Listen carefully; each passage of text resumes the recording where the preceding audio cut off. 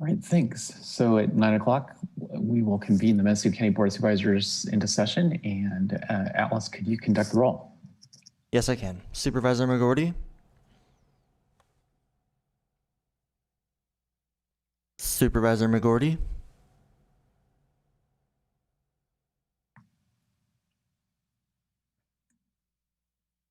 Here.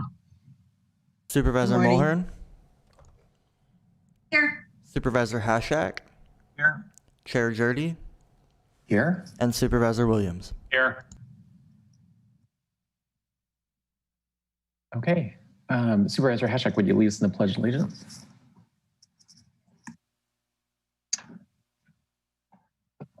I pledge allegiance to the flag of the United States of America and to the republic for which it stands, one nation, under God, indivisible, with liberty and justice for all.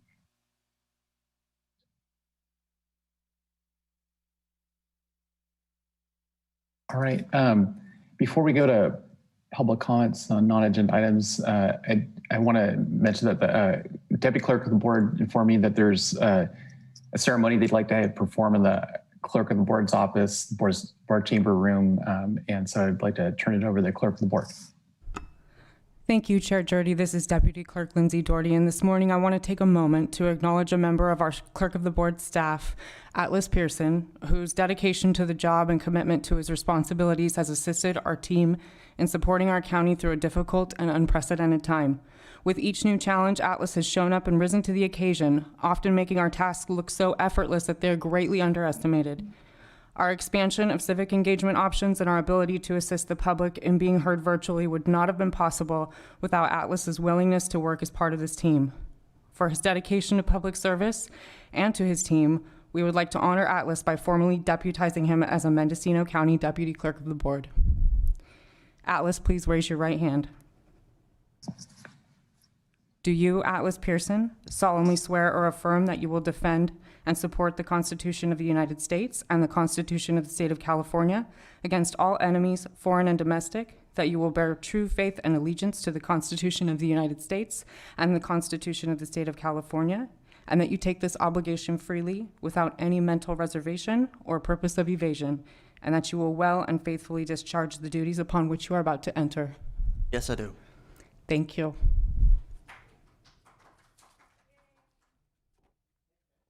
Well, on behalf of the whole board, thank you, Atlas, for your work, for the county and for the community, and promotion well deserved. That was amazing. Okay, Supervisor Hashak. Yeah, I'd just like to say thanks to Atlas. He was great when I was the chair last year.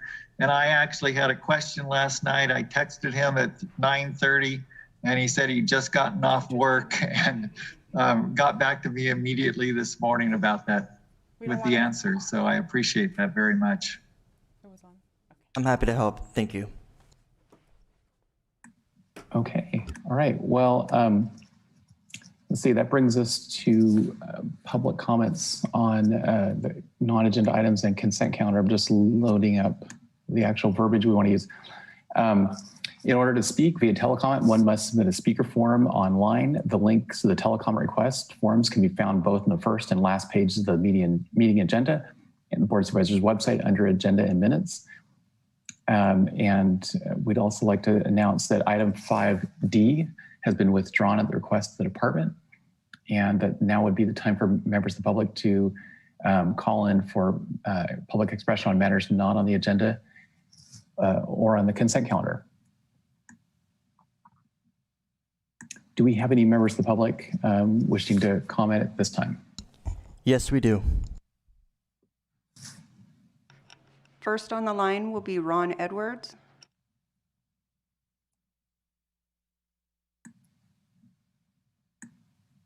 Good morning, board. I think it would be helpful for those who have not been following the board meetings for a long time to explain why there was no public expression yesterday. That might be helpful. My comments are that, you know, we've been here before and we had some issues with phase one, and there was a lot of public outcry from neighborhoods, and the board spent, you know, hundreds of thousands of dollars to come up with an opt-out program to listen to the different concerns of the people. And I'm really curious, it seems that we had a much broader coalition yesterday. We had environmental issues, we had neighborhood, and we had cannabis cultivators, all extremely upset about the 10% expansion, yet there was no real deep dive into this. Also, it's curious to me that all of a sudden now that cannabis is going to be on ag property, there is no security concern. Now, these properties may be away from residential areas, but as the sheriff has said, we're seeing more high-speed chases. So if there is a problem at these larger grows, what is to stop that from becoming a chase on the roads? In fact, the last time we even went around as security as the fence needed to be dug 6 inches in the ground, which after a lot of deliberations, that was removed. But we spent a lot of time talking about these specific details. And, you know, from the outside, it looks like the system is, and it really is set up for those who have been around for the longest. We heard people who came from France, from Germany with their grandparents, and now their children and grandchildren are growing, yet the newer, smaller legacy farmers who haven't had large tracts of land are now trying to establish the same thing and are having a more difficult path to it. Also, Supervisor McGurty, I wanted to give you credit for trying to understand this cannabis issue. And as you will find, there is no book to go to find out how this works. And the 1,000 square foot greenhouse to feed a property is just really not going to work. I wanted to give you some information that I come across in my consulting and knowledge in several states. You know, when you're planting an acre, you're looking at 1,700 to 2,000 plants. And that's if you get a complete female. Sonoma County has a really good ag commissioner, and he's able to weigh in on these issues. You know, feminized seeds, how this is really going to work. It's really quite difficult. If they would, sorry, lost my thought there. Basically, I'm letting you know that what you're setting up with the limitations on the hoop is really not practical, and these issues really need to be discussed in more detail. Also, people will not be able to bring seeds in because of April 1st, the state has made Metric a closed loop system. So these farmers will need to be getting clones or seeds or something from a nursery. So I think that there's a lot of details, and if you are not aware of it, please reach out to those of us in the community who have experience on this, rather than just going forward and making a ruling when you're tired and not clear. Thank you. As the chair, I just would like to clarify the issue of comment on non-agenda items. That is on every board agenda. That was on yesterday's agenda. For those who were not with us until 8 o'clock last night, we did not conclude yesterday's meeting. Yesterday's meeting was continued to next Tuesday.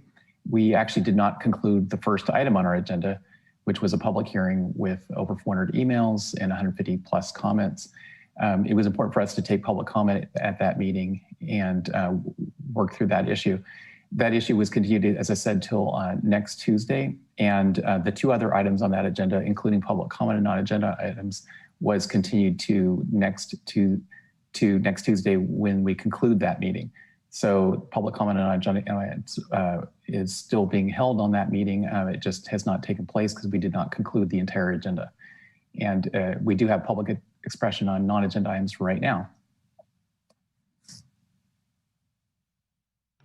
Next caller on the line is Jessica Harness.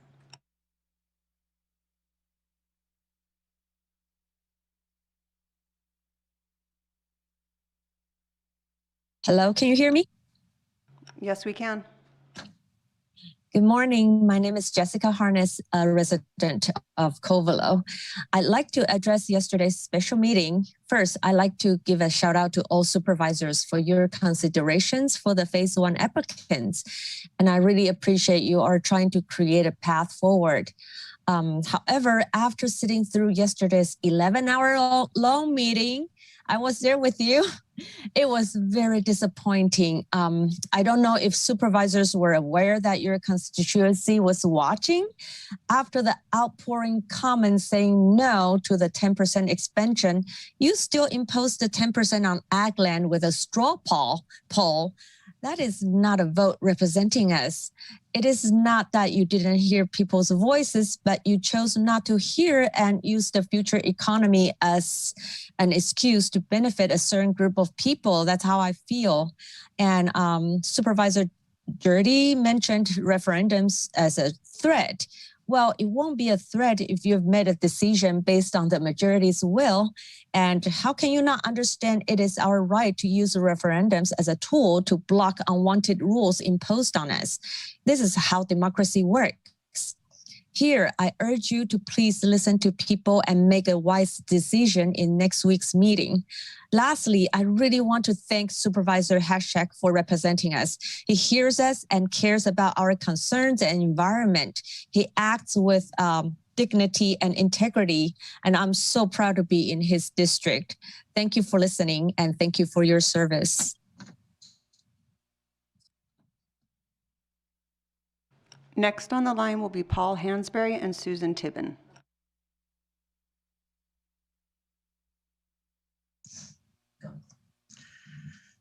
Hi, this is Paul Hansberry. I have to express my disappointment in the decisions made by 4 of the 5 supervisors yesterday. What happened to what has to happen in order for you to get the message from the county constituency? You were given facts and statistics. You heard from hundreds of individuals. You heard from numerous organizations. You heard from Fish and Wildlife. You heard from the sheriff. Mo wrote you a poem. Someone sang you a song. The only people in favor were companies with monetary gain involved. One even corralled their Spanish-speaking employees to testify. Really? I can't believe you let that happen.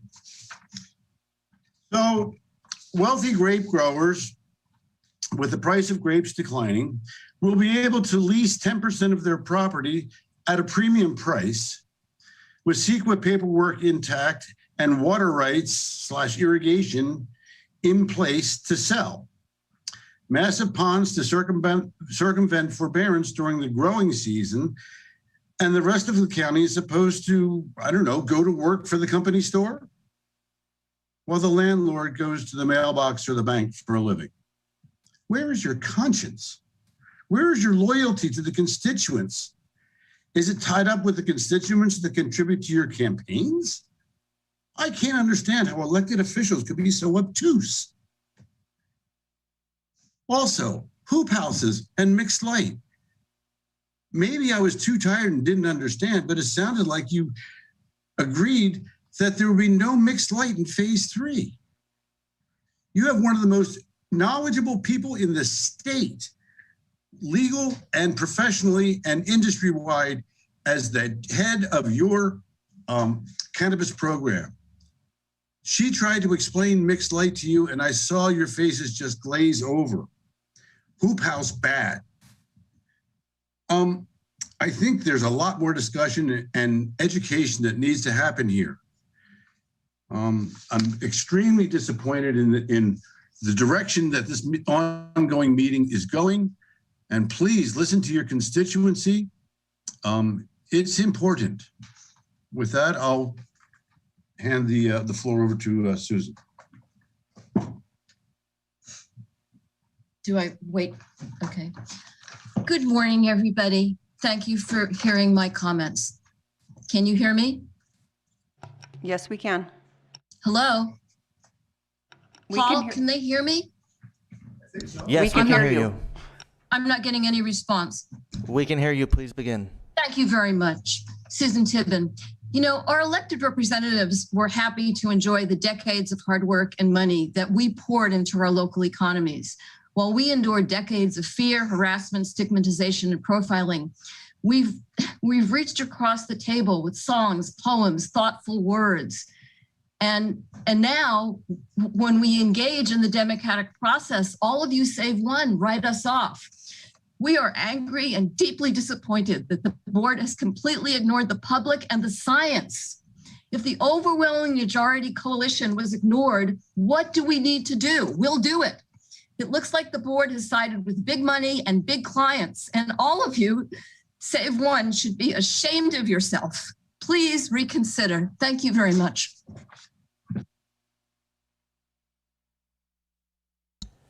The last 2 callers are not on the line at this time, so that concludes public expression for today.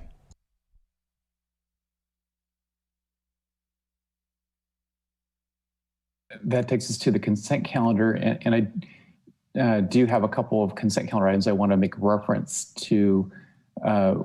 One is that, let's see, pull up the right item here.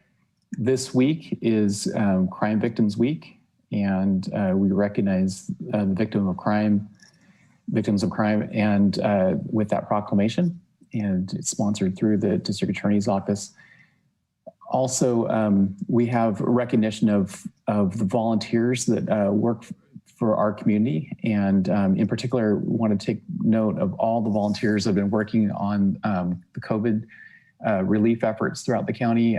They've helped with the vaccination events. They've greeted patients, registering people. We've had volunteer retired nurses, retired doctors, others volunteering at these events. And they're among the many volunteers we want to recognize with this volunteer proclamation.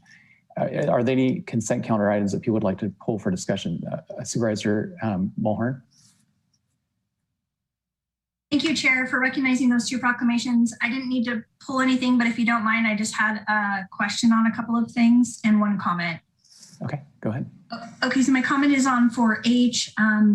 Earth Day is Thursday. On Saturday, there will be an Earth Day cleanup on the Great Railroad Trail in the city of Ukiah from 9 to noon. So residents of the 2nd District are encouraged to meet at the Perkins Street Depot, and everybody in any district in Mendocino County is encouraged to take the time to clean up and pick up litter or whatever it is that makes you plant a tree, whatever it is that makes you want to support the earth.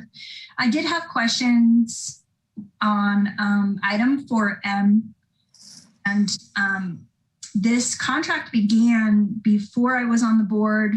I'm trying to understand if it's related to the Move 2030 project that Supervisor Williams and I were assigned to, because it looks as though we're financing that with additional funds and where we're not done talking about what the plan should look like with the board. And then also a West contract for 4L. I've expressed in meetings many times, and I will just really do it again. It's incredibly important that the focus is on Mendocino County businesses, and there's no contract attached for any kind of clarification as far as statistical data and what the reporting or outcomes will look like.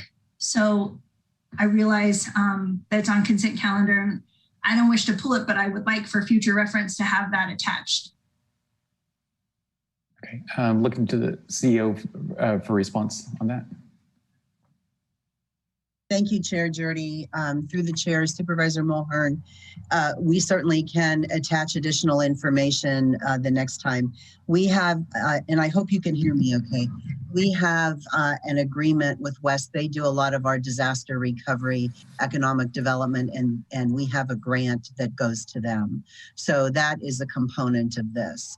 So any additional information we certainly can give you, we can certainly meet with you before the next time. But what we will do is when we bring forward an item like this, we will attach additional information. I hope that answers your question.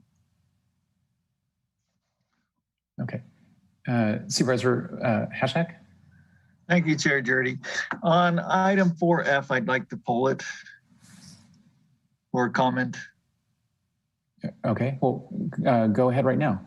Okay, well, we have 17 people that were approving for positions, appointments, reappointments, and we only have 10 applications.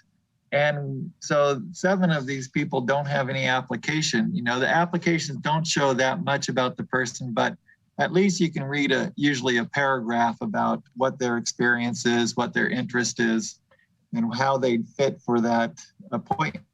And with nothing, then we have really nothing to go on. So I'd like to see that corrected in the future, where everyone has at least an application on file.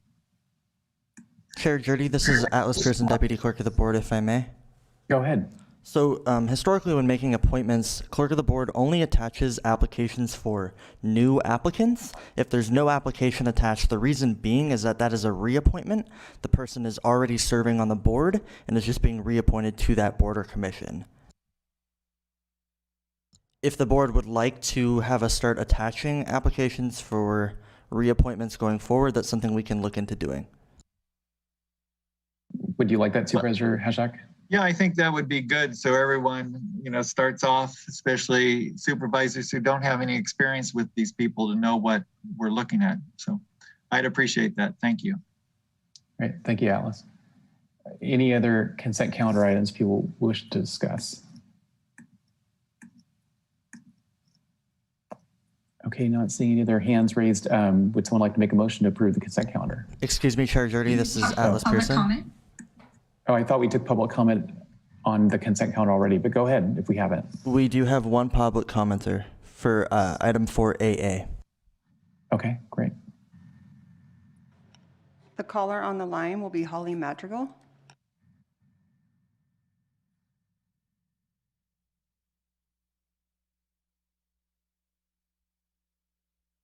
Thank you guys so much. Sorry, I'm new to this version. I really am wanting to thank the board in acknowledging the volunteers of Mendocino County. We've had an incredible increase, as I know that many of you have taken part in this, which is that last year we had about 261 volunteers across all areas, whereas this year already in April we've had 398 new volunteers sign up. So I just want to say that volunteerism is alive and well in Mendocino County, and NCO and the Volunteer Network is so thankful for everyone who has stepped up. The COVID pandemic has definitely pushed us all. I also want to say that efforts continue. So if people are interested in signing up to help, they can go to volunteernco.org and register as a volunteer with us and let us know what areas you're interested in helping with. So obviously there is a need that continues with vaccination clinics. There's one in Potter Valley today, there's one in Ukiah today, tomorrow in Covelo. The vaccine team has really been an incredible partner. We actually could use some help in Covelo, Supervisor Haschek, if you have any desire to drive out tomorrow. But yeah, I really just wanted to thank all of the volunteers in the community. There's other ways to serve if helping at a vaccination clinic is not your style. And as things start to begin to open up, we are finding more and more ways for people to safely volunteer. So thank you so much for the proclamation. And I just want to welcome everyone to continue to give back into our communities. Thank you so much. Well, thank you, Holly, and North Coast Opportunities for helping to coordinate volunteers countywide on important projects like these. Okay, does that conclude public comment on the consent calendar? Yes, it does. Right, does someone- Move approval on the consent calendar. Second. Okay, got a motion and second. Can we have a roll call? Supervisor McGorty? Yes. Supervisor Hashak? Yes. Supervisor Williams? Yes. Chair Jurdy? Yes. And Supervisor Mulhern? Yes. The motion carries unanimously. All right, well, that takes us to item 5A, which is discussion possible action, including an update associated with the COVID-19 and possible direction regarding essential services. And we'll go to the Chief Executive Officer, Carmel Angelo. Thank you, Chair Jurdy. We have Dr. Corin, our health officer, with us, and we also have Becky Emery. I think that I actually think we're breathing a little better these days, thinking that our numbers are down. Obviously, we're in the orange tier. We're doing good, and I think a lot of it is our vaccination clinics, and we really have to thank the public for being very aware throughout this whole year and a half. And we have not seen vaccine hesitancy like they have seen in other counties. And I think it makes a difference here. So without anything else, I would like to turn it over to Dr. Corin and then Ms. Emery to give you an update. Thank you.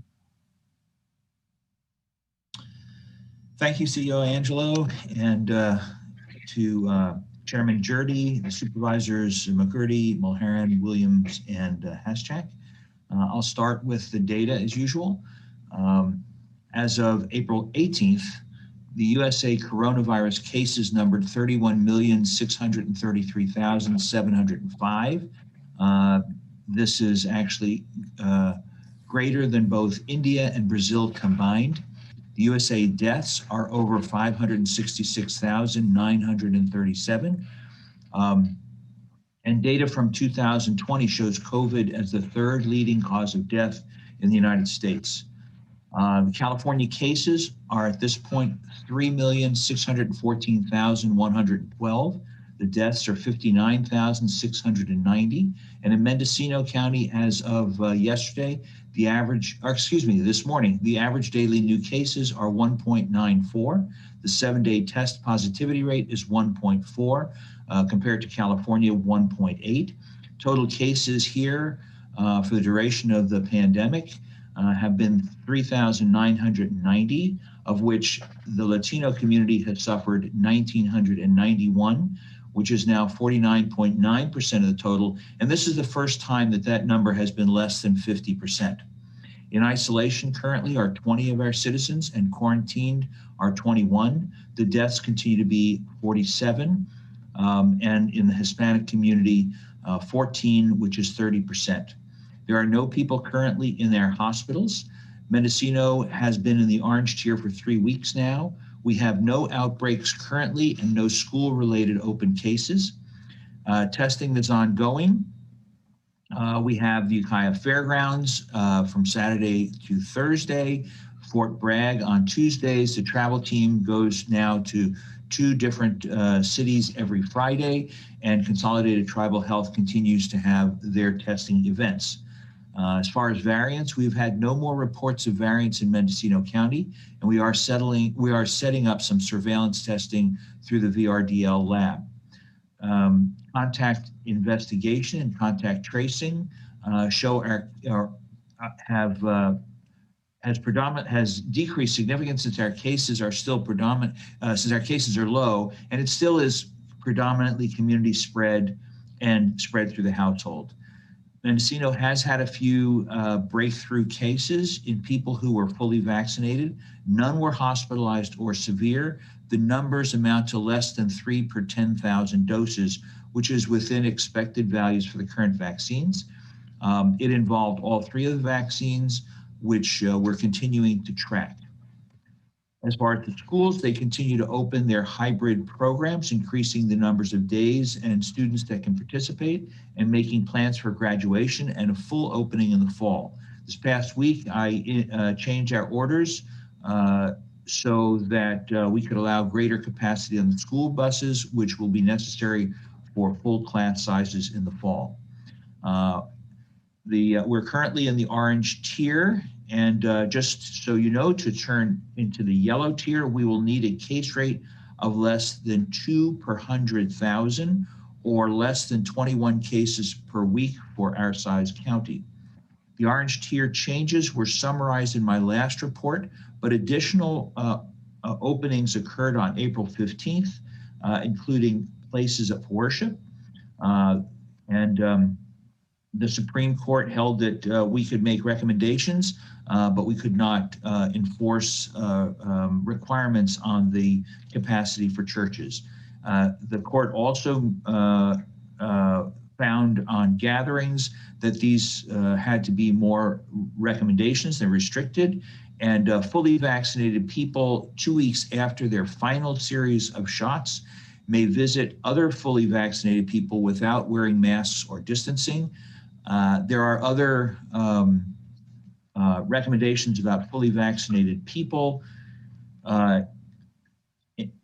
including when they are close contacts, they do not need to quarantine, and they may gather with other fully vaccinated households without masking or distancing. Other changes as of April 15th include new restrictions on out-of-state plus capacity bonus and incentives for vaccines and testing for the following things: private events which are a little bit more formal than gatherings. They require a ticket or guest list. Outdoor live events, which include graduations. Indoor seated live events, which include performances, fairs, which we have here in the county, and also travel. So I won't go into the details of this. They are on the website, or if there are questions, I'll be happy to answer them. As far as vaccinations, the Johnson & Johnson one-shot vaccine was put on pause last Tuesday by the CDC because of reports of an unusual type of stroke, a cerebrovascular venous thrombosis associated with a blood clotting problem, a platelet deficiency, which they are now calling a vaccine-induced thrombocytopenia. These occurred in 8 women aged 18 to 48 with 1 death. These problems also occur without vaccines. The rate with the Johnson & Johnson vaccine is less than 1 in a million, so it's very rare, and we have had none in Mendocino County. The CDC, ACIP, and FDA and Western State Scientific Safety Group met last week and plan to meet again and make some recommendations this week. It is not expected that this will significantly impact the California vaccine program going forward, since Johnson & Johnson accounted only for 4% of the vaccines that we have distributed. Nevertheless, we did send out to our providers in the county advice regarding giving the vaccine in Mendocino County and safety recommendations if someone should have a problem with these vaccines. The vaccine supply was also set back a little bit last week. An important reduction now is due to the decreased state allocation to Adventist system and the Adventist hospital recent decision to pull back their mass vax efforts. Our partners are signed up now with Blue Shield. This is the month of transitioning the clinics, so we expect some issues, and we will continue to support them as the Department of Public Health. This week, the county is able to give more first doses of Pfizer and some Moderna, as well as second doses. Eligibility has decreased. We have decreased the barriers for verification. We are now starting to vaccinate people between 16 and 18 years old and their family members, partnering with schools and our clinic partners.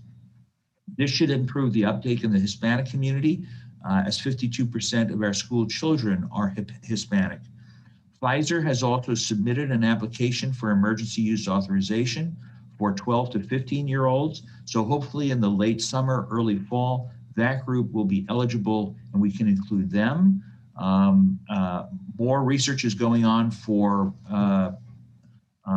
children less than 12 years old. And hopefully by the end of the year, there will be some vaccines available for that age group as well. We're increasing our outreach with education in English and Spanish on social media, radio, as well as flyers and door hangers. Vaccine data at this point, which does not include the federal government allocations to Indian Health Service, VA, or the prisons, as of April 15th, 64,000 total doses have been administered in Mendocino County. That is 42% of our county over 16 years old are fully vaccinated, compared to 29% in California as a whole. 54% are at least partially vaccinated, compared to California's 48%. 57% of those people in the lowest resource zip codes in our county have been vaccinated in Mendocino versus 20% in California as a whole.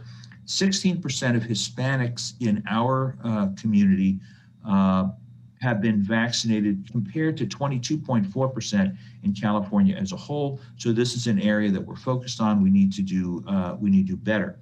0.8% of American Indians have been vaccinated in the county. This is without IHS data. In California, it's 0.3%, and we are trying to work with the Native community to obtain the data from IHS about their vaccinations in Mendocino County. Vaccine clinics in the next week will generally include more first doses of Pfizer and a few of Moderna. There are no Johnson & Johnsons due to the pause. Our county events include Monday morning at Redwood Regional Center, that was yesterday, and at 1 to 6 p.m. the fairgrounds, a first dose Pfizer clinic was held. Today in the morning, their first school vaccine outreach will be at Potter Valley School, and in the afternoon from 3 to 6, a fairgrounds event is scheduled with first dose Pfizers. In Wednesday, the school in Covelo will be the site of the vaccine event. Thursday morning, Moderna second dose will be available at the fairgrounds. And in the afternoon from 1 to 5, Pfizer first doses will be available. Friday, 4 to 6 p.m., the fairgrounds will have a Pfizer first dose clinic. And on May 1st, we are planning to follow through with the high school in Ukiah. The clinic events are put on by our partners in the clinics are mostly by invitation, and they're beginning also to do routine appointments for vaccines in the clinic. And these are not restricted just to their patients. So in summary, our efforts are paying off with lower case rates, and now we're in the orange tier. I credit this to more personal responsibility, cooperation, and coordination of our partners and use of vaccines. But we are working toward the yellow tier and then beyond the blueprint. There will be significant concerns. Could we still have another surge? Will a new variant appear that would be even more transmissible, more virulent, or vaccine resistant? So we want to move forward to a more normal life with a normal economy, schools and recreation open, but we have to be responsible to avoid another surge.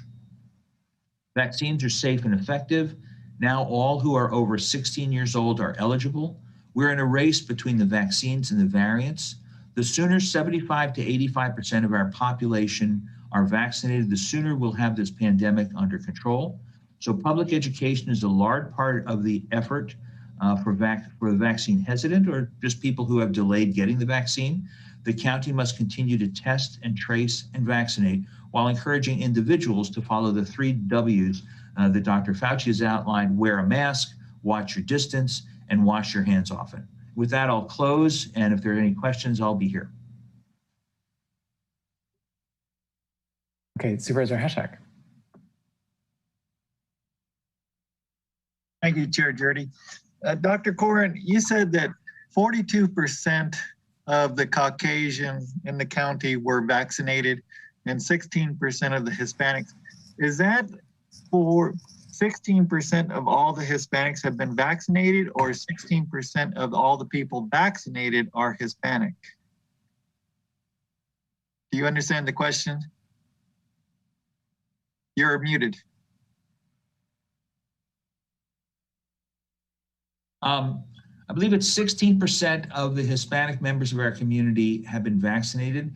There's an issue, though, that's being addressed at a state level, and that is how people are assigning their race and ethnicity. And so I just received a memo from the state today that we're instructing folks in the vaccination clinics to request information on whether a person is Hispanic before they ask what their race is. Because the way it is now, people are asked their race first, and they must say white in order to get to the next question, which is ethnicity. And many people who are Hispanic don't answer that question in the correct way. They'll put unknown, deny, don't want to state, or mixed race. And so it's very confusing. So the data collection has been compromised, understanding that, and the state is now understanding that. Yeah, thank you for that. Okay, Supervisor Williams. In 2021, this is an inappropriate question to ask.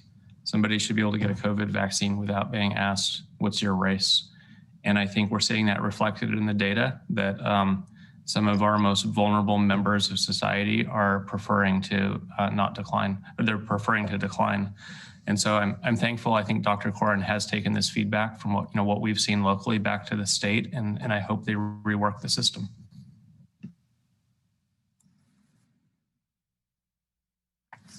Okay, Supervisor McGordy. Dr. Corin, the data you gave us, 57% were from our lowest resource. What that was, I didn't get the note. It's lowest resource area or population, or what is that? So we look at zip codes for their for what healthy places index quartile they're in. And that's because of the equity metrics that the state wants us to follow. They want to make sure that as these vaccines are distributed, we're not distributing to the higher resourced zip code population areas. So when we talk about the people in the lowest resource zip codes, it really is the zip codes, but it's the resources are determined based on the Healthy Places Index, which is a measure of the economy, education available, food available, healthcare available. There's, I think, 20 some measures to evaluate communities. Does that answer your question, Glenn? Yes, I believe so. Thank you. Okay. Thank you, Dr. Corrin. And would someone else like to continue with the report on COVID? Good morning, Supervisor Jody. Becky Emery, Department Operations Center Manager, if I may. Go ahead. Thank you. As I have shared several times that we have continually been evaluating our Department Operations Center and our efforts there. We are making some pretty significant shifts in our Department Operations Center this week and are returning many of the non-public health staff to their prior work and assignments. And so we've greatly appreciated the significant efforts and the collaboration of all of our departments throughout Mendocino County under CEO Angelo's leadership to encourage staff to support this response. With this shift, the new DOC manager will be Trey Strickland, and so I will be stepping back over to social services. And so we wanted to make sure that the board is aware, as well as our community and partners. But we are also continuing to make sure that we are doing a full transition throughout this week of the reports, the ongoing supports, the partnerships that we have had within our community to work to make sure that that transition is very smooth and seamless and that those supports continue, including the daily updates and reports that are posting on our dashboards and the things that we have been sharing with this board regularly. We will continue, of course, to track new items as we have added a recent report that we are sharing information with Dr. Corrin around individuals that have been vaccinated and have tested positive currently in Mendocino County. There have been 16 of these individuals. We have broken it down also by our vaccines so that we have that information to track and see if there's any patterns there to share with this group. There have been 7 that had Moderna and 9 that had Pfizer, and we've had 8 with very minor symptoms and no hospitalizations of those individuals. So there's a lot of work that is going on behind the scenes to help our health officer, and we will continue those efforts. And it has truly been my pleasure to serve this board and our community in response for the COVID vaccine or COVID effort. Okay, well, thank you, Becky. I want to go to CEO Carmel Angelo.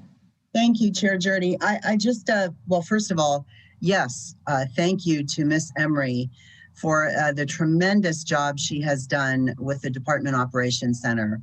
She started when we were in the Emergency Operations Center and then moved to the Department Operations Center. And I just would like to take 2 minutes on this. You know, how we did the pandemic is like they've done the pandemic, you know, throughout the nation. That if you recall back after 9/11, there was tremendous dollars that were infused into public health at the national, state, and local levels. And that was bioterrorism money and public health preparedness. And then over the course of the years, that influx of dollars into public health dissipated. And so we have that here. So when the pandemic hit, it was no wonder that, you know, honestly, we were not prepared as a nation, certainly as a world, but certainly as a nation, because public health really had been decimated over the last decade or so. So when we started in response to the pandemic, we had our Emergency Operations Center open under Sheriff Kendall, Lieutenant Barney, our OES coordinator, Brent Blazer. And so throughout the course of the months, we knew the pandemic is a public health event. And so we wanted to really move the response over to public health, but we knew that public health did not have the resources. So we did move to a Department Operations Center, and that was under Health and Human Services. And as I said, Ms. Emery and multiple staff throughout the whole organization, not just within Health and Human Services, had provided this response. So as the months have gone by and 1.5 years into it now, we're very hopeful that we can turn the response over to public health. And so we're all here, the resources are still there. I'm still the incident commander, but our hope is that we could determine what the needs are within public health as they take over the response. The last thing I would like to say is that we do believe that over the course of the next 5 years or so, the influx of government dollars will be to public health. So again, we think that there will be money to support and to enhance our public health services, create more resources. You know, the fact is that this pandemic could be one of the first pandemics that come over the next 20, 30 years. So I think as a nation, we know that we have to prepare public health. So I'm very hopeful as we move with Becky and some of our other staff on the team moving back to their departments, that we can support public health, but that public health will have the resources to take over the response. And again, my one comment that I really wanted to make to this board is that to be watching, because over the next couple years, we will see a tremendous influx into public health as far as state and federal dollars. And everybody knows we need it. And once we have that money, then we can go ahead and really begin to build a stronger public health department for Mendocino County. So thank you very much. Okay, thank you. Supervisor McGordy. So I just want to take the opportunity to thank Becky and her amazing team. And it's nice to see this winding down in a sense. And I really, as I said, this is going to be a legacy for this board, was how we came through the pandemic. And honestly, we're fortunate to have the really great team that got put together, and under the leadership of CEO Angelo and Dr. Corin and all the staff. It's been awesome to see what we've accomplished. We're so far ahead of many other parts of the state. People took it seriously, and it shows Mendocino can get things done when we really have to, when the chips are down, when the tough gets going. When the going gets tough, the tough gets going, I guess is what I want to say. So thank you all. It's really been an honor to work with you on this, and I've been more of a bystander than a participant, but nonetheless, thanks to everybody who's worked on this. All right, well, thank you. Are there any other updates on COVID? Okay, great. Well, thank you all. Then we will go to our next item then. And that is, let's see, we have a noticed public hearing, discussion and possible action, including adoption of a resolution approving $1,069,000 for funding and grant execution agreement, community development block grant funds for Project Homekey. And I'm looking to the clerk. Has proper notice been established? Proper notice has been established. Okay, so then at 9:48, we're going to open the public hearing.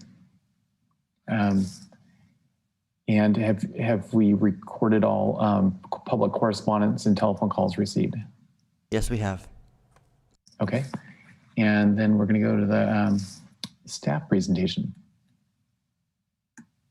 Good morning, Mr. Chair, members of the board. Steve Dunnicliffe, Deputy CEO, and here today with Swen Ung from the County Executive Office and Jeff Lucas. And we've got 30 minutes on the agenda for this item that hopefully will take 3.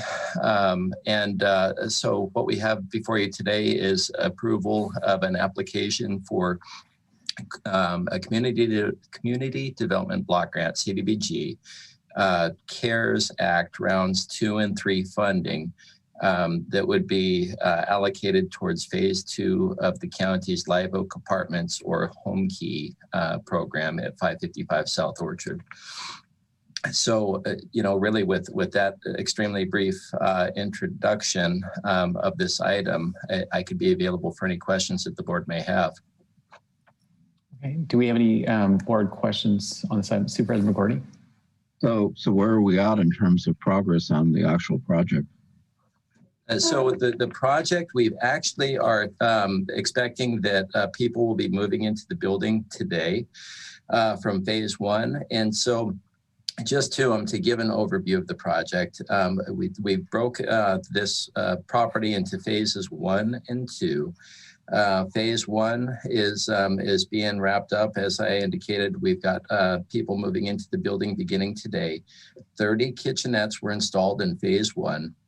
Carpeting was replaced on the first floor, and ADA improvements were made. The lobby improvements were made, so that we've got a functional building. Phase 2 is being teed up as another emergency project, just because we continue to be in the pandemic. We're going to have a hurry up and wait component on these CDBG funds that the board is, we're asking the board to authorize applying for today. Because we won't be able to move forward with phase 2 until we get an authorization to expend funds from the state.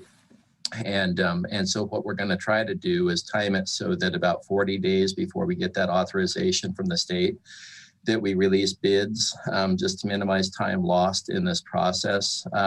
We're not certain how good of information that we'll get from the state as far as projecting when we'll get that authorization.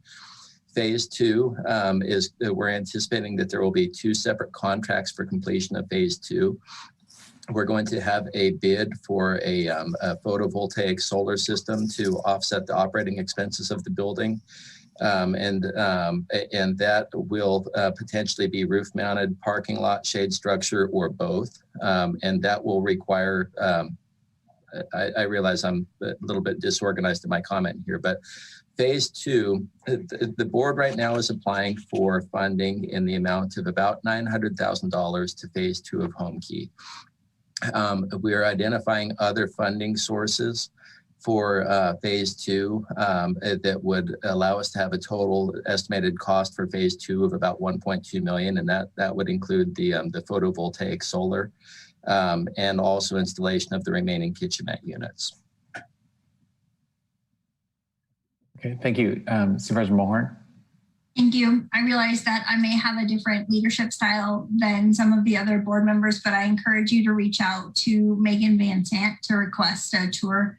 Also, I've mentioned before, the Project Home Key Mendocino website is a very valuable tool in helping the community understand this project. And I did take a tour, and they've done an incredible job getting it prepared for the variety of applicants, turning, what used to be hotel rooms into miniature apartments for families or for single individuals. And so I guess because I've been on a tour, I understand what the next phase would look like. But I think it's really important that we move forward with completing this project so that those folks are not just continuing to live under a construction zone as they start their new lives in these little mini homes. Okay. Supervisor Hashak, did you raise your hand? Thank you, Chair Jurdy. No, I had the same question that Supervisor McGordy had about occupancy. And I guess the question would be, what % of the units will be occupied after people move in this first round? So if I may, through the chair, there's a little bit of a dynamic that we're trying to accomplish. That there's need for all of the units to be occupied right away. Of course, not all the units have the kitchenettes, which makes them less suitable. And then it also would, if we had the rooms without kitchenettes completely occupied, we would be dislocating tenants for the construction. So there's a little bit of a tension there that the program staff are trying to find the right balance on. But as indicated, there's kitchenettes in 30 of the rooms at this time. Some, I believe 4 of those rooms are adjoining as well, so that they could include the more easily family units. I believe that of the 56 rooms in the building, 30 kitchenettes in right now. We're talking about phase 2 being approximately 20 more kitchenette units installed. So we don't anticipate there will be a kitchenette in every single room, just based primarily on the fact that we've got these adjoining rooms that wouldn't need a kitchenette in both sides. It'll give a little bit more programmatic operating flexibility. And so as I say all that, 30 kitchenettes in right now. I believe that that program staff are moving forward with occupying 36 of the units, and trying to make sure that we've got the flexibility to get the construction completed in the remaining units once we have an authorization to expand. Thank you. So, and to that end, there will be a couple more related items coming in front of your board. We'll probably, I'll coordinate with CEO Angelo whether or not we need to share another emergency declaration with your board for phase 2. And then also bring in construction agreements in front of your board once bids are opened. Okay, we've had a number of public comment or questions of staff. Do we have any public comments on this item? We do not have any telecomments on this item. Okay, going back to, are there any concluding comments by county staff? None. Okay. Well, then at 9:56, I'm going to close the public hearing. CEO Angelo? Thank you, Chair Jurdy. Just one comment. I appreciate Supervisor Mulheron's comments about Megan Van Zandt. I really have to say that, we have a lot of shining stars and rising stars within the county system. And the longer the 5 of you sit on the board, the more you'll see that. And Deputy CEO Steve Duncliffe is always great when it comes to projects, and he's been instrumental in moving this forward as far as construction. Megan Van Zandt has had the vision. And so I do want to recognize our staff and our team for the good work that they've done. Thank you. Okay. Would someone like to make a motion?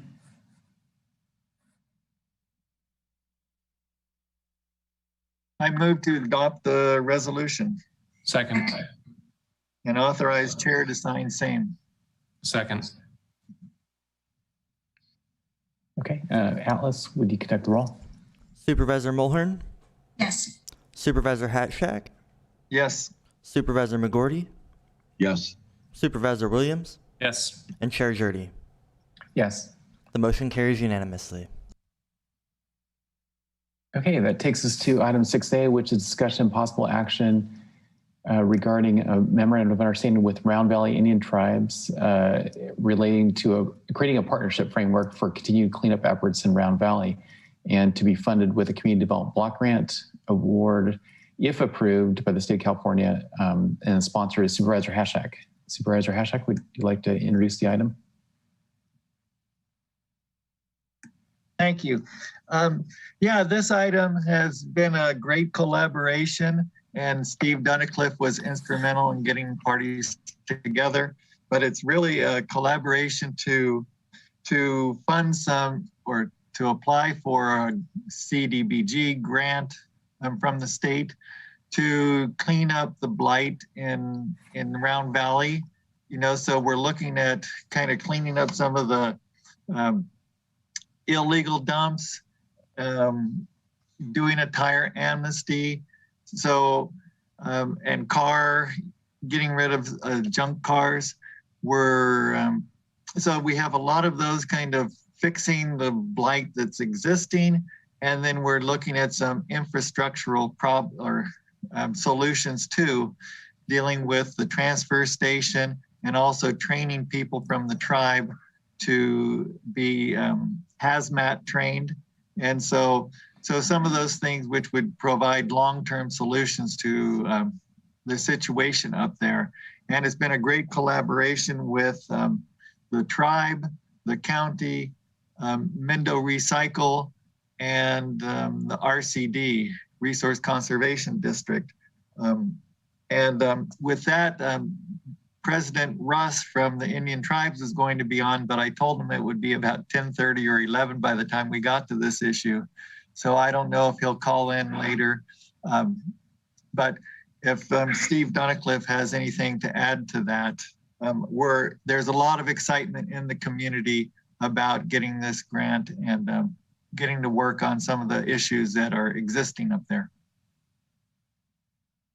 And if I may, through the chair, just to tie on to what Supervisor Haschak was referencing, some of the comment on this MOU item will make planning and buildings next item with the application submittal a little bit easier, because we'll go through the detail. But again, the intention here is to rely, to build an even stronger partnership between the county and the tribes. And then also importantly, to try to help Mend to Recycle rebuild capacity to handle some of the solid waste dump site cleanups and some of these other activities that MSWA's historically had capacity to engage in. And so Supervisor Haschak and I have talked about this as being, really a great partnership with the tribes, and B, a capacity building exercise with the community to try to continue some of these good efforts with other funding streams in the future. So we'll just, need to, hopefully the community development block grant is funded. Okay, thanks. Supervisor Williams. As we clean up vehicles, will any attempt be made to track the last owner of record? Well, I have a concern. I mean, we've got to clean up vehicles wherever we find them, but I worry that our county is seen as a place where you can just dump a vehicle roadside and county government will eventually clean it up. And, there's a lack of personal responsibility. You can't afford to get it disposed of. That's fine, but don't leave it on a public roadway. That's not an answer. So I guess I'm curious how that tracking will work. And if I could answer, I think part of that is the sheriff has to sign off on the VIN number to make sure that there's an owner to it. Steve Dunicliffe might have more information on that. And I'm glad to see Kat Willits is on the line too. So. Yeah. So if I may, through the chair to Supervisor Williams' point, I believe that with this particular junk vehicle amnesty, that there will not be an attempt to track back. And so, as I understand it, the county has the Abandoned Vehicle Abatement Program, which receives license fees for removal of abandoned vehicles on public roads and rights of way. And the AVA program does have a mechanism to track back and send a bill to the last owner of record, is my understanding. Certainly Nash Gonzalez and Trent Taylor, I think, are the county's experts, along with John Burks, on that point. This particular junk vehicle amnesty program is going to rely on the hauler to complete either to receive paperwork from a registered owner, or to complete a lien sale process to take title. So while the typical AVA program that we have does track back to last registered owner, I do not believe this grant application will. Yeah, Supervisor Williams. Yeah, so I guess I have a request.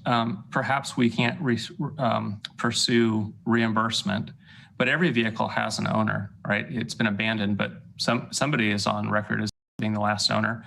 I would appreciate it if we would at least jot down those numbers so that we can look up the owner, and if nothing else, it's public record, who dumped a vehicle. It's a significant expense, and I appreciate that we have opportunities for funds outside of the county general fund to do the cleanup. But it's, I pay federal taxes, I pay state taxes. No matter what the funding source is, I still have concern that we're a county where you can abandon a vehicle on public property or somebody else's property, and eventually somebody comes and cleans it up, and we don't even track who's responsible. So I would like the VIN numbers to be recorded as we do the cleanup. Supervisor McGordy. Good morning, everyone. Hello. I totally agree with Supervisor Williams on this. As someone who owns a mile frontage of a county road, the amount of garbage that is dumped on my property is just extraordinary. And I just can't believe in this day and age that people would be so completely irresponsible. It isn't that hard to take things to the dump. It isn't that hard to get your car properly disposed of. And why people think that they have no responsibility is just, I don't understand. It's just something that isn't part of my,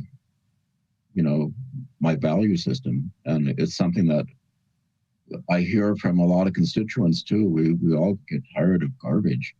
It's one of the things that constantly comes up. Okay, thanks. I want to recognize Kat Willits from Round Valley. Good morning. Can you hear me? Yes. Oh, thank you.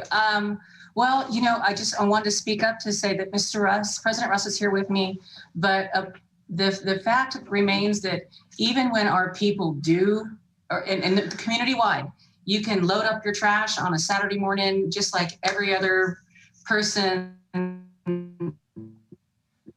across the nation, and you get to the dump, and because of the math with these truck bed full of the trash.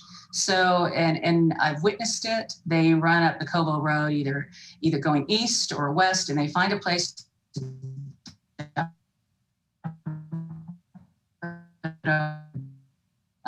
granted, it's not right at 9 a.m. in the morning. You're in an hour and a half, 2 hour line, and you could it's a very great possibility that you can't dump that out of your vehicle. We have a lot of people who don't care about our community. A lot of, if you want to call them outsiders, you can call them outsiders. And that's an influx from, you know, having the marijuana. There's just this mass amount of people that I don't think, as hard as Willett Solid Waste can try, they can't manage the amount of trash that we have here. And I believe it goes along into Laytonville also. We're no longer a 2,200 person community from what we've understood from the cell phone users and the cell phone companies. They're registering us between 7,700 to 8,500 people here now. And our dump was never meant for that. You know, and I've talked with Steve and I've talked with Jerry, and I believe that, you know, we have to come to some type of understanding that there's just way more people here, and they're not necessarily tribal people. Our tribal people number has grown very little, but due to, you know, the marijuana becoming legal and people buying land here in Covelo at an obscene amount of money, because they plan on growing. And we have a lot of people growing that aren't licensed, they're pending, but they, you know, because of the fact that we have no control over that, and we have no, you know, we have nothing to do with the county land as far as telling them you can grow, you can't go, your license is pending. They're still growing and they're still producing trash. And, you know, I understand that people, you know, thought this would make it much better. It's not. We have a mass amount of trash coming off of our cannabis grows here that, because for whatever reason, they feel like they can just dump it. So, and I've said enough, but I would like to have President Russ have a moment to speak on this. Okay, thank you. And now the season has become a year-long season because of the greenhouses. But we have an overabundance of just trash and stuff that's just being thrown all over. And I know our reputation up here on the reservation is not good. And everybody kind of acts like, well, this is all the reservation's all trashed out. But I've lived here for most of my life, like 50 years out of 58. And I can assure you that I can take you to as many or more sites on fee land as opposed to the reservation. So what my point is that it's a huge problem throughout our whole community. And as Kat mentioned, you can drive along the Covelo Road south of here, you can drive north on Minor Road and pull over on almost any turn and look over the bank. And people just throw their trash all over the place. As one of the supervisors just mentioned, I don't really understand that. It's contrary to our belief system to just trash the land out. But the bottom line is, the reality is it's happening. And so I'm really happy when John talked to me and introduced me to Steve about, hey, let's try to get together and work out some type of an arrangement, regardless of whether we call that a MOU, MOA, whatever, but we could work together on this because it is a community-wide problem and it's affecting our whole community. So we're more than happy to step up to the plate and do what we need to do. As I explained to them, we already started some of those things that we are trying on our end to do something against the trash, but also those abandoned vehicles that were just mentioned. We've looked into that exclusively, and we feel the same way. Our goal is just to get them out of here. And by the way, some of those, I do agree that we should find out who the owner is. That's a good thing, and at least have that on public record. But also, some of these cars have been in this area for, I mean, probably 30 or 40 years. So when we're picking up abandoned vehicles, they're not just recently, they're, been years ago. Some of them they put in the creeks, and we've been trying to pull them out of the creeks as we do our stream restoration projects up here within the valley, and try to get those old cars out of there. But that's what they used back in the day to support the banks and from washing out and all that. So we have been, over the past 10 years at least, when we're doing our stream restoration, we've been pulling those out of the creek beds and utilizing the wood and the logs and different things like that to strengthen the banks. But anyway, so I just want to speak up in support of this effort that we have going to try to do something and combat against all this trash and abandoned vehicles that we have in our valley. Okay, thank you, Chief Russ. Supervisor Williams.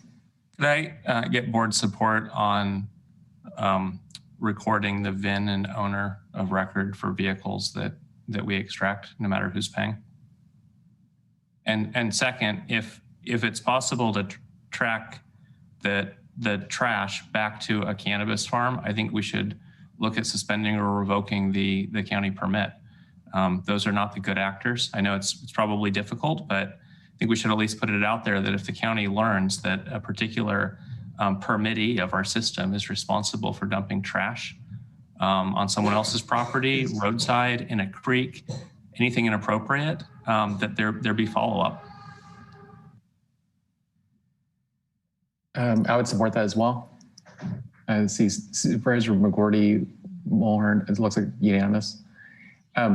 Supervisor Hatchak, did you have another question or comment? Well, I would just like to say, there's great collaboration between the tribe and the county and RCD and Mindo Recycle, and they already approved this MOU. I really appreciate, we're looking at just the cleanup, but also long-term structural changes that need to be made. And I think we're all on the same wavelength in trying to get that done. Sheriff Kendall is in the waiting room or something, and he's on the view mode, but he wanted to he had some comments about this too. So, I think that the idea about tracking trash back to the growers, I would bet that the people who are throwing the trash are not the people in our permit system. They're probably, to think that it's the permit people is kind of not in reality. There's so many illegal grows up there that, and people, when the transfer station fills up, which it does very regularly and quickly, then they're just stuck and they go off and drop it off wherever. But so Sheriff Kendall, I pass it over to you. Through the chair. Thank you, Supervisor Hatchak. President Russ's words are extremely accurate. And the fact of the matter is people don't realize where fee land and where Native American land is. They aren't really making any determinations between where they are dumping. And the fact of the matter is that the reservation for years and years has been a good partner to everyone in the Round Valley area, from the health center to a lot of the fire prevention work that they've done in years past. It's benefited 100% of the community. When you're a little kid growing up there, you don't know what's fee land and what isn't. You don't know, who your neighbors are as far as their lineage and whatnot. You just know that they're your friends. And if we continue working together, because everything that we do together benefits 100% of the community, then we will get where we're going. But we also, have to look towards the future, because we have very little infrastructure for an extremely large population that suddenly popped up over just the last few years. And so I just wanted to voice a little support for this, because it's not only dealing with the problem that we have now, but it's getting ahead of it in the future. Thank you. Okay, Supervisor McGorty. I totally support this. It's a really great idea. I also just want to make a comment to the people who have been kind of lambasting us for thinking about expanding to 10% acreage. The growers that I'm talking about are not going to be illegal growers. They're not going to be dumping garbage. They're going to be organized, clean, and tidy. And this is the kind of stuff that this is the reason why I don't want to see expansion of greenhouses and that style of growing, because we're not able to stay ahead of who's in the business. It's going to be absolutely critical we start getting good code enforcement. And I'm reflecting the people in my district when I talk about this. It may be different in other parts of the county, but certainly in the first district, people are really concerned about the expansion of grow houses and people who don't care about their communities and don't take care of their property or public rights of way.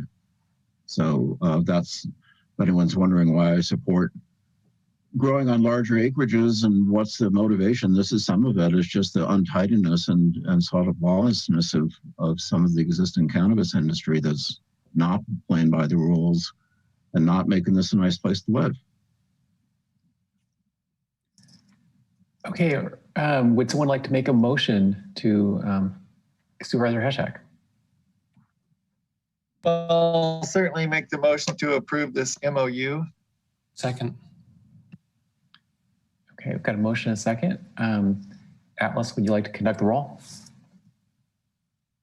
Yes, Supervisor Hashak. Excuse me, I want to just double check. Are there any other members of the public who wish to comment on this item?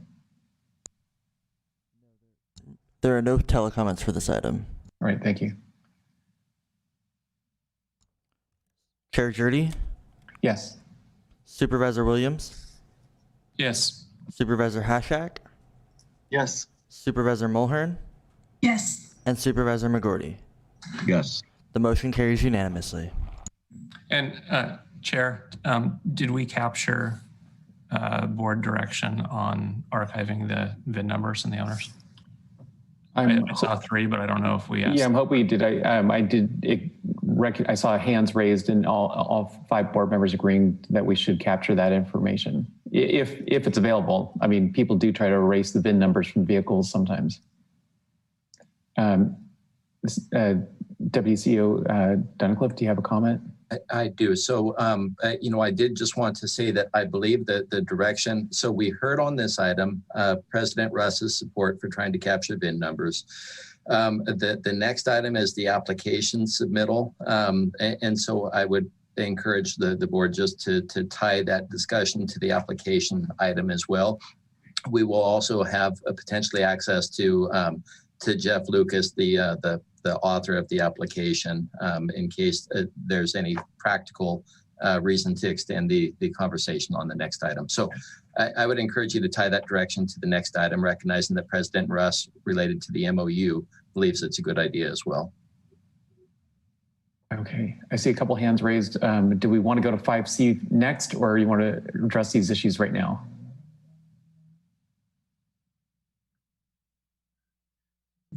Moving to 5C, I just wanted to bring your attention that Gus Stout has a hand raised in the attendees panel. So maybe they didn't sign up to speak on this item, but would like to speak.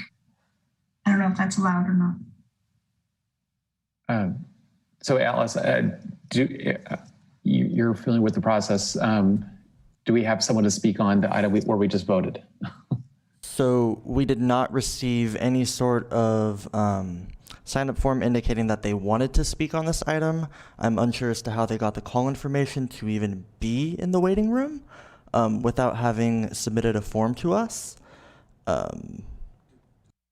Okay, well then let's go to 5C, which is our noticed public hearing, discussion of possible action, including adoption of resolution authorizing County Mendocino to submit a community development block grant application to the state of California in the amount of $1.5 million, $1 million for blight removal in Round Valley, and $250,000 for micro enterprise technical assistance for small business development, and $250,000 for planning and technical assistance to support the Ukiah Valley Senior Center and Community Center design, sponsors planning and building, and was proper notice given for this public hearing?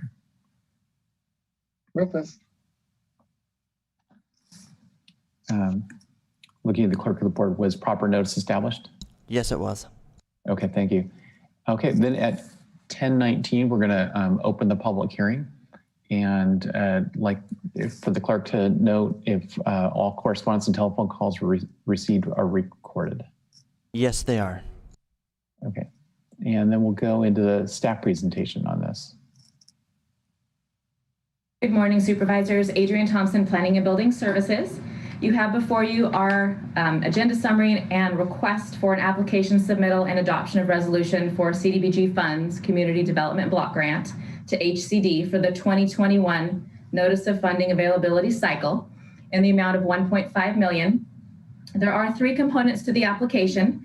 First, you've heard a little bit about the blight removal in Covelo. Second is the West Development Center Microenterprise Technical Assistance. And 3, the Planning Technical Assistance for a Senior Center and Community Design. I'll be somewhat brief. I just want to explain the 2 memos in your packet. The first memo details our public hearing, the background of the projects, and scoring and ranking completed by ourselves as well as our consultant, Jeff Lucas. And it shows how we believe HCD will rate our applications competitively, and it assigns it a score. Now, of course, this score is only our best guess as to how HCD could rate the competitive nature of the application, but that gives you a little feedback on how that public meeting went and the comment and solicitation received on the items. The second memo is much longer, and the intention there is to replace a portion of the application, which is all online now to HCD. This much more detailed memo tells you each of the projects, the task list involved, and the contracts that will be required, budget, and the complete aspect of those projects. So with that, I'd like to be available for questions and also allow our consultant, Jeff Lucas, to discuss any aspects of the application you may have. Jeff?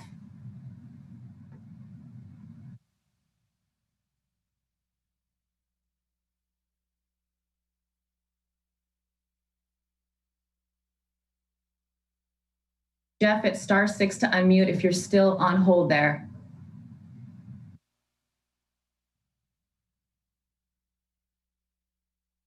Can you hear me now? Yes. Thank you. Sorry. So the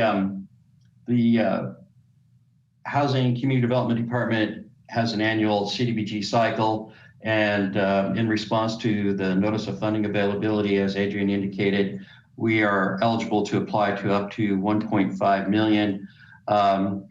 The allocation of funds is $1 million to be applied towards the Round Valley Blight Removal and Community Cleanup Program.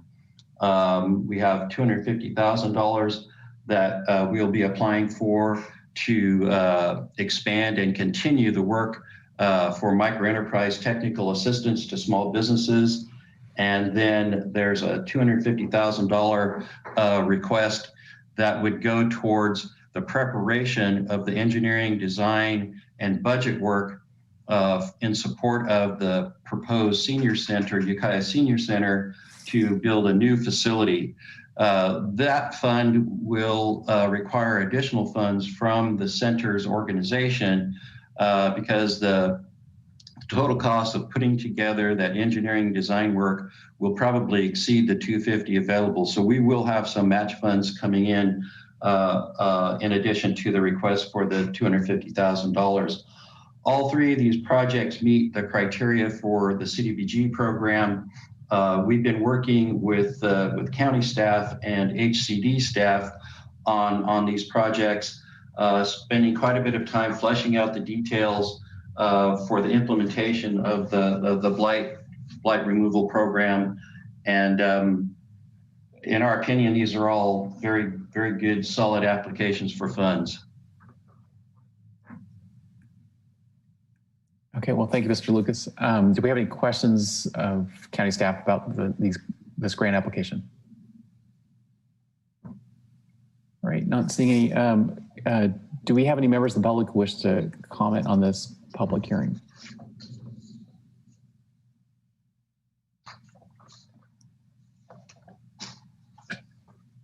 And for the record, did we open the public hearing earlier at around 10:20?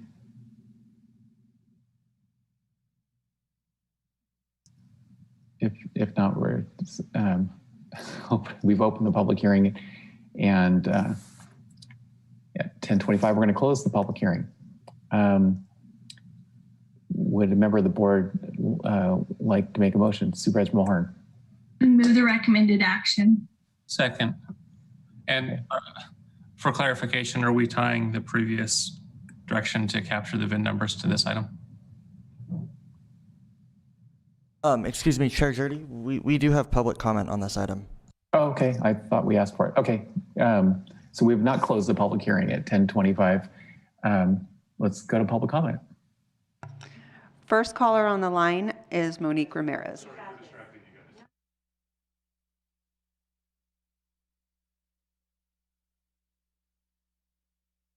Hello, board. This is Monique Ramirez speaking on behalf of the Covelo Cannabis Advocacy Group. There must have been a technical difficulty with my Zoom, so my apologies. I'm really grateful to have the opportunity to speak to this item. It's such an important issue for our community. The amount of trash and abandoned vehicles and all of it is just becoming such a eyesore for everyone. And I do want to say that there's been a lot of engagement amongst community members coming forward and coming together to try to set up trash pickup days. And people are even adopting parts of our roads to try to make things better. So I really appreciate seeing Round Valley included in this grant proposal and Supervisor Hashcheck's dedication to our community and trying so hard to build bridges with our Round Valley Tribal Council and community members and trying to help get Covelo cleaned up. It's such an important thing to do, and we fully support this agenda item, and we hope that this allocation of funds will get utilized to help bring things back to a clean state, and also to have more presence to hold people accountable so that we don't continue to see people disregard the land and leave abandoned vehicles and letting oil leak out and stuff like that. So thank you so much. I really appreciate your dedication and service to our community.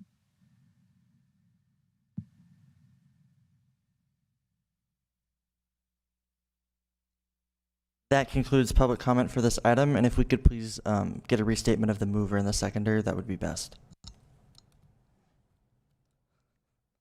Okay, first we're going to close the public hearing at 10:27, and would Supervisor Mulhern like to make the motion? Or I move the recommended action. Second, and I'd like clarification on whether the direction to record the VIN number and owner is attached to this item. It is if the maker of the motion incorporates it into the motion. That's fine. That would be fine with me. Okay, Deputy CEO Steve Declan. And I apologize for interjecting again, but just for clarity, if the board is all right with this, I believe that the VIN number will absolutely be accessible through the junk haulers that will be contracted with. I'm not certain if the name will be connected to those VIN numbers. I know that the county has experts that will have the answer to this, but I believe that if the board direction would be satisfied with a list of the VIN numbers, as opposed to the VIN and a list of names, tying VIN numbers to names might be a separate project. Would that be all right with your board? If I may, through the chair, Nash Gonzalez, I perhaps can elaborate on this issue. Where possible, we may be able to find the VIN numbers cross-referencing to the last vehicle owner. But I think, as it was mentioned by board members, that some of these VIN numbers may have been attempted for removal, and we will not be able to track it. We definitely will be able to provide a list of the VIN numbers. What we're able to get out of the system, we'll be able to do that. There may be cases where the vehicle, as mentioned, may have been there for so long that it is completely dropped off the DMV system, especially if the vehicle is over 30 years old. If we're talking vehicles that are recent within the last couple of years, it should not be a problem to track the property owner or the vehicle owner's name to the VIN number. But anything that's been there, I would say over 10 years might be difficulty. So that works for me. I don't want to create a lot of extra work for staff, but I think we should attempt a reasonable effort, and we should at least write down the VIN if it's available. You know, my worry is this county becomes an attractive target for vehicles and trailers from out of county, and you know it's well known. You drop it on the side of 253, and the county will pay thousands of dollars to clean it up. And I think by just maintaining a list, we may see the same names coming up over and over again. And that may raise some eyebrows about why do the same people bring in vehicles and then abandon. Already announced that So let's record it where we have the possibility, where the VIN is still available.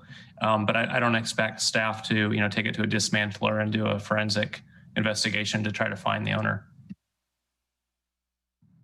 Okay. Thank you, supervisors. All right. Well, we've got a motion. Supervisor Hashak. Oh, yeah, I would just like to say, thank you again to Steve Dunnicliffe and to Kat Willits and President Russ and all the people, Jeff Lucas, for working on this grant proposal. And hopefully we'll get it, because there is a lot of great collaboration going on. So I really appreciate everyone's involvement on this. Okay. All right. Atlas, can you conduct the roll? I sure can. Supervisor McGorty? Yes. Supervisor Mulhern? Yes. Chair Jurdy? Yes. Supervisor Williams? Yes. And Supervisor Hashak? Yes. The motion carries unanimously. Okay. Well, it's a little after 10:30. Let's take a break and come back at 10:45.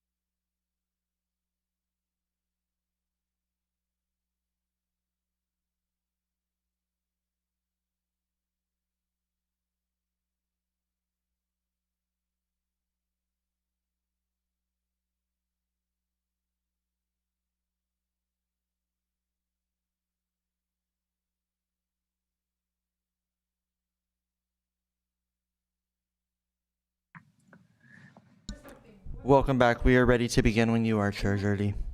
Okay, thank you. So at 10:45, we're going to resume our meeting. And the next thing on our agenda is item 5E, which is discussion and possible action, including a resolution declaring a local emergency and imminent threat to Mendocino County due to a drought conditions, and the creation of an ad hoc committee of the board to work on drought-related issues. Sponsor is the executive office. Thank you, Chair Jurdy. CEO Angelo here. We had a workshop that was orchestrated and facilitated by Supervisor McGorty that was very informative on the status of water in Mendocino County. We're very aware, as you all are and the public, that we are very challenged this year around water and the lack of and a drought. I do have with me today Howard Dashiell, our Department of Transportation Director, who is now over the County Water Agency as well. So Mr. Dashiell is here in case there are any questions of him. I'm bringing this item forward for a couple reasons. One is that we did have the water workshop. A lot of information was given. I think that under Supervisor McGorty's leadership, it was a good dialogue with the board, and certainly some direction was given. What I'm aware of at this point is that in 2010, Mendocino County did file a drought declaration, and we did it for one area of the county, Redwood Valley. 2013, 2014, Mendocino County was the first county in the state to file a drought declaration. And at that time, it was under the leadership of Supervisor Carrie Brown. Where we are today is our status on water or lack of is very similar, if not the same, as it was back in 2013, 2014. So I'm bringing this item forward for a couple reasons. One is that there seems to be, some challenges in each supervisorial district. And certainly some supervisors are more interested in moving forward with a drought declaration than others. So it seemed that the executive office could bring this item forward for discussion for the 5 of you to specifically discuss whether you want to move forward with a drought declaration or not.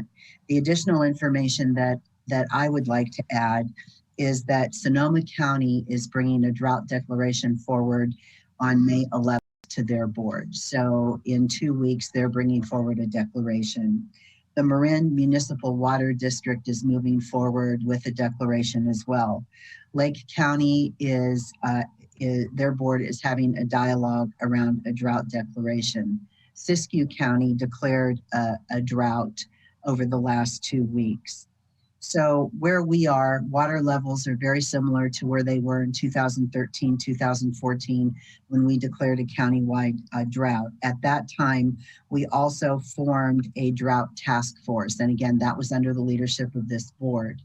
The item that I'm bringing forward to you really at the request of Supervisor Haschak to form a board ad hoc, I am bringing that item forward as well. So drought declaration as 1, and 2, an ad hoc. When you think about 2013, 2014, you had a countywide drought task force. So it would be up to this board if you wanted to move forward with an ad hoc or actually form a drought task force. I am not aware of all the activities in the county around water. Supervisor McGorty is much more adept at this and certainly involved in the water issues countywide and with ag. I do know that in my discussions with the Farm Bureau, I don't know that they took a position on this, but again, Supervisor McGorty may be able to speak to that. So what I'm saying to this board is if we file a drought declaration today, if we don't file it today, we will be filing it sometime in the near future. CAL FIRE Chief George Gonzalez spoke with you during the water workshop as well and asked this board to consider filing a drought declaration. Again, we did not do it at that time. In my discussions with Chief Gonzalez, and I've had 3, I believe that CAL FIRE is very interested in the county filing a declaration. And should we do that, CAL FIRE does believe that they would have some advantages that they don't have right now. If we filed a declaration, that a local declaration that allows us to move water in a way that we couldn't move it without the declaration. It also sends the message to the state that possibly we need help and additional resources. We know that there's money out there. We know that more money will be coming. So whether we file today, whether we have the discussion today, I do believe we'll be filing at some time in the near future, if for no other reason, because we want a regional approach. So at this time, I would like to refer it back to you, Chair Jurdy. Again, one, as your OES director, I would like to file a declaration for drought. We've done it in the past when our circumstances or conditions have been as they are today. Whether the challenge with filing a drought declaration is that we would have certain curtailment and restrictions on us from the water board that we don't currently have, those curtailments will come anyway, whether we have this drought declaration or not. So the question is, again, for this board, would you like to move forward with a drought deck? And also, would you like to move forward with either an ad hoc or a drought task force or some type of action that the county would lead? So Chair Jurdy, at this point, I would like to turn it back over to you. Thank you. I want to call on supervisors in the order I saw the hands raised. First, Supervisor Hashak. Thank you, Chair Jurdy. Yeah, I appreciate CEO Angelo for bringing this forward. I was going to bring one forward for the 3rd district because I felt after talking with the water board people in my district that it would be well received. And after I also talked again with Chief Gonzalez from CAL FIRE, and he certainly wanted us to go forward with this. I talked with former Supervisor Carrie Brown about how she did the declaration in 2014 with Johnny Penches. And the proposal at that time was to have an ad hoc, and they did form an ad hoc, with that drought. And they said it was very good to have the different agencies, the water boards, the county, and then the state and regional agencies working together and making sure that there was communication and collaboration between all the agencies, because this is going to take all of us pitching in and doing our thing. And so she felt like that was a very successful model. And I'm glad that CEO Angelo added that into the motion. I would certainly like to be on that ad hoc if we move forward with this. And I think in my conversation with Supervisor McGordy, he had interest too. So I think that would be very good. Okay, thank you. Supervisor Mulhern. Thank you, Chair. As we review this item and have this conversation, I think that there may be some concerns about unintended consequences, and in particular from the city of Ukiah and the 2nd district, which obviously is my district. I understand the water situation in the other supervisors' districts, and if Supervisor McGordy and Supervisor Hashak wish to work on this ad hoc, that's perfectly acceptable with me. But I think that it's important to be aware that there may be unintended consequences, and we need to tread carefully, because I don't think that that's what anybody on this board would want. I think the idea of a resolution that specifically identifies portions of Mendocino County might be the best way to move a resolution forward.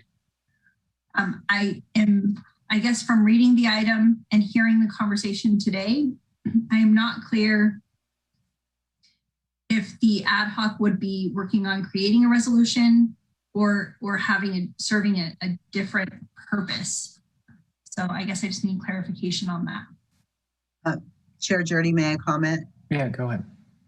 The purpose of the ad hoc, Supervisor Mulhern, would be to work countywide with our community partners around water and to identify those areas of need. And, we have identified certain districts that do have greater needs than others. But what we did in 2013, 2014, so we had a very large drought task force. and all of the water partners were involved. Plus we had state OES with us and some other partners outside this county.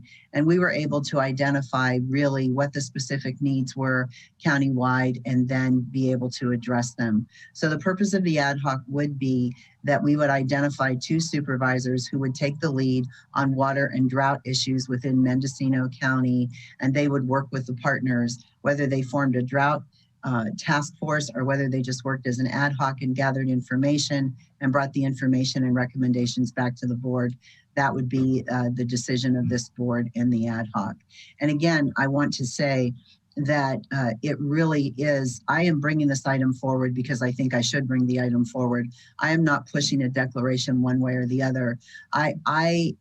When CAL FIRE comes to me and asks 3 times for us to file a declaration, I think it's something that this board really needs to have a dialogue about and decide what you want to do. There are unintended consequences everywhere, and certainly each district has different needs and certainly different concerns. So I think that the ad hoc could really work on what those challenges are countywide and bring that forward. Thank you. Okay, I'd like to go back to Supervisor Mulhern, then Supervisor Williams, then Supervisor McGorty. So just one more comment. I think that there is a group of folks that are working on this with Beth from the Upper Russian River Watershed Association. It seems like they've already got the ball rolling. So if the ad hoc could coordinate them, I think that would make it more streamlined. So just wanted to make that comment. Okay, right. Supervisor Williams? Let's have McGorty go. Okay. Okay, so I'd be happy to work with Supervisor Hasjack on an ad hoc on this, no problem. And to Supervisor Mulhern's concerns about unintended consequences, you know, she's right. A couple things to recognize: City of Ukiah probably is not in a drought emergency because they've really done their homework, and Sean White has an awesome job of building up their water supply to the point where they're okay. But for those of us on the Russian River who depend on water, there has been a Russian River drought task force kind of formed, Upper Russian River drought task force formed. And I told you we have really awesome people working on water issues in the private sector and as well as the water districts. And essentially what they're doing is they're making a proposal to the State Water Resources Control Board for voluntary water cutbacks by the users, and they're doing a really good job. I mean, they're finding information that even the water board doesn't know about. They've gone through all of the water rights, and in our crazy water laws, basically the way it works is the longer you've been taking water out of the river, the more power you have. You're sort of the first one that's supposed to be satisfied. So we're adding up all the water rights, figuring out who's got senior and junior water rights, and trying to organize a response so that there's no need for curtailment. And quite honestly, the State Water Resources Control Board would rather not curtail if they could avoid it. So I think some of those issues are being addressed, and yeah, we should definitely collaborate with all of the county, because this is a countywide problem, and there will be probably funds available. I'm very, very concerned about people in rural areas who are likely to run out of water. And again, this is with the cannabis industry as sort of a competitor for water and trucking. This is going to be a tough year. That's about all I can say. Supervisor Williams? Yeah, I'm in the camp that I think we need to declare. You know, it is the worst drought we've seen since at least 1977. But I would like to have a better grasp of the consequences. So I was hoping maybe Supervisor McGorty could enumerate those in this meeting, but I also hate to put you on the spot. You may not have come prepared to do that. And then to throw it out there, I've heard some talk about maybe not all of the districts declaring. Can we get clarification from County Council? Can we declare district by district? If I may respond, Mr. Chair. Go ahead. So there may be some ability to sort of declare the geographical area. I would encourage not tying anything to supervisorial districts, since I don't know I mean, those are political boundaries. They're not necessarily boundaries that are indicative of the location of the emergency. Yeah, so could we declare countywide, excluding Russian River? You know, we could, but at this point, I don't think that's necessary. Quite honestly, I think that we're far enough down the line on this. All around us is going to, as CEO Angelo indicated, there will be drought emergencies declared. So I was reluctant at first until I knew a little bit more of how the State Water Resources Control Board might react. Normally what would have happened, the governor would have declared a drought emergency for California, but because of the kind of political situation in Sacramento right now with recall going on and the COVID-19 crisis happening, I think there's a little reluctance for him to add one more crisis on his plate. So at some point, though, I expect that's going to change. And I feel like we might as well just get ahead of it and start planning for it, because I'd rather us be a little bit proactive than reactive, personally. If I could just add a little bit more on the ad hoc committee and the task force concept. I was not a part of that. That was Supervisors Carrie Brown and Dan Hamburg. But the one thing that I specifically know that came about from their work was that because they were convening all the water districts and the cities in the county that have water districts, City of Fort Bragg, City of Willett, City of Ukiah. One of the things that they generated from that was they encouraged all of them to look at their water storage projects or water conserving projects that they had in their communities and prepare grant applications or projects so that they would be ready for submittal of grant applications. And as I mentioned earlier, the North Coast Resource Partnership, which is a 7-county entity that our county is a part of, sometimes a portion of state water bond funds get funneled through that entity.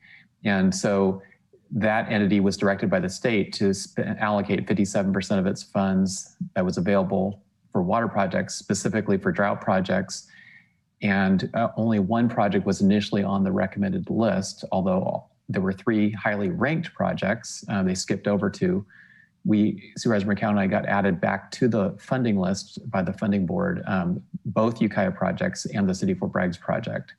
So the point about that is I suspect that all of the water agencies in the county have projects that they're ready to, that they would like to move forward, but need funding.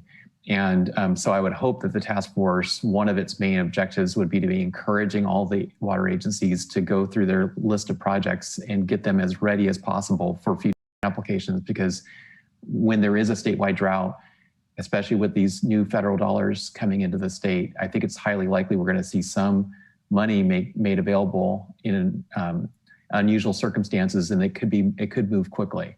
So I think that's one of the top priorities of the task force would be to get those agencies ready to prepare projects for grant submittals. And I'm looking to the clerk of the board or county council for a raised hand. Thank you, Mr. Chair. I just wanted to respond to Supervisor Williams' question, just add a little bit more explanation.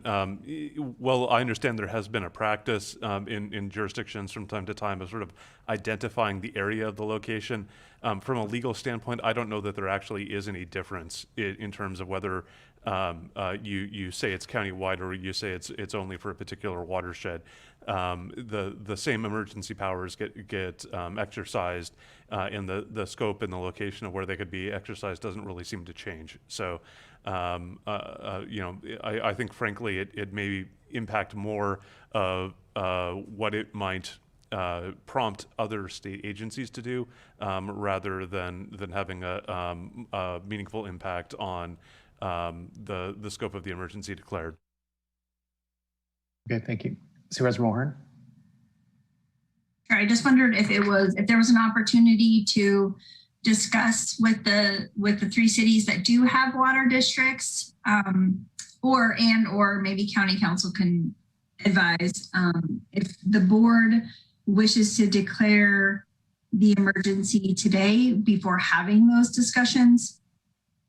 Perhaps there could be wording added as far as the unincorporated area of Mendocino County. I mean, I don't know, Supervisor Jurdy, if you've heard from Fort Bragg and what their plans are. I just am concerned about the impact and the unintended consequences. I haven't spoken to them directly about this, but we are clearly in a drought on the coast.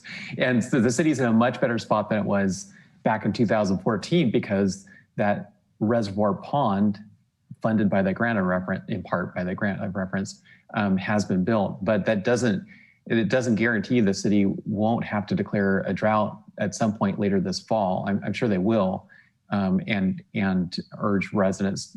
They have stage 1, stage 2, stage 3 water conservation measures. So it's still, my understanding, it would still be up to the city to alert the residents whether we're in a stage 1, stage 2, or stage 3 water restriction, whether or not we have a declaration or not. I don't see a conflict with the city of Fort Bragg. I do think the city of Ukiah, at least as represented by Sean White at our drought meeting, sounds like they might be in the best position of all the agencies in the county with their water storage capacity and purple pipe program. But it's hard to believe that even the city of Ukiah is going to be immune to this if it's really worse than 1977. But Supervisor Hashak? Jurdy. Yeah, I don't understand what the unintended consequences might be. Maybe we don't even know them at this point. But if you do, Supervisor Mulhern, please share them and what you're thinking about. And all I know is that, if CAL FIRE Chief Gonzalez, really thinks it will benefit CAL FIRE in their efforts to fight fires, whatever wildfires we have, aren't going to, stop at any supervisorial district line or anything like that, is what we've seen. Supervisor Williams? Yeah, I have a question about that. How does declaring a drought help fight wildland fires? I'm not sure what kind of resources they might have, but it certainly sounded like it would give them extra resources, maybe staffing. So I'm not sure, but he certainly seemed to be thinking that would be a real positive for his efforts. Can we ask staff for a comment? Do we know if CAL FIRE will get additional resources by the county declaring a drought? Chair Jurdy, I'll answer. I know Supervisor McGorty had his hand up, but Supervisor McGorty, would you like to go before me? I think it's going to be pretty much what you say, is that essentially when I believe there's a priority for areas that considered to be in a drought emergency in terms of allocation of manpower and equipment. That'd be my guess. Yeah, thank you. For those of you that remember back in 2017, the fire of 2017 was certainly one of my first experiences working as closely with CAL FIRE as I ever have in 28 years in government. And what I learned in that process is that the local CAL FIRE entities really have no authority to do anything without it coming from the state. So this was my perception. And if Chief Gonzalez was on here, maybe he would say something different. But my understanding is that their Covelo well is dry, that if we file a declaration, then CAL FIRE has the ability to access additional water. And yes, they could go to the state and they could let the state know that Mendocino County's drought is more dire than other areas, that we have filed an emergency declaration for drought, and they could ask for additional resources from the state. And so in that regard, I think that that is the benefit to CAL FIRE. So that is my understanding. And Chief Gonzalez had a meeting, or he would be with us right now. So given that he had already spoken with the board just a couple weeks ago, we thought it would probably be okay if the timing didn't work for him, but that's where we are. So they could go to the state, ask for additional resources. So if I could just add, if our declaring a drought a week or two ahead of other counties allows CAL FIRE to go to their state departments and ask for resources a week or two ahead of their counterparts in other counties, I think that's good for us. And I'm trying to think of what could be ramifications, negative ramifications. And as I mentioned the other day, back in the late 80s, early 90s, the city of Fort Bragg had a building moratorium imposed upon it by the by the state water board. And that was due to its inability to draft enough water at low flows on the Noyo River. I don't think declaring a drought is going to bring the water board to put some hammer on the city of Fort Bragg on building permits. I just don't see that happening. And there, because we're looking at pretty much a whole state, much of the state going to be in the same position, and the state is not going to shut down the building industry due to the drought. So, Supervisor Williams.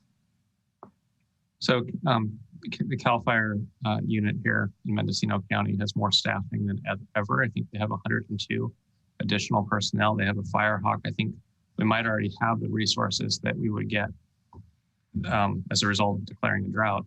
But it worries me that we're about to make a decision, and it doesn't seem like we know the underlying facts. We don't know if we declare what we're going to get.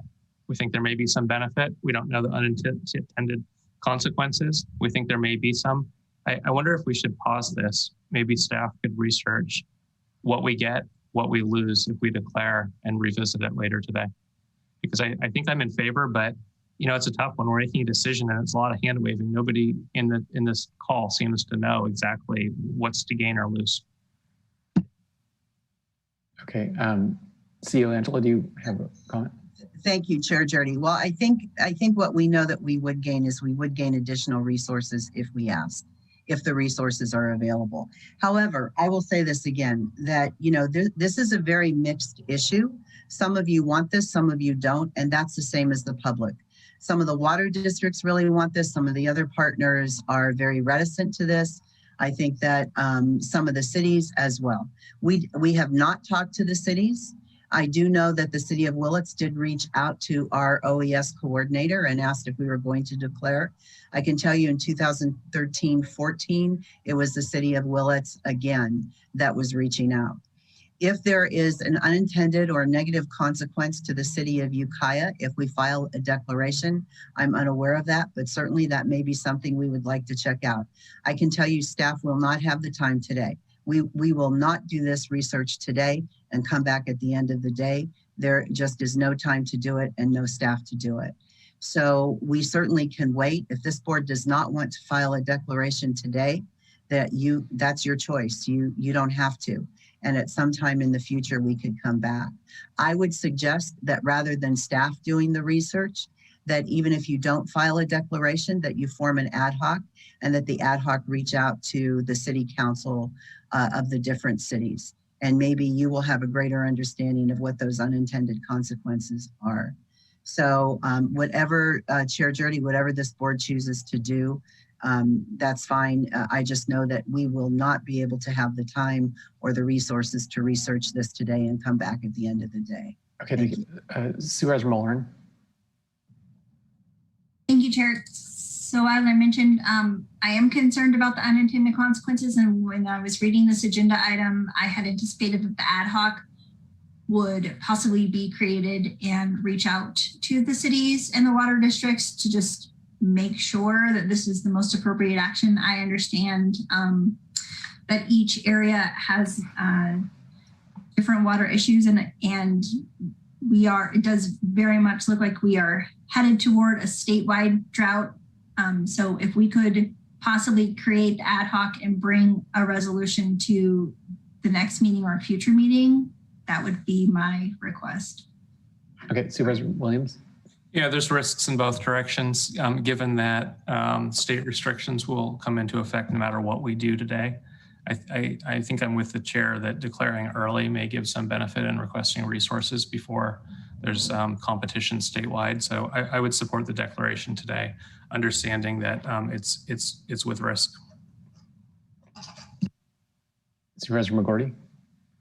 So I would like to request from Howard in his shop that Andrew Bake be assigned to work with us as kind of staff to help us put together information for the ad hoc on what's going on with some of the other water companies in the county, so that we have a real accurate idea of what needs are and concerns are around the county, because it takes a little bit of time, and I don't think that Supervisor Hasjack and I can get this done on our own, so we'll need an assistant.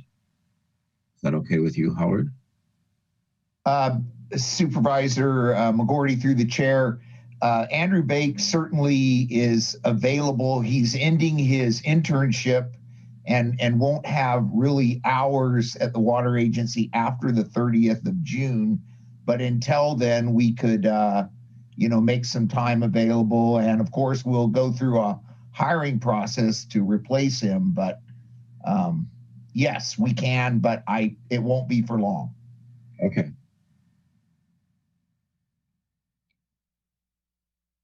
Okay. So would someone, recognizing the concern raised by Supervisor Mulhern, but I really do think there are far more pluses than negatives if we act sooner rather than later. Would someone like to make a motion? I move we declare a drought emergency. Would you include in the motion the appointment of an ad hoc? And formation of an ad hoc with, is it McGorty Hasjack? And I'll second that. Okay. Great, thank you. Do we have any public comment on this item? No, we do not. Okay. I guess time for a roll call then. Supervisor Mulhern? No. Supervisor McGorty? Yes. Supervisor Hashack? Yes. Chair Jurdy? Yes. And Supervisor Williams? Yes. The motion carries with Supervisor Mulhern dissenting. Chair Jurdy? Yeah. CEO Angelo here. I think that Supervisor McGorty, as Howard said, certainly you have access to Andrew Bake. We will look and see if there are additional resources for you and Supervisor Hasjack as the ad hoc. I would respectfully request that the first actions of the ad hoc be to speak with the city of Ukiah, given the concerns that have been raised by Supervisor Mulhern and also by the city manager. So we will assist you in any way we can with that. So thank you very much. Okay, all right. So we are slightly ahead of schedule, which is always a good thing. Supervisor Mulhern. I apologize, Chair. I don't know procedurally, is it possible that we could take item 6B out of order? Oh, we can, yeah. So let's go to 6B, which is discussion and possible action regarding development of a potential homeless trash cleanup program sponsored as Supervisor Mulhern and Williams. Thank you for that. I really appreciate it. We had Chris Brocate from the Clean River Alliance on our call earlier, but had to get going. And Lucas Aspo, the young man that presented to this board in 2019, is on the call. And for perhaps Supervisor McGorty, who is new to the board, and for just a refresher, what we're asking for today is being able to move forward with a pilot program which would help get trash from homeless encampments out of our waterways. And we've spoken today a lot about trash and how important it is to keep our environment clean. We have Earth Day coming up right on Thursday. So one of the concerns that some may have about this project is that it entitles people to continue to camp. And I can assure you that it's exactly the opposite. The folks that are camping in our waterways or on our far outreach areas are not the people that come into, for instance, the city of Ukiah and access services at building bridges. These folks that have general mistrust of government and don't feel supported by our community. So this gives them an opportunity to connect, link up to services, and it creates an open door for them. So Previously, when we had looked at this project, the city of Ukiah was in support. The Building Bridges RCS services were in support. McCavan was in support, and Manzanita services were in support. And I realized that some of those agencies have had change of leadership. So I just wanted to come to the board and request that we try to move forward with a pilot program, and if it's successful, could be implemented in other areas.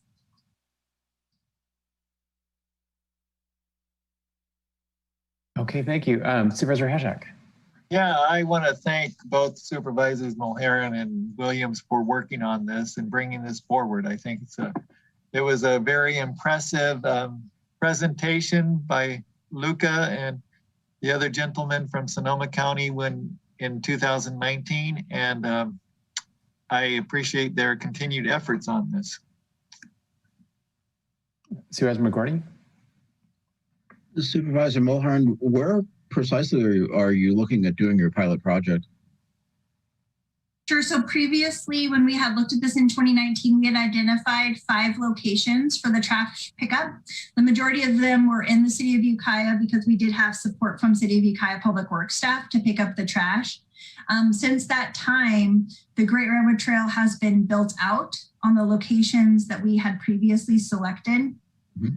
At this point, we are looking at where we find the most trash. And so the community is going to be doing a cleanup this Saturday on off of Airport Park Boulevard, south of the Emerald Sun.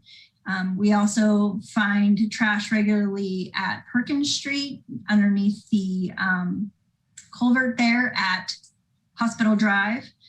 So there are a few identified locations, especially near creeks and streams, where we do find a lot of trash. I just did a cleanup on the Perkins Street overpass, and there were several bags of trash that we were able to collect from that location. So open to suggestions, but again, the intention is not to allow people to continue to camp in the waterways. The intention is to get their trash out of the way so that we can, have an opportunity to connect with them and bring them into services. And I'm curious, over the years, have you tried having trash receptacles in some of these key areas and tried to keep them serviced so that there's kind of scheduled pickup? I don't know. Yeah, this is a very important question, Supervisor McGordy, that gets raised.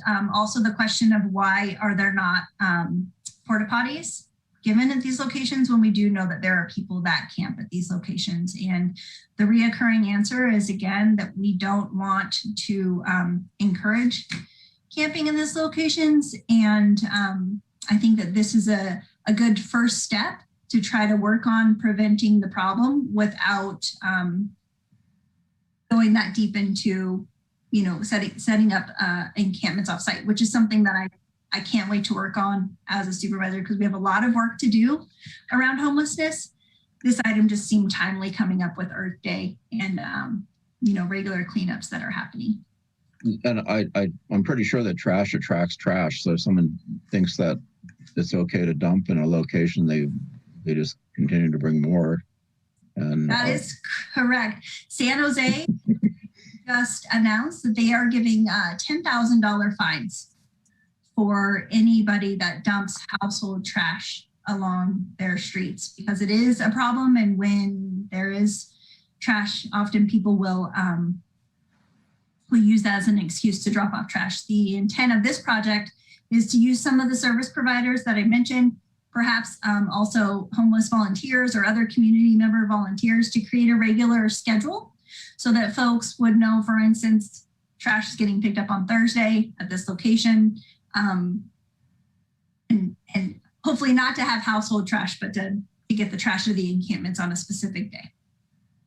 Well, I applaud you for your efforts, Supervisor Mulhern. You're really on it, and I appreciate that you're working in the upper part of the Russian River watershed, and I certainly on my end, I have a trash pile that I've picked up ready to go the next time we have a river cleanup.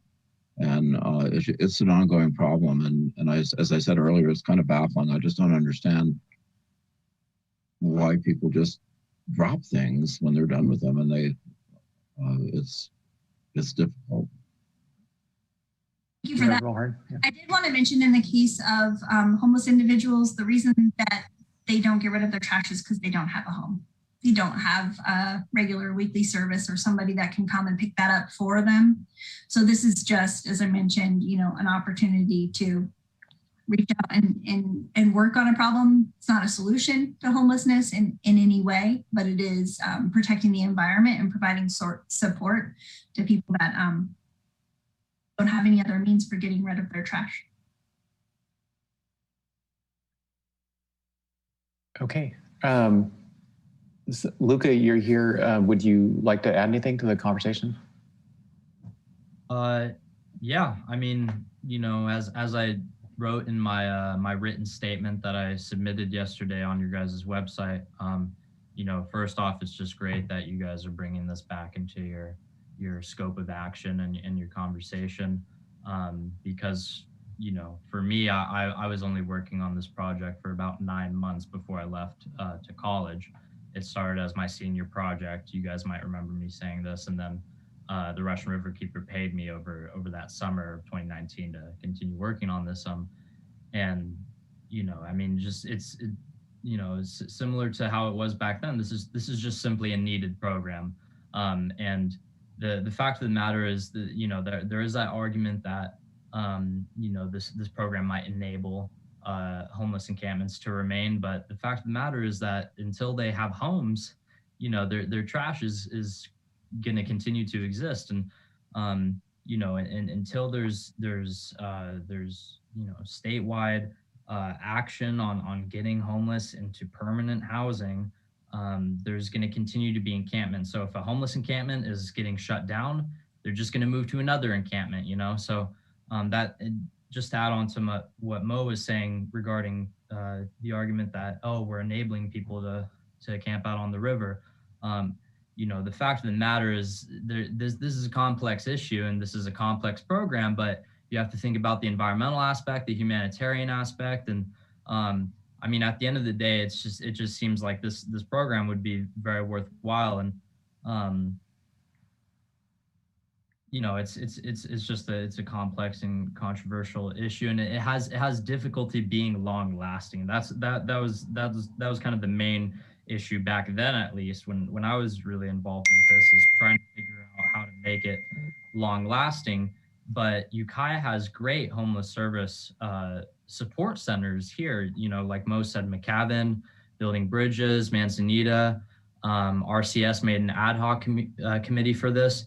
Ukiah is more prepared than ever, so to speak, to make this program happen. And I don't know how it would work on your guys' end or on a political level, but I think it's easier now more than ever to make this a concrete program and set in stone.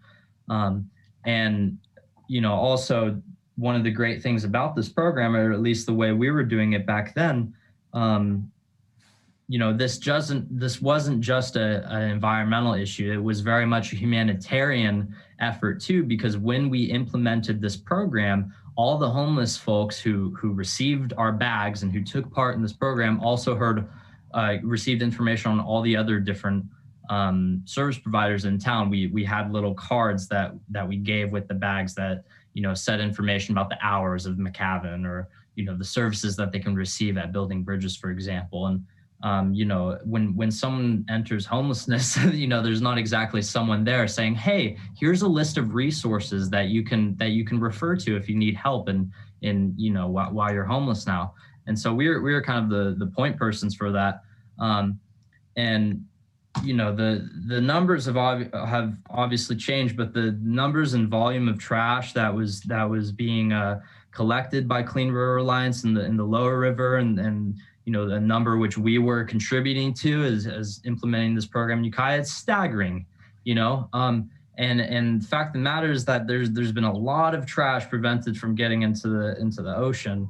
And there's people say like, oh, well, you're not really making a difference. And, the issue of climate change and pollution is just so out of our control and out of our hands. But, you know, if Ukiah is to do the most it can absolutely do and go the extra mile to be part of the fight against climate change, against pollution, this program, it would be ideal. And that's been an argument, and that's been supported by a number of different environmental organizations. Chris Brocate, the founder of Clean River Alliance, who you might remember presented with me summer 2019, he's presented to the North Bay Regional Water Quality Board, and he was recognized by them. Senator Mike McGuire recognized the program.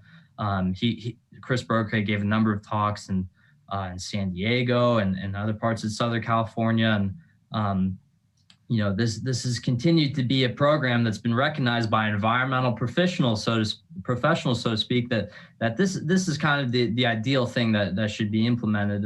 And a lot of the hard work has been done because Chris has been doing this for a while in the Lower River in Cloverdale and Healdsburg and where he's located in Guerneville. And so the blueprint kind of already exists, and for Northern California, this is where it really applies because, the impact of homelessness is way higher here than almost anywhere else in California because of the very intricate waterways and rivers and creeks and everything. So the blueprint is kind of already there, so to speak. And, it's the thing about it too is, when we presented to you guys summer 2019, we showed those pictures, but the pictures don't even do it justice. And I'm not even showing you pictures now. Like this is a serious issue. And when you're actually walking the rivers, like I was with Chris, and seeing actually with your eyes the amount of trash and the state of the issue, regardless of what your political beliefs are or what your current suspicions are of the project, all that is immediately changed when you actually see what's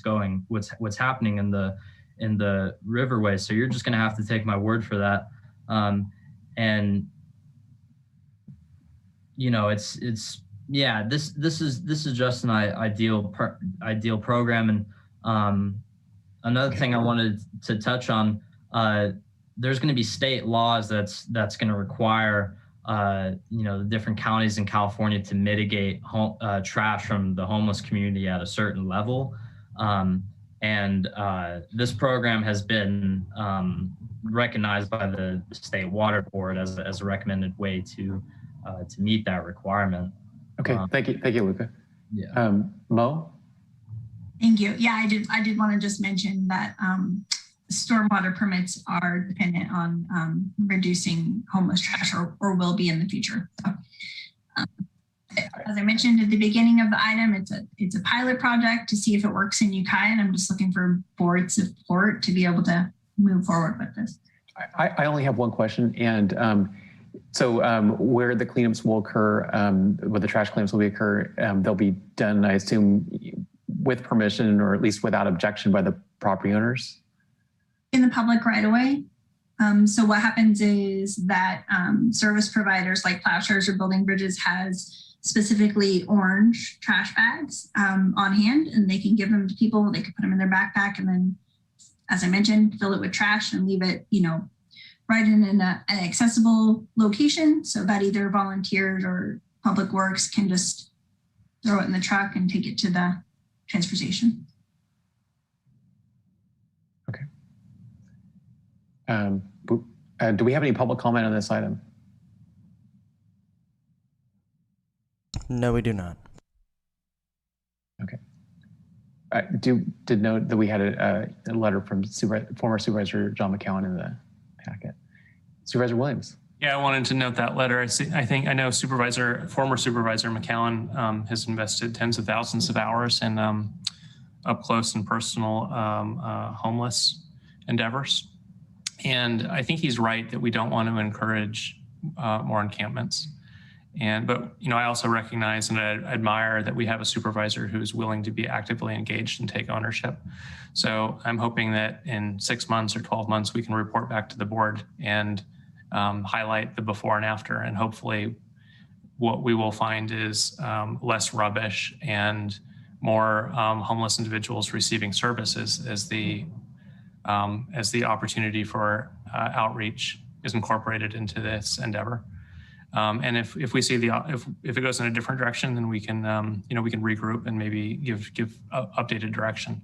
But I think we should take advantage of that we have supervisors who's willing to take ownership of this and be actively engaged. I support it.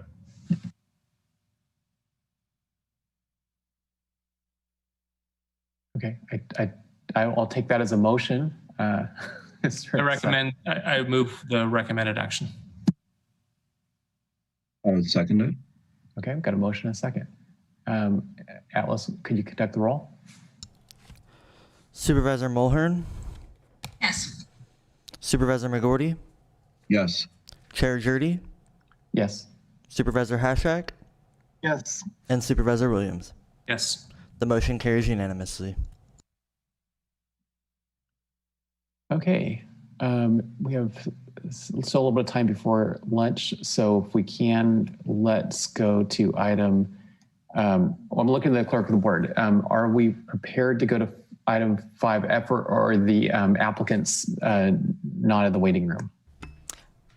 This is Deputy Clerk Lindsay Doherty. We do not have the applicants in the waiting room yet. They were expecting to come on just after the closed session lunch break.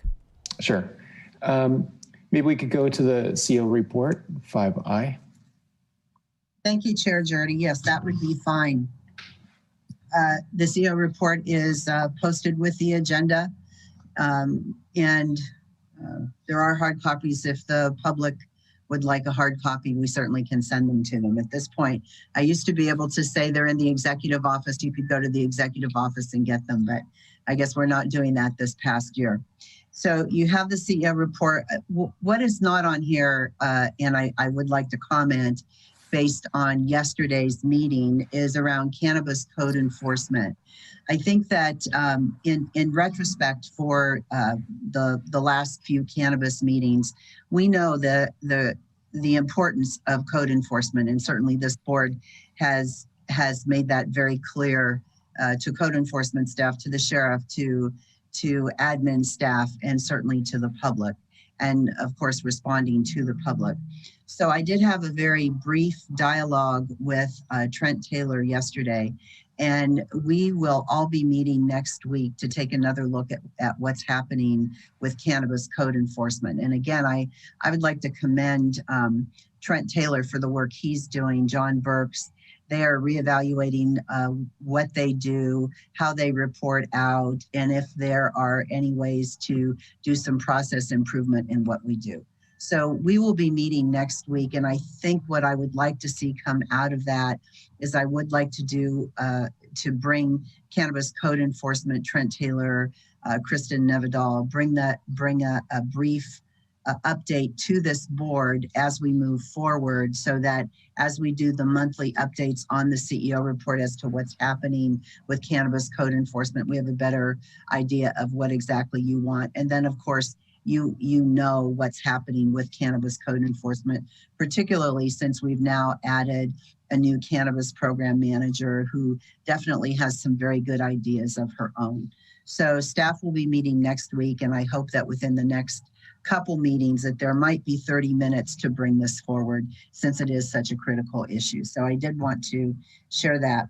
Additionally, as we talk about drought and water, the water agency had been consolidated into the executive office a few years back. And some of you that have been around understand that we did have a water agency. It was in the admin complex. We had a director and staff, and they had a budget, a very small budget, about $700,000 of general fund, and they relied on grants.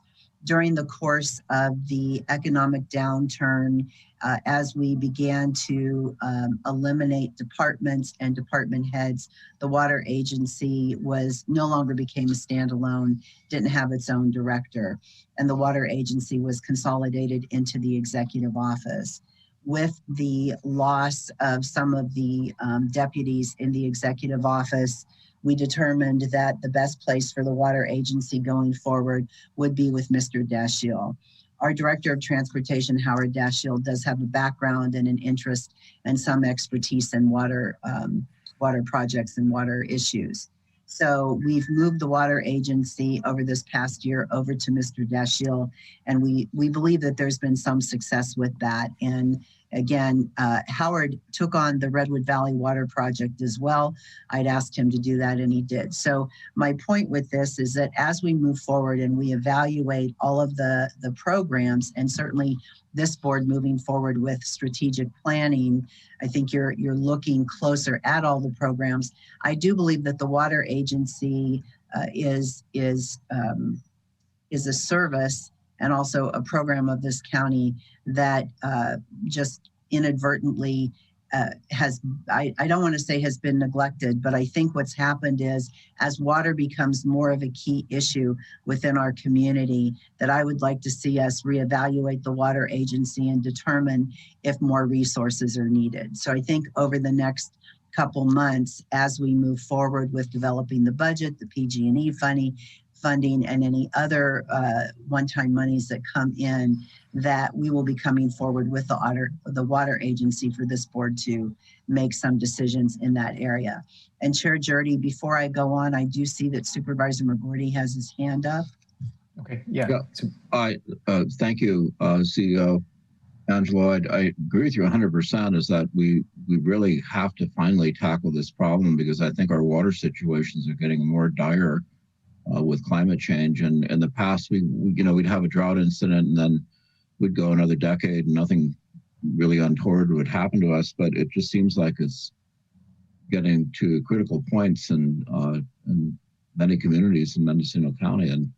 And again, having plans and being able to have shovel-ready projects when infrastructure bills or drought bills are created to release money, we have to be on top of this and proactive to make ourselves more water secure, because right now we're not. Yeah, thank you. And Chair Jurdy, I think that just as I mentioned earlier today, that we will see over the course of the next couple years additional state and federal dollars coming in for public health. I believe the way of California right now, we will see money coming in for drought and water. So I think for us to be prepared and have the assurance that we have grant writers available, if we have to write for water projects and for additional dollars, I think would be advantageous. So thank you, Supervisor McGorty. So with that, I will, Chair Jurdy, Supervisor Williams.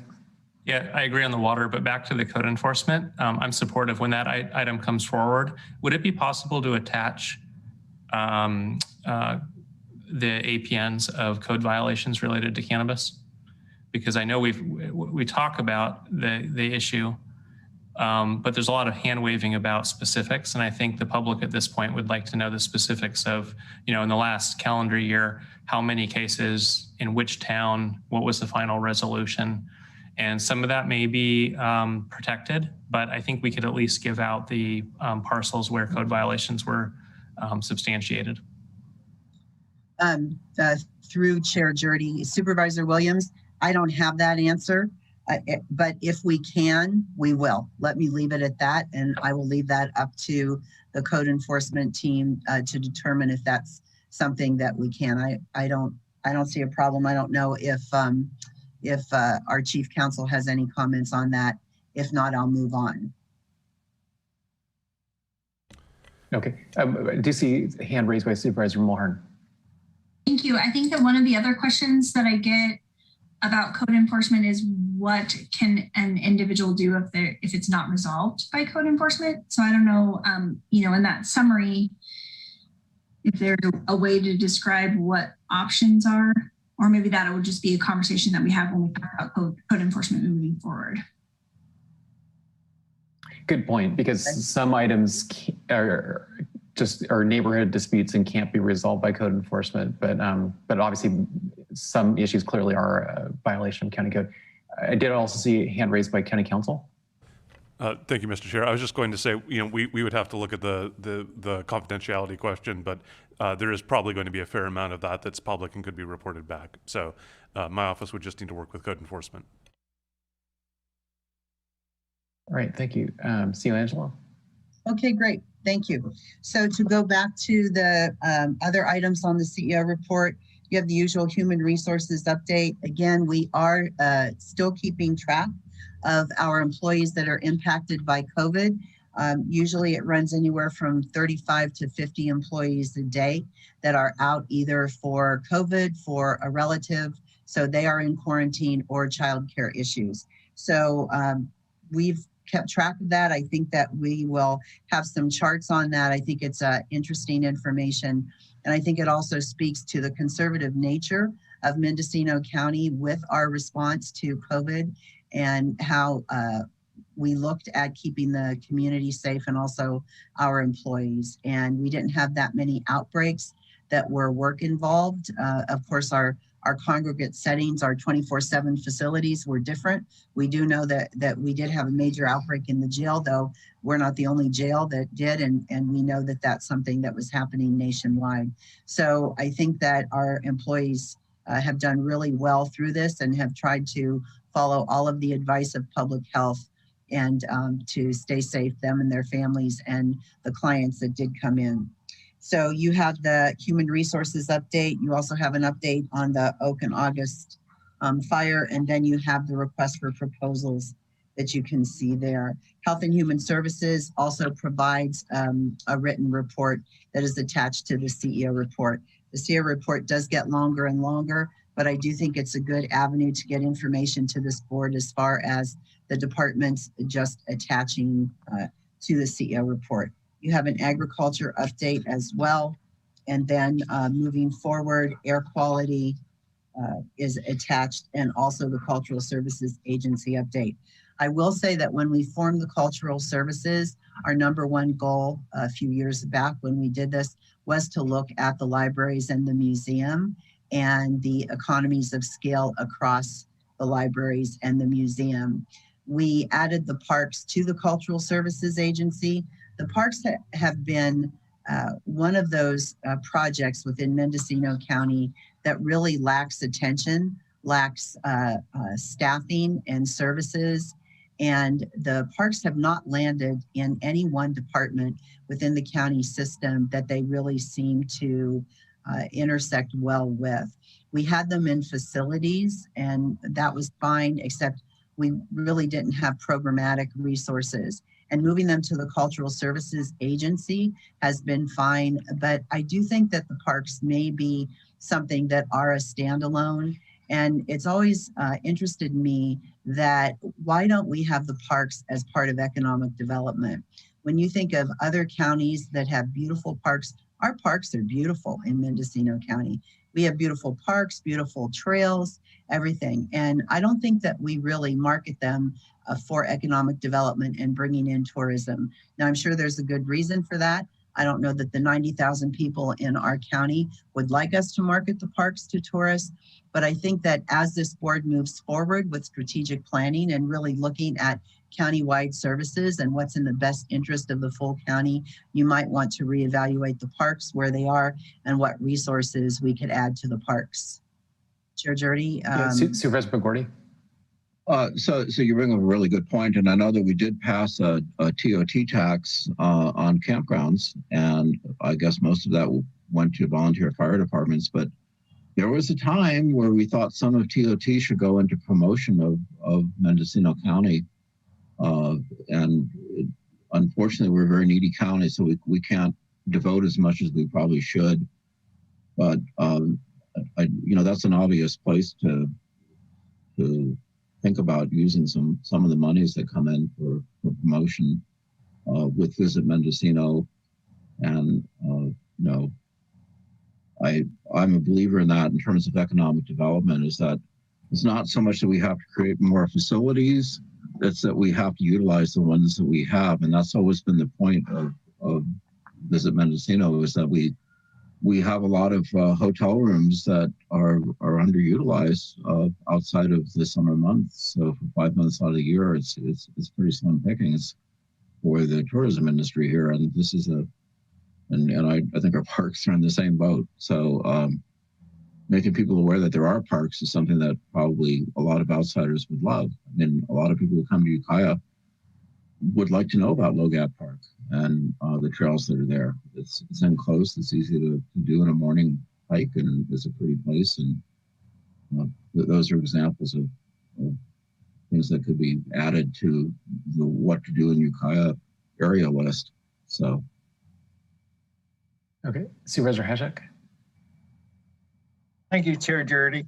To Supervisor McGordy's comments, about a year ago, we did an analysis of the parks, and we spent $80,000 on it, and it really came back with a lot of really great information about what needed to be done for the infrastructure, what were the possibilities of each park, how they could be developed more, and in a way how they could be marketed too, and for the community and for outside of the community. So I think that I don't know where that study is at this point, but it would be good if you could look at that, and maybe there's some ideas for one-time only money expenditures for improving the parks. Chair Jurdy, if I may comment, I appreciate both Supervisor McGordy and Supervisor Haschak's comments, and to Supervisor Haschak's comments. We just kicked off phase 2 of the parks needs assessment. As you recall, I believe that's what you're speaking about, the needs assessment. We did phase 1, and now we just kicked off phase 2. So we will be coming to the board. The Cultural Services Agency will be bringing this to the board, the phase 2, to talk more about the improvements that are needed in the parks. And as I recall, and your memories may be better than mine on this, but as I recall, we needed to do the parks assessment because it's difficult to apply for grant dollars if we don't have an assessment of our parks, and we don't even know what exactly it is that we need. So the goal of the assessment was just that. So one, we would know, and then also we'd be able to apply for additional grant dollars. So hopefully we will be able to bring the parks assessment in this item to this board either in May or June. So you'll have a greater understanding of where we are with our parks. So thank you. I will go ahead unless there are any other comments on that item. I just want to give a quick comment on Supervisor McGordy mentioned the TOT and the county's commitment to supporting tourism. And I just want to make sure that everybody is clear that although the TOT collected from campgrounds or an equivalent of that is allocated to the fire departments per the voter initiative, the non-binding advisory that we all supported, we are still contributing the proportionate amount of those funds indirectly from other sources to promotion. So there's a promotion fee that all the lodging, including the campgrounds, are collecting. I believe it's 1% assessment that goes to promotion, and then the county provides 50 cents on the dollar to that $1 or 1% collected at the campground. So we actually are contributing pretty significantly to promotion, even from the money from the campgrounds.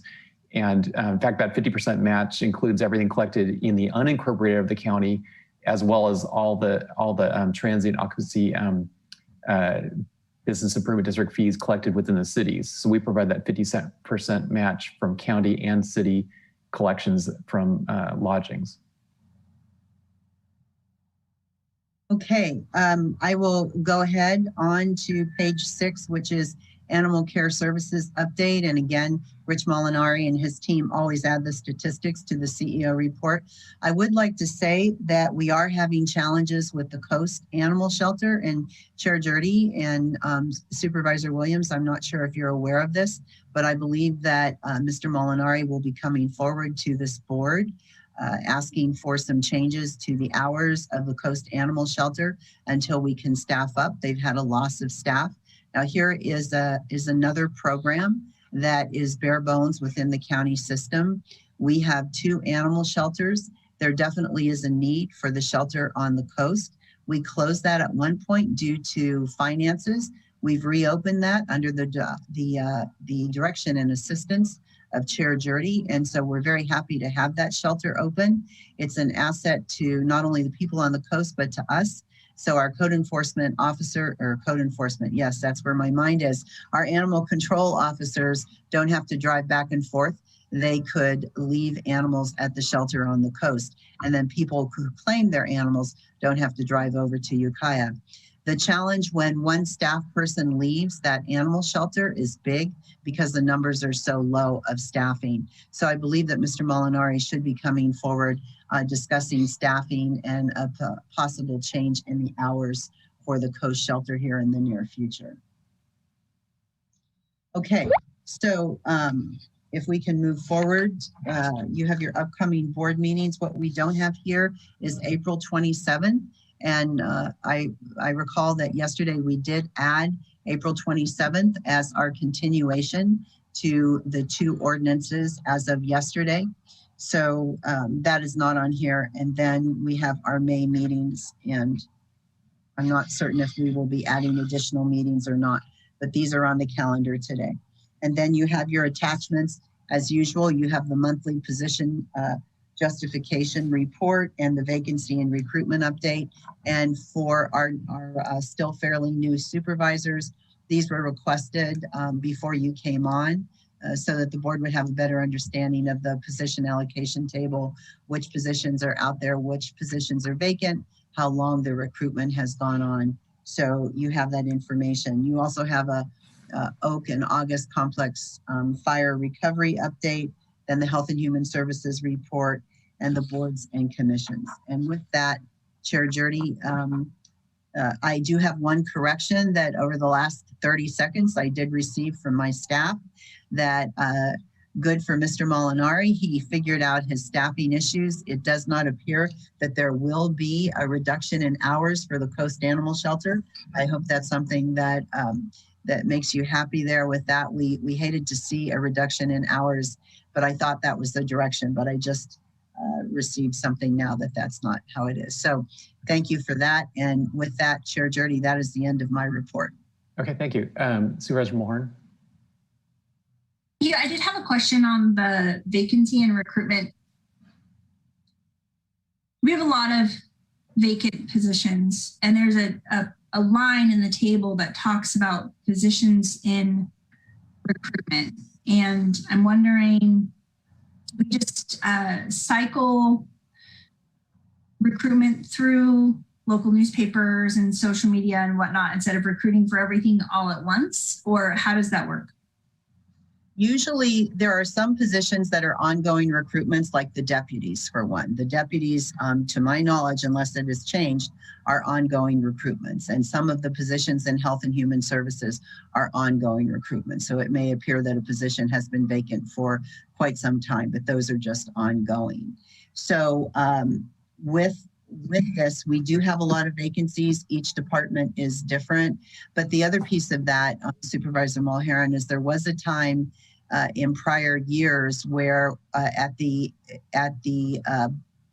June budget hearings, the board would review the position allocation table, and the direction to staff was that if positions were vacant for a certain period of time, the board would then delete those positions. We have moved away from that.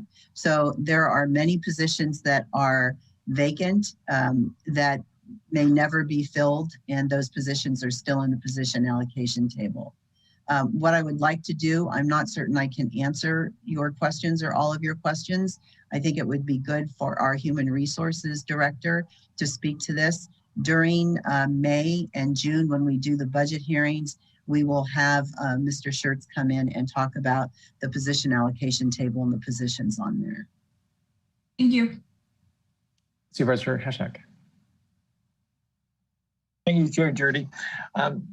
You know, looking at the schedule for our future meetings, that, you know, there is concern about not being in the chambers and, you know, coming back. People feel like they haven't been heard in this virtual format, and that maybe we aren't even paying attention when they're making public comments, stuff like that.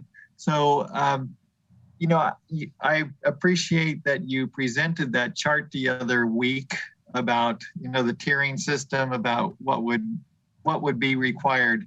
I guess people just want to know what is your forecast for us getting back into chambers? Thank you for that question. And through the chair, we do have the reopening plan by tiers, as you all know. We also know that Governor Newsom has plans of reopening the state on June 15th. So we will be looking at reopening the board chamber after June 15th. I will say that we will not be able to reopen to have the presence of the public as we did before the pandemic. In working with my colleagues up and down the state, there are a lot of challenges to reopening board chambers after the pandemic. We still have the social distancing. Obviously, we have the masking. So we won't fit 150 people in the board chamber. That will not happen. And I'm not certain when that will happen again, Supervisor Haschak. We would think next year. But when we do open the chamber, it will be limited. There will be a number of people that will be limited. We will be looking at conference room A as well and utilizing that, but conference room A isn't that big.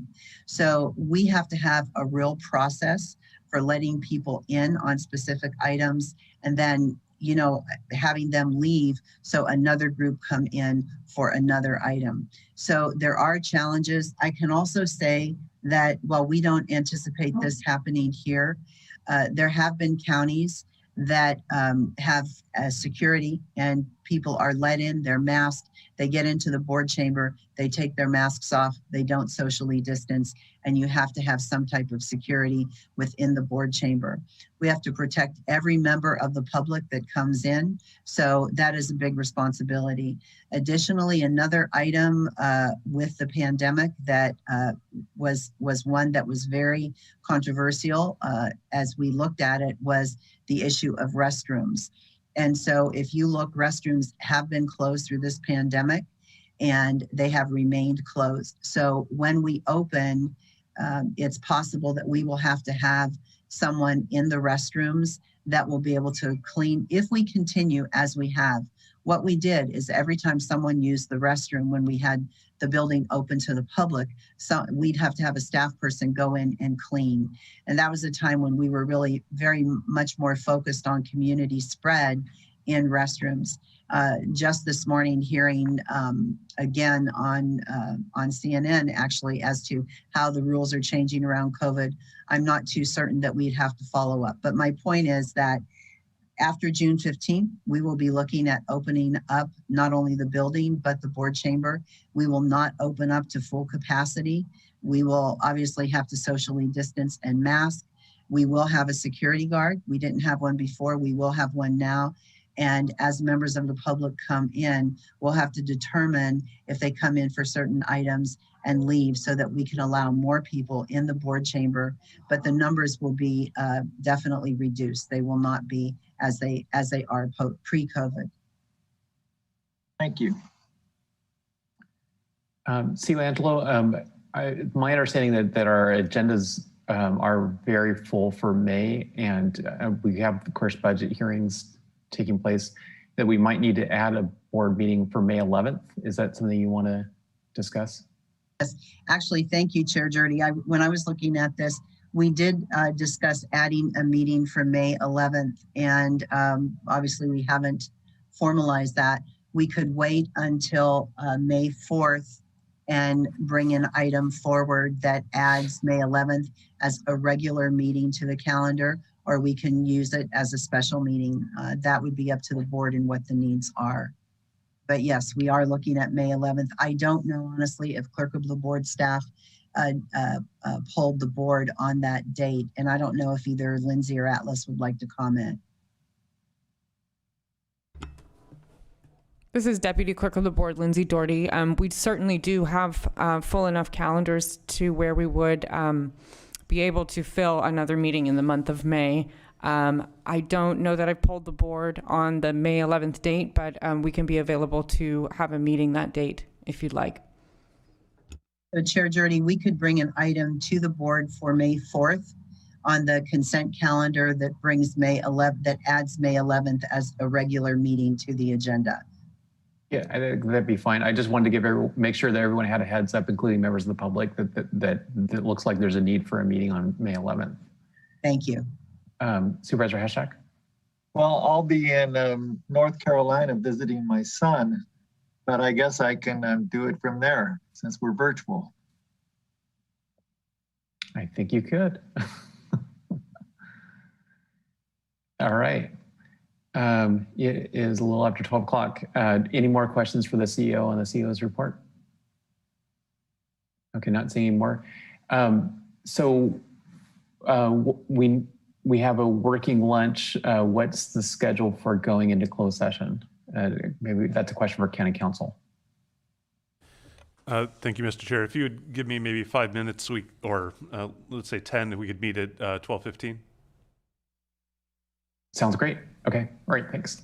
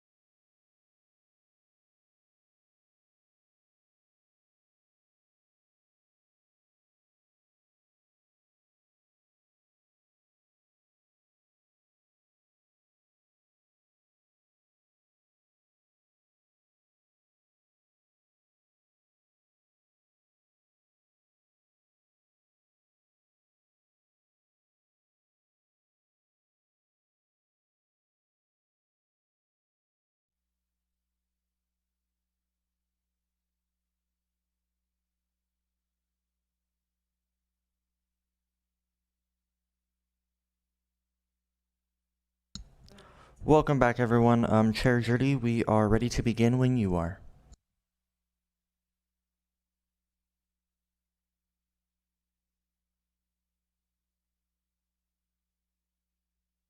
Okay, thanks. At 1:30, we will reconvene. And I think the next thing on our agenda should be, well, first let's have a closed session report. At a closed session on item 9A, direction was given to staff.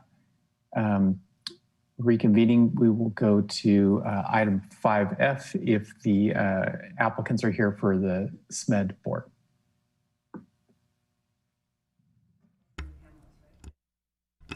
This is Deputy Clerk Lindsay Doherty. Yes, hi. Today we have 2 applicants to the Sonoma-Mendocino Economic Development District. At the time when this first came about, there was only 1 director seat available. Now there are 2. However, and there are 2 applicants. However, given the board prerogative in the past to conduct interviews wherever possible regarding board appointments, we felt it appropriate for the board to conduct some interviews. Today we have 2 applicants to the Sonoma-Mendocino Economic Development District. At the time when this first came about, there was only 1 director. Okay, if the applicants could turn their audio off. However, and there are 2 applicants. However, given... Okay, thanks. We had a feedback loop. Okay, great.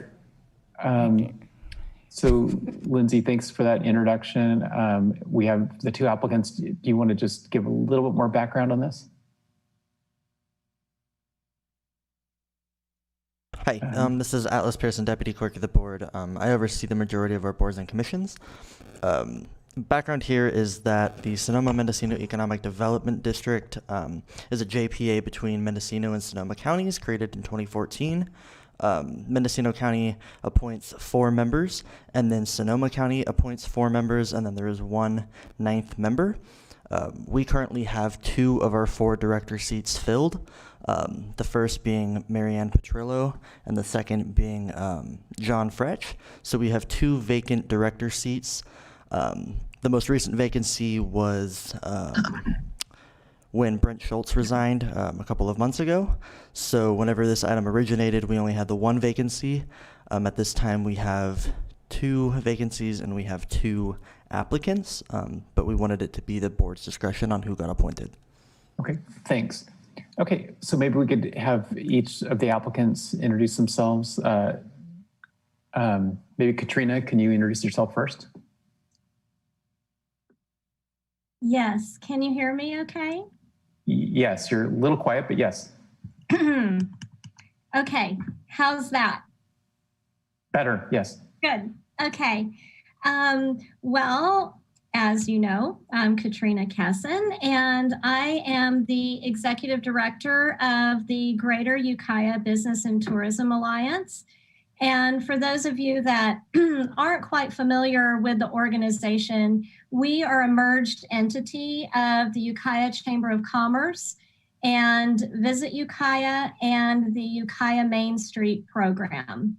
And I am here representing that organization. Okay, thanks. Paul, can you introduce yourself? Paul Garza. I am currently chair of the board of directors of West Business Center, and of course, Business Development Center, and of course have been very active in a Move 2030 over the last 2.5 years. In addition to that, I've done some work in the past with Supervisors Jurdy and Supervisor Williams on trying to create agro-industrial parks for the cannabis industry in this county, which I still think would be very powerful in building collaboratives and improving the state of affairs at of that particular industry. I know that you folks have been struggling mightily with them lately. In addition to that, I've recently done some work for the city of Fort Bragg on a volunteer basis. I did some training for the council. I've got 40 years of professional experience in economic development. Includes work in local government, with community colleges, with business organizations, and also in the private sector. I've been involved in small business development, heavily in workforce development, access to capital, everything from micro-lending and non-traditional finance all the way to venture capital. I've been involved in business incubators. I've done a lot of economic analysis in the past. This about the only area of economic development I haven't done is actually doing land planning. I've done pretty much everything else.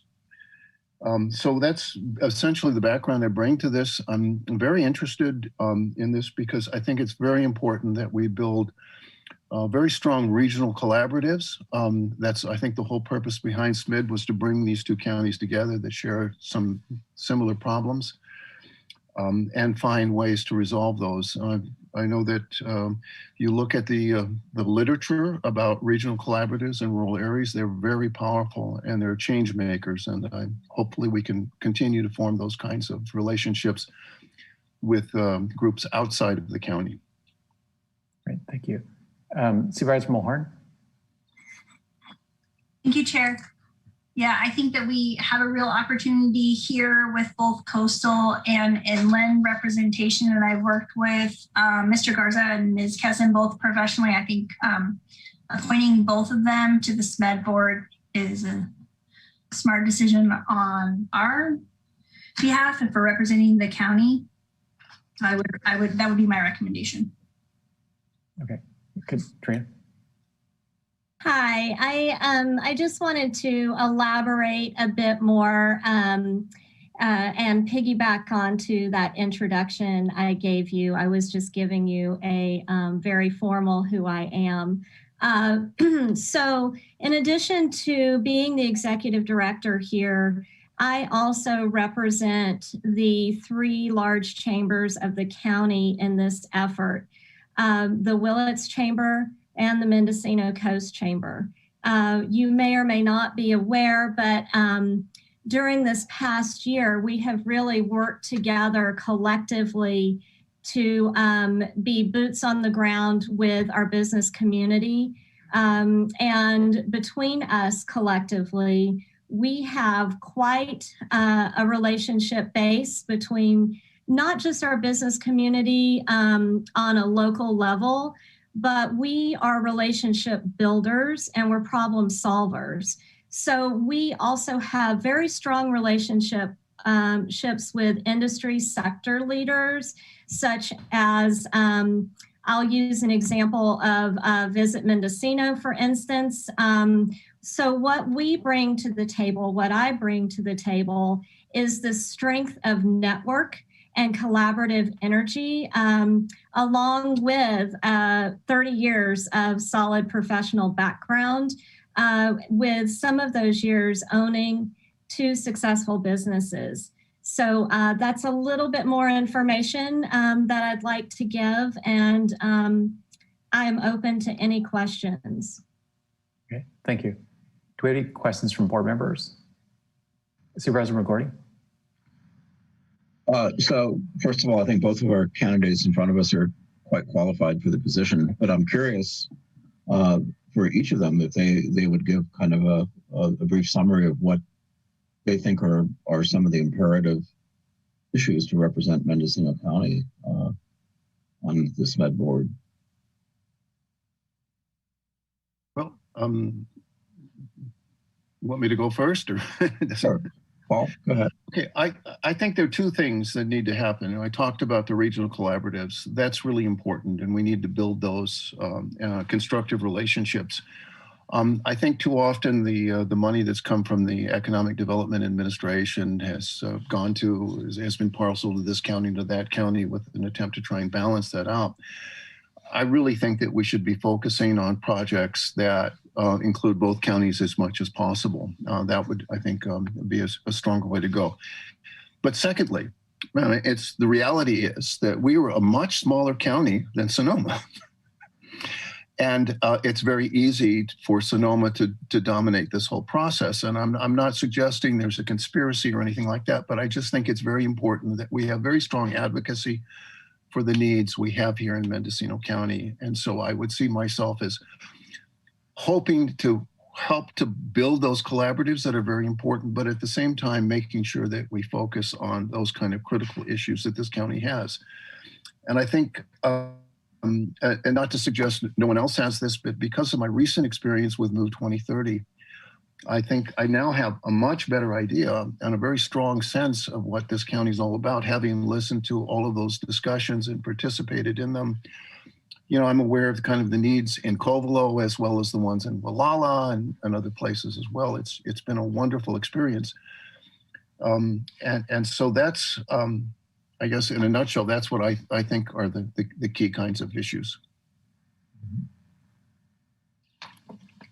So I would like to also pipe in about the Move 2030 project. We, meaning the chambers, did have some representation in those meetings through Ron Moorhead, who was the executive director of the Willits Chamber, who is now since passed. So I have been definitely kept in the loop about the conversations that have been happening. So I think that that has been a very good study. But part of what I think that needs to happen in addition to these collaborations, and really part of my passion is that I believe that there's strength in true collaboration and cooperative projects. By doing that, we're sharing resources and we're sharing the wealth of information and talent that we have in this county. The other thing that I think is super important is diversity. We need diversity, not just of thought, but we need representation of those thoughts and dreams and ideals. So what that actually means in real life terms to me is having a sort of an economic ecosystem, understanding that every single business has started out from scratch and has gone through essentially the same types of processes, meaning starting up capital, understanding how to build out the business and get where your vision wants to take you. So I feel that in order for us to move forward as a county, we also could do a better job of understanding what our current resources are, what our strengths are, and making sure that we are a strong advocate for those. Because while I can understand Paul's viewpoint that we may be smaller, we do have such potential here within our county, and with good leadership, which I feel is happening, and vision, then I think that we have a unique opportunity right now coming out of this pandemic where all bets are off. We truly can maximize some of the dreams and visions that our businesses have. That also means that we have to create the goods and services to attract the right industries here, to attract the right people here, or maintain the people here, keep the people here that can fulfill those jobs. So I feel that that's definitely part of the vision. I also would like to see that vision upholding the need for infrastructure and the supports that are necessary for us to attract this vision and these businesses that we would love to see coming into the county. So I think that being on this board is a perfect time and a perfect opportunity for us to start building out from this pandemic era. Okay. Supervisor Williams? So when I hear about economic development, I always think about industry leading it. And, it's being involved in a lot of conversations in Mendocino County. It surprised me how there's always a slant towards what government is going to do for business. I guess I'm curious, what is your stance for both of you? What is your stance on the appropriate role government versus industry in leading these efforts? Okay, well, I'll start then. Well, as you know, Supervisor Williams, because I've said this on many occasions, I think that economic development has to be led by communities, and it has to be what people now call asset-based. You take what you have in your communities, you build from there. And I think it requires a great deal of leadership from business as well. I think the role of government in economic development is obviously does planning and all of those kinds of things for land use and a number of very important things, but I think its primary role is facilitate. I don't think it's the prime actor. It's always involved because anytime you've got an issue around economic development, there's a government link to it. It's a policy issue, clearly. But finally, the community needs to lead this, and business and industry have to be, I think, at the forefront of it. That's when it becomes successful. I like to think about it as a great dance where the two partners each have a role to play, and together they create a powerful end product. I think very similarly that government has its place in creating policies and supplementing, again, those dreams and visions that our entrepreneurs have. So I think that good policy is a great place to begin, where government is strong and makes the area good and friendly towards business. On the other side, I feel that private business and those people, those business owners that show up at 8 o'clock in the morning to open their retail store, and they are dedicated to staying open, even if it means they're the only employee. That type of guts, that type of passion is the very thing that gives life to government policy. So I see them each having a role, one certainly not necessarily more important than the other, both very essential towards success. Supervisor Hashak. Thank you, Chair Jurdy. I think we're very lucky to have both of these applicants, and both with extremely highly qualified and with all this experience.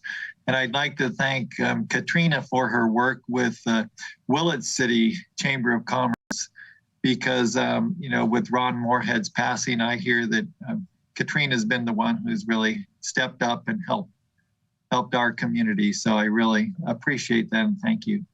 I guess my question is not so much about what your experiences are. I have total faith in both of you, but with Brent Schultz, who is the head of planning and building on that commission, do we need a person representing the county on that at this point?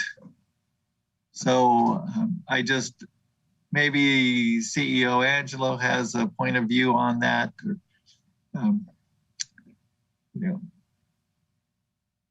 I think, my apologies, it took a few seconds to get there.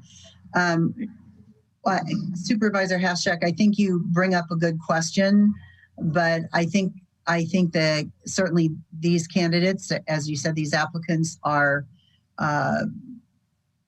we would be fortunate to get them along with who we have. I think we're fine. Okay. With the people that we have. Thank you. So just following on John's point of view, what's our feedback loop with you? How do we know? How do we stay in touch and know what's happening?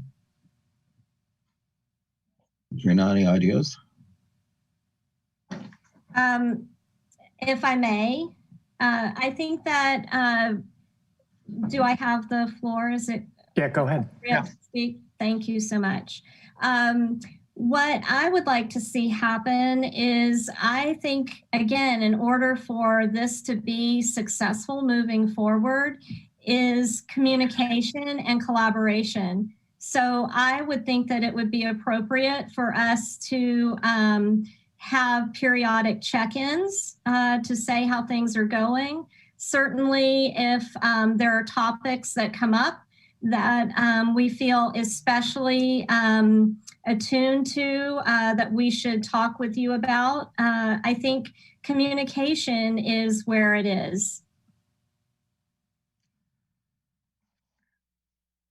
I certainly agree with that. And one of the things that we need to make sure of is that the work of the SMED is well understood in Mendocino County. And if it means coming to the Board of Supervisors on a regular basis, I'm certainly willing to do that to be of any help I can.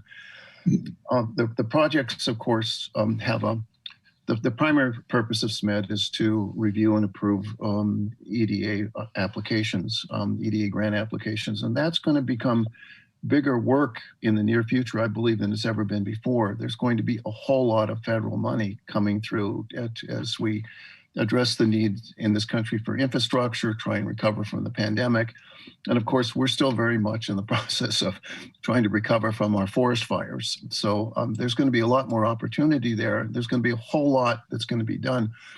So I think it's going to be really critical to make sure that the county county government, the nonprofits, business and industry in this area, all have a good understanding of where these go, and make sure that we're working on those projects that are going to have the greatest benefit to the county overall. So I think there's going to be a whole lot of a much greater need for communication in the near future, and so Katrina's absolutely right about that. Okay, thanks, Katrina. If you will just indulge me for a moment, I did write something down that was part of my inspiration towards wanting to join on to this project, and I think it's appropriate to read right now. So within the SMED primary mission statement, it calls for a collaboration with input from local partners and community members. Additionally, when defining the comprehensive economic development strategy, it is stated that this should not be viewed solely as a mechanism for qualifying for federal funds.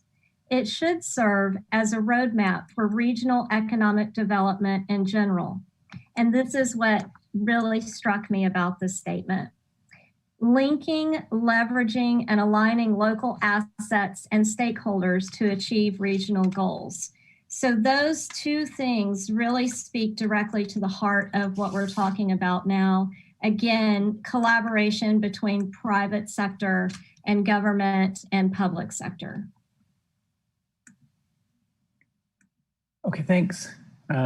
If we don't have any more board questions or comments at this time, maybe we could go to see if we have any public comments at this time. We do not. Okay. All right. Well, we do have two openings. Would someone like to make a motion?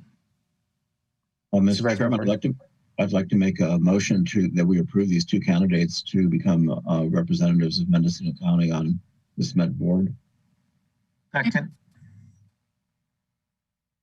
Okay, thanks. We have a motion. Atlas, can you conduct the roll? Yes, I can. Supervisor McGorty? Yes. Supervisor Mulhern? Yes. Supervisor Williams? Yes. Chair Jurdy? Yes. And Supervisor Hashak? Yes. The motion carries unanimously. Congratulations. Thank you very much for this opportunity. I'm excited. Let's get to work. Yes. All right, well, thank you. Okay, the next thing on our agenda is item 5G, discussion and possible action related to the Crisis Residential Treatment Facility Operations Request for Proposals, including a review of draft agreement with Redwood Community Services. And sponsor of this is Behavioral Health and Recovery Services. And see you, Angelo. Do you want to introduce this item? Well, Thank you. We do have Dr. Janine Miller here. So if okay, I would rather just refer this to Dr. Miller since it's coming from behavioral health. Thank you, Chair Jurdy. All right, thank you. Good afternoon. In front of you, you have a draft agreement regarding our crisis residential treatment facility. Behavioral Health and Recovery Services released a request for proposals for a crisis residential treatment facility operator on August 11th, 2020. This RFP resulted in the submission of one qualified proposal. We did have a pre-bidders conference and did have a couple other interested parties, but we really only received one qualified proposal. The crisis residential treatment facility operations will be funded through Medi-Cal Realignment and Mental Health Services Act. The reduction in psychiatric hospitalizations as a result of the crisis residential treatment facility will allow us to redirect funding that's currently being spent for psychiatric health hospitalizations, will allow that money to be redirected to help fund the operations of the crisis residential treatment. So in front of you, you have the draft agreement with Redwood Community Services to provide crisis residential treatment facility operations and crisis residential services on a transitional basis to Mendocino County adults aged 18 years and older who are experiencing a mental health crisis. The goal of the program is to reduce the utilization of psychiatric inpatient facilities. The max length of stay is 30 days. It can be extended up to 90, but we have to justify that with the state Medi-Cal to reimburse it. So really it's a 30-day stay with the ability to negotiate longer days, but we're really looking at most people stay in 30 days at the max with an average of 14 days stay. We will be working with Redwood Community Services to make sure that this facility will work on transitioning clients from higher level and more expensive levels of mental health to more independent, lower levels of care, and working with making sure as people come out of the CRT that they're moved into alternative housing options. The proposal for the draft agreement is that it would cost about $934,565 per year. We're looking at doing a 2-year contract. The funding stream, and I'll just note that again, really is Medi-Cal Realignment, MHSA, Mental Health Services Act. We're really pushing that the facility work to get commercial insurance to be accepted at their facility so that they will pay for our commercial insurance residents to be able to use the crisis residential treatment facility. So we'll be working with them on that. We are also been working with a partnership with Lake County Behavioral Health on looking at some approaches to some of the different facilities that they're looking at building. We're looking at building in Mendocino County. They are very interested in being able to use our crisis residential facility, which would offset some of that cost. They are also very interested in a psychiatric health facility if and when we build one in Mendocino County, coming to the table to also be part of that project. And then we continue to talk with them about some of the options they may build within Lake County that Mendocino County could benefit from. A quick update, the crisis residential treatment building is still on track for opening in November of 2021. We have continued to work with the contractors. Everything is on track, and we continue to get regular updates from them. I just wanted to add that in, but we're really here to talk about this draft agreement. I wanted to bring it forward. There's been a lot of questions on who we're working with to be the operator. We want to make sure the operator comes to the table as we move forward. We need them to get licensed and certified to bill Medi-Cal as quickly as possible. So we are operational by November 2021. We will be doing a real contract with them, a non-draft contract with them, starting probably July or August 1st, but really wanted to get this in front of the board so we can move forward with who we're looking at contracting with and answer any questions you may have. So I'm available for any questions, should you have any. Okay, Supervisor Mulhern. Thank you, Janine. I recognize that there is a data requirement in the contract for updates quarterly. What would be the mechanism for the board receiving those reports? Currently, I believe that RCS emails a copy of interested parties of who they're working with for some contracts, but is there a way to make sure that the board is receiving regular reports on how it's going? And in particular, I'm concerned about the length of stay and the success rate of people being able to move out of the facility. So yeah, we could definitely work on how you guys would like to receive those. We could do something where we're submitting something on consent. We also will be posting those on our webpage as we do with the data dashboard. So that information will be available to the public as we collect that data. It will go to Measure B and will be posted on the website for review from everybody. Supervisor Williams? Janine, can you talk about the other proposals? Were they in fact non-responsive? We actually didn't get any other proposals. We did have people who attended the bidders conference, had a lot of questions, had shown interest, but the only entity that submitted an actual proposal was Redwood. And what was the window and the advertising for proposals? I'd have to pull back up the window. It's at least 45 days. It could have been longer. We usually do a 45-day from the time we post to the time the request is due. We sent out to direct agencies, all the agencies that do run crisis residential treatments within the state of California received our proposal. And so we had about 4 or 5 that were interested, that showed interest and asked questions, but we only received the 1 proposal. Supervisor Hatchak. Thank you, Chair Jurdy. So, Dr. Miller, was there any follow-up with those other entities that had shown interest about why they didn't follow through? I didn't follow up with all of them. I did follow up with 1 or 2 of them. 2 of them, there was concern from those entities about being able to staff a facility in Mendocino County. Supervisor McGordy.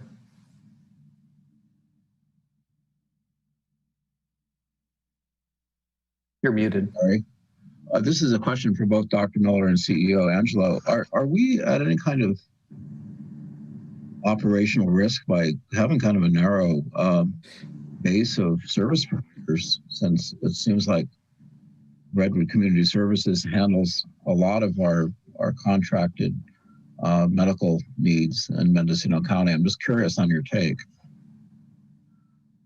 Dr. Miller, would you like me to go first, or would you like to speak first? Sure, Karma, you can go first.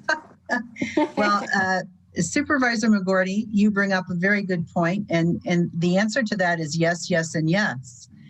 I think for the last few years, well, first of all, I would like to say that Redwood Children's Services has been really the contractor, and I believe that's what you're referring to, and for probably the last couple decades. And we know that they started through social services, and over the course of certainly the last couple decades, they have assumed more and more services within Mendocino County. I think a key statement that Dr. Miller made in one of her first questions that she answered was that there were providers that were interested, but then in the end, they did not submit a proposal.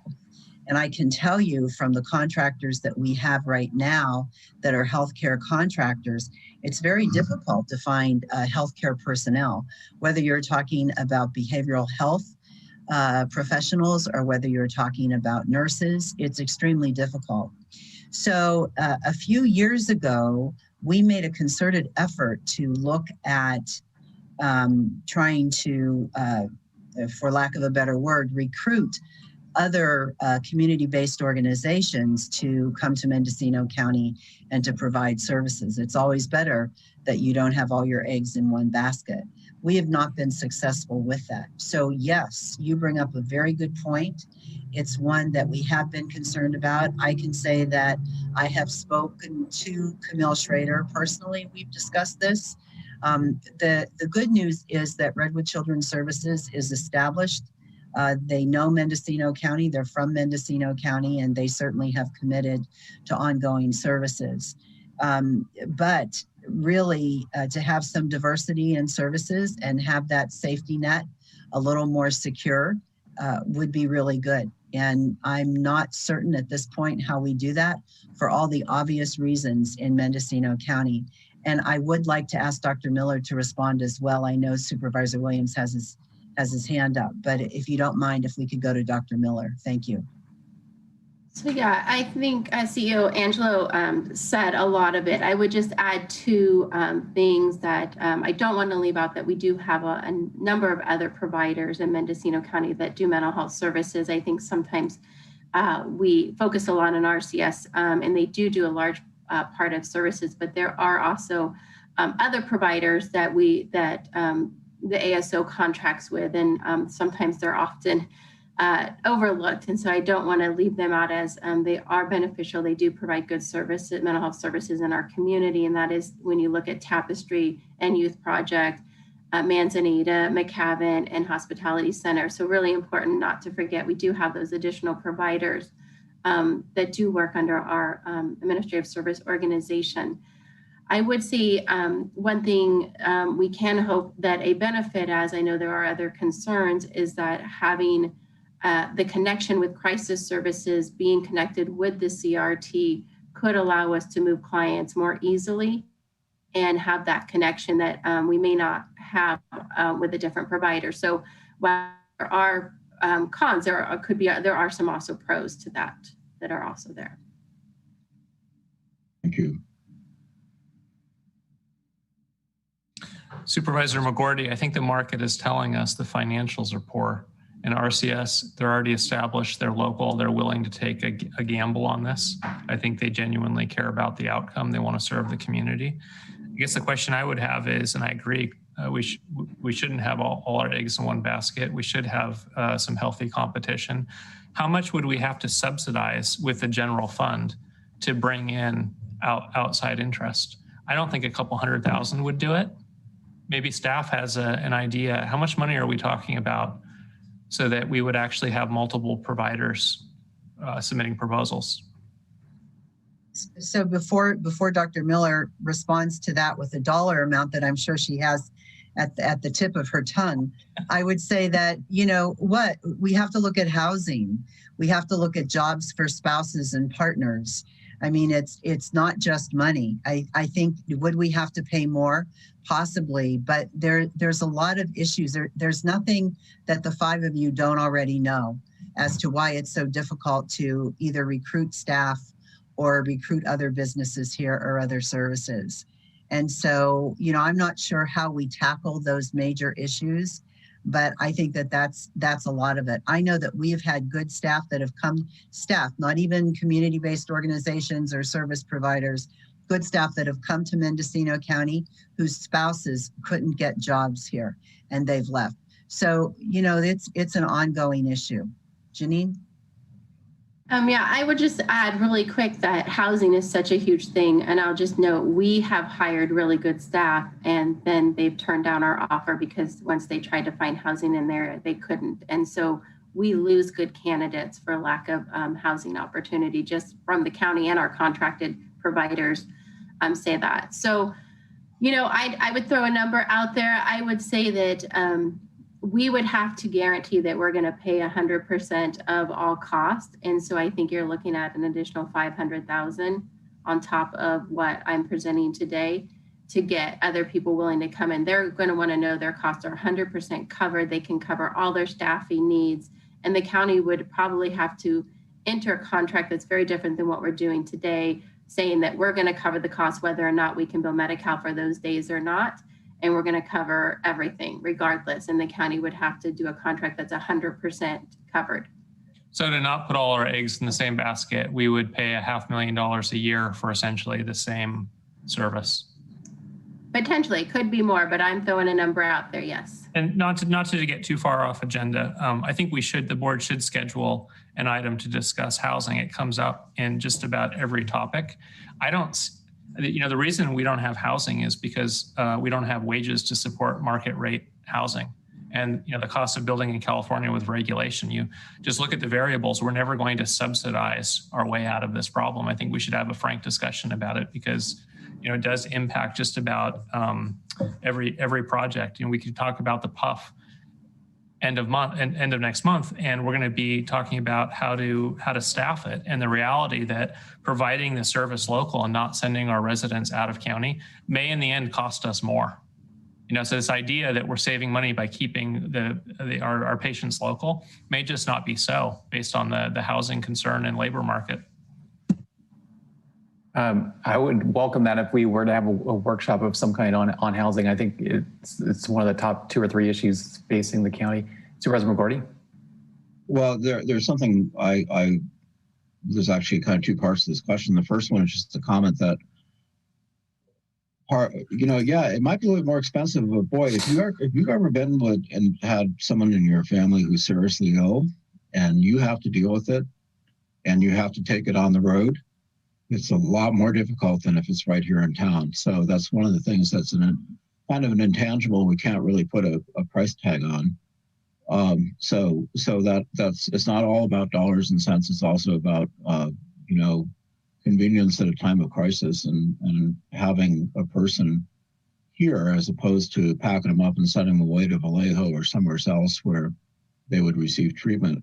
But this question's for Dr. Miller. So how was a person admitted into this facility? So the person would be admitted a couple different ways. They could be admitted by crisis. They could be admitted from the emergency room. They could be admitted by law enforcement or one of the contracted providers. So anyone could contact Redwood, say, I have an individual that needs CRT services, and do you have a bed available? And then the assessment would happen and they would be admitted. So would they be under a 5150? Or is that?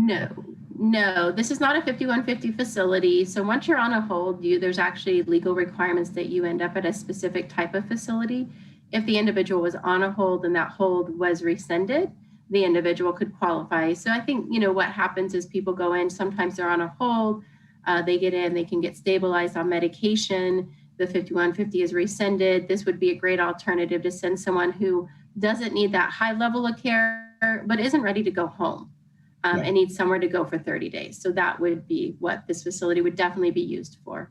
Yeah, I think that's fantastic because right now there's not a lot of places to go with someone in that condition, and someone who needs to stabilize their medication and just needs someone to accompany them because they can't look after themselves.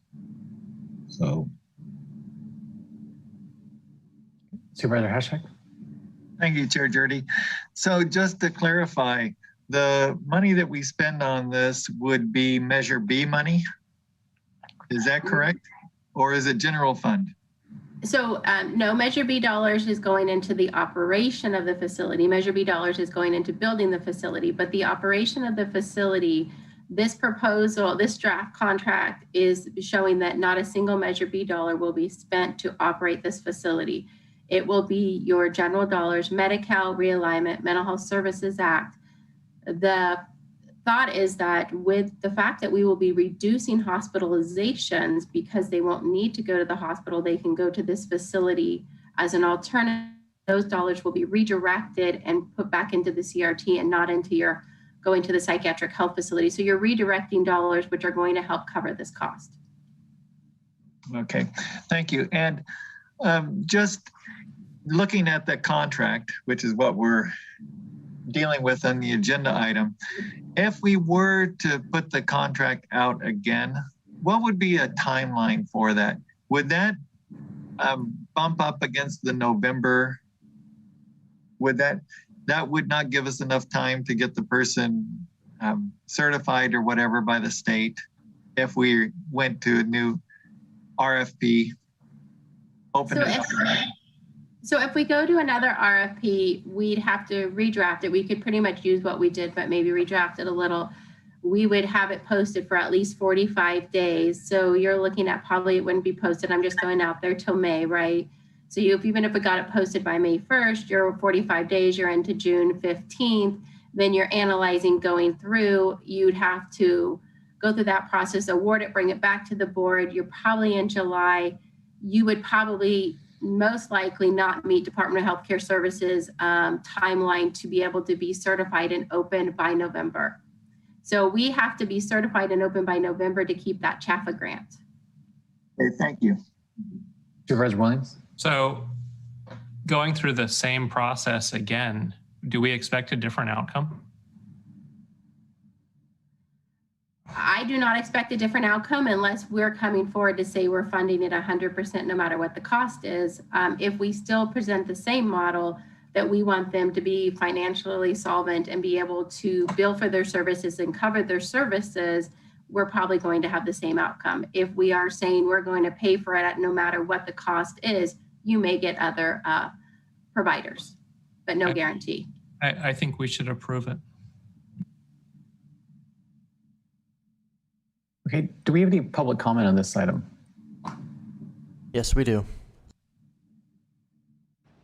First on the line will be Sarah Walsh, followed by Sarah Livingston.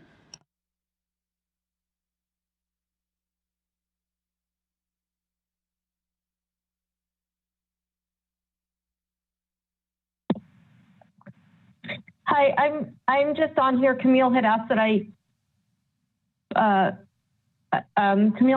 just be on here if you guys had any questions regarding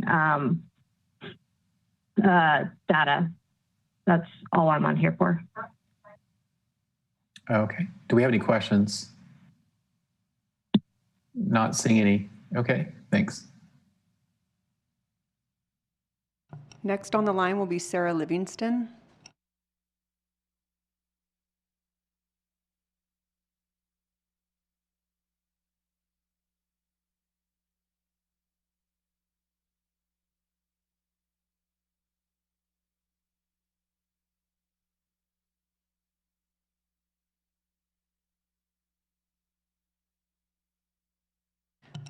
We will go to Jeanette Stickle.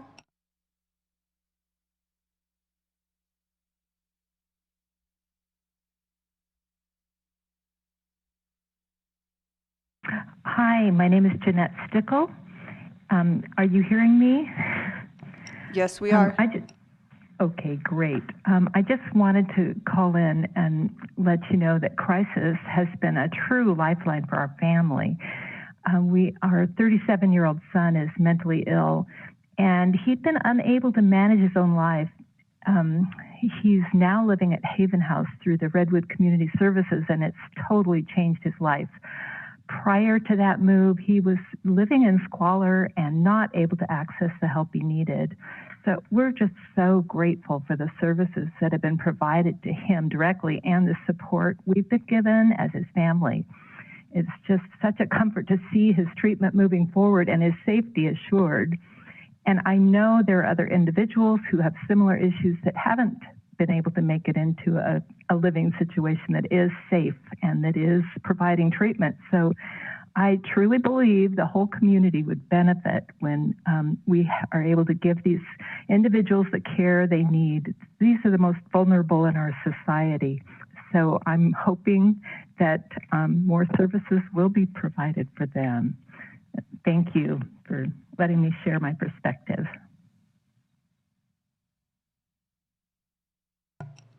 Next will be Grace Peeler, and then we will go back to Sarah Livingston.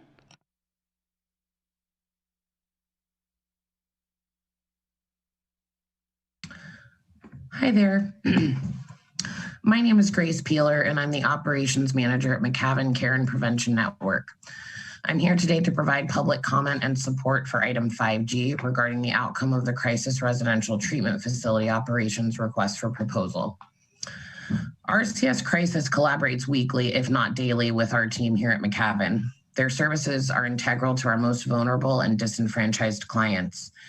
Our outreach and behavioral health team often meet Crisis in the field with boots on the ground as we work to provide proper care for those most at risk.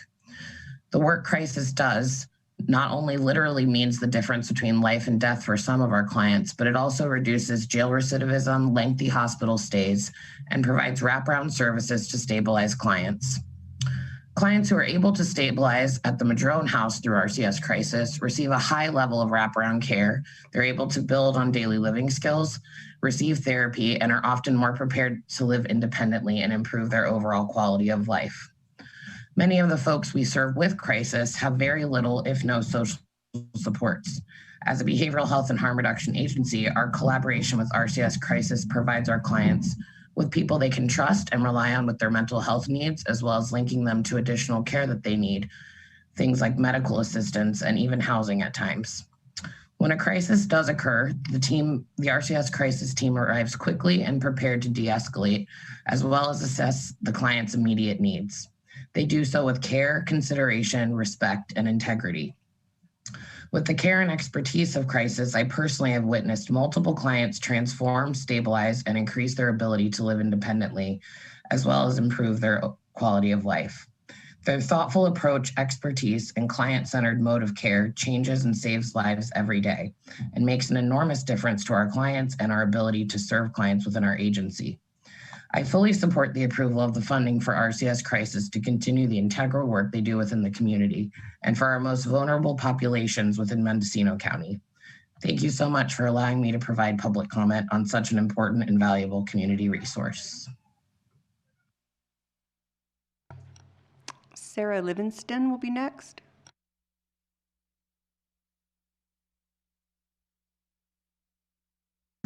Good afternoon, Mr. Chairman and members of the board.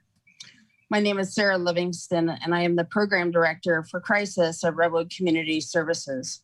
Throughout the last 7.5 years, we have developed relationships with the community partners and the community abroad and improved service to support our community.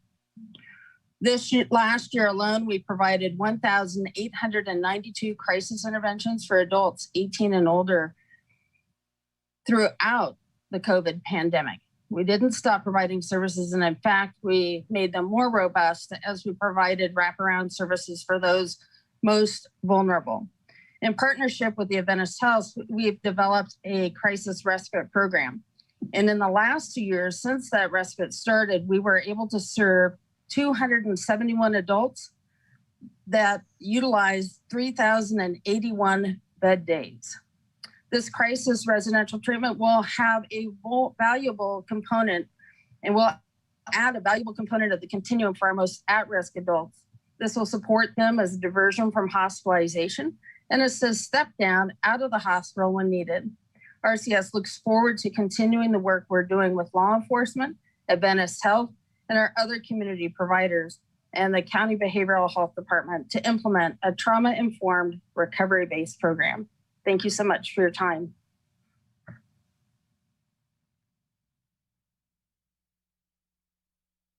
That concludes public comment for this item. Okay, Supervisor Mulhern. Thank you, Chair. I would like to approve the recommended action, and I wanted to just make a comment. There has been some discussion about RCS today and basically, them being the top provider in our community. And I know that this is an ongoing community conversation and an important one. The other thing is they are also the agency that's stepping up on a regular basis to take care of the members of our community. They are people that live and work here. And I have not had any challenges getting any information I've requested or getting a meeting to have a conversation when I was on the city council. And, I think in as much as it's important to make sure that we're getting the quality of services that our community wants to see, it's also really important that we are supporting the service providers that are providing services in our community. Second, with a comment that in my time on the board, I have yet to receive credible data. I've tried several times. I can't get data about outcomes. And I guess I've capitulated it. We can't stand still and do nothing waiting for data. And I don't see any competition. And so, and I see RCS trying. To their credit, I think they're doing the best with the resources they have. And so I support it, but I don't want to say we have the data, we've reviewed it. I haven't seen it to date. And what I mean by data is the starting point. Where are people at before we provide services? Where are they at afterwards? What are the outcomes? Are we really making a difference? Or are we just cycling people through? And some people will cycle through. There are services that'll be ongoing, and that's the nature of this. But how do we compare to other communities? How does our service provider compare to others? I don't have a good sense.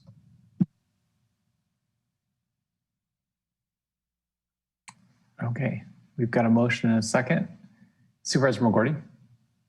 I just want to say that that's, of course, a very difficult thing to ascertain as a level of quality control in mental health care, because people get better, then they get ill, and then they get better, then they get ill. It's almost like, it's just something you sort of expect. And I'm speaking from experience, and what is critical is to have help.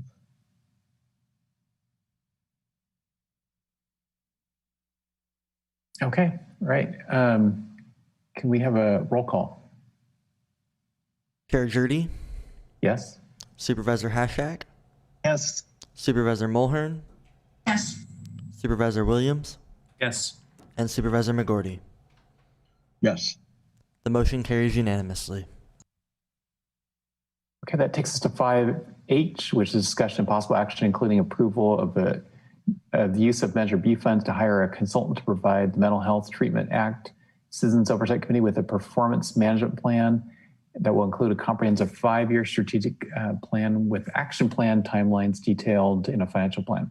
Sponsor is Health and Human Services. Good afternoon, Dr. Janine Miller, Behavioral Health Director. So in front of you is a recommendation by the Measure B Committee. The Measure B Committee voted to create an ad hoc committee that would be looking and discussing a possible restructure of the Measure B Committee.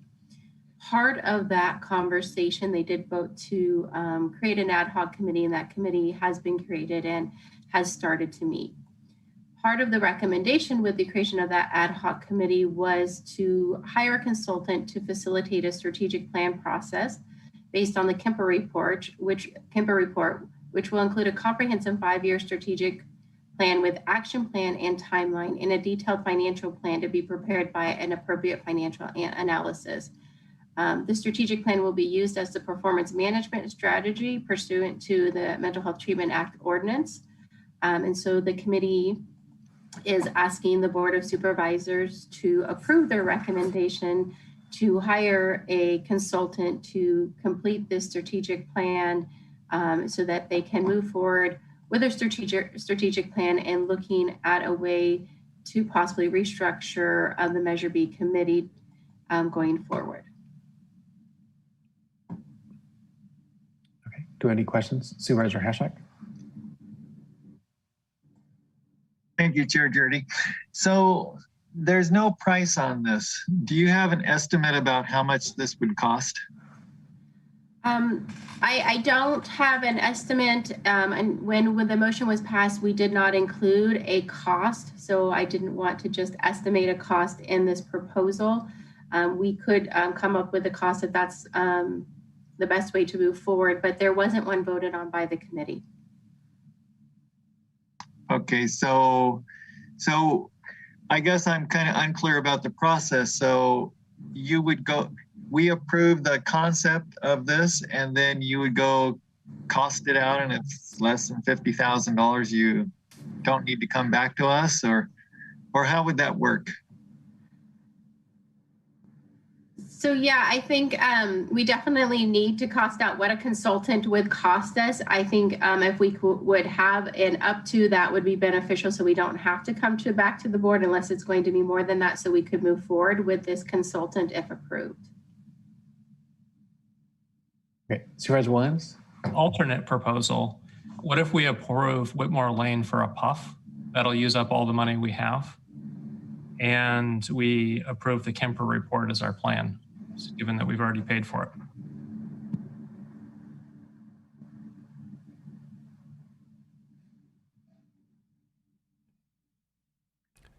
Supervisor Hashak?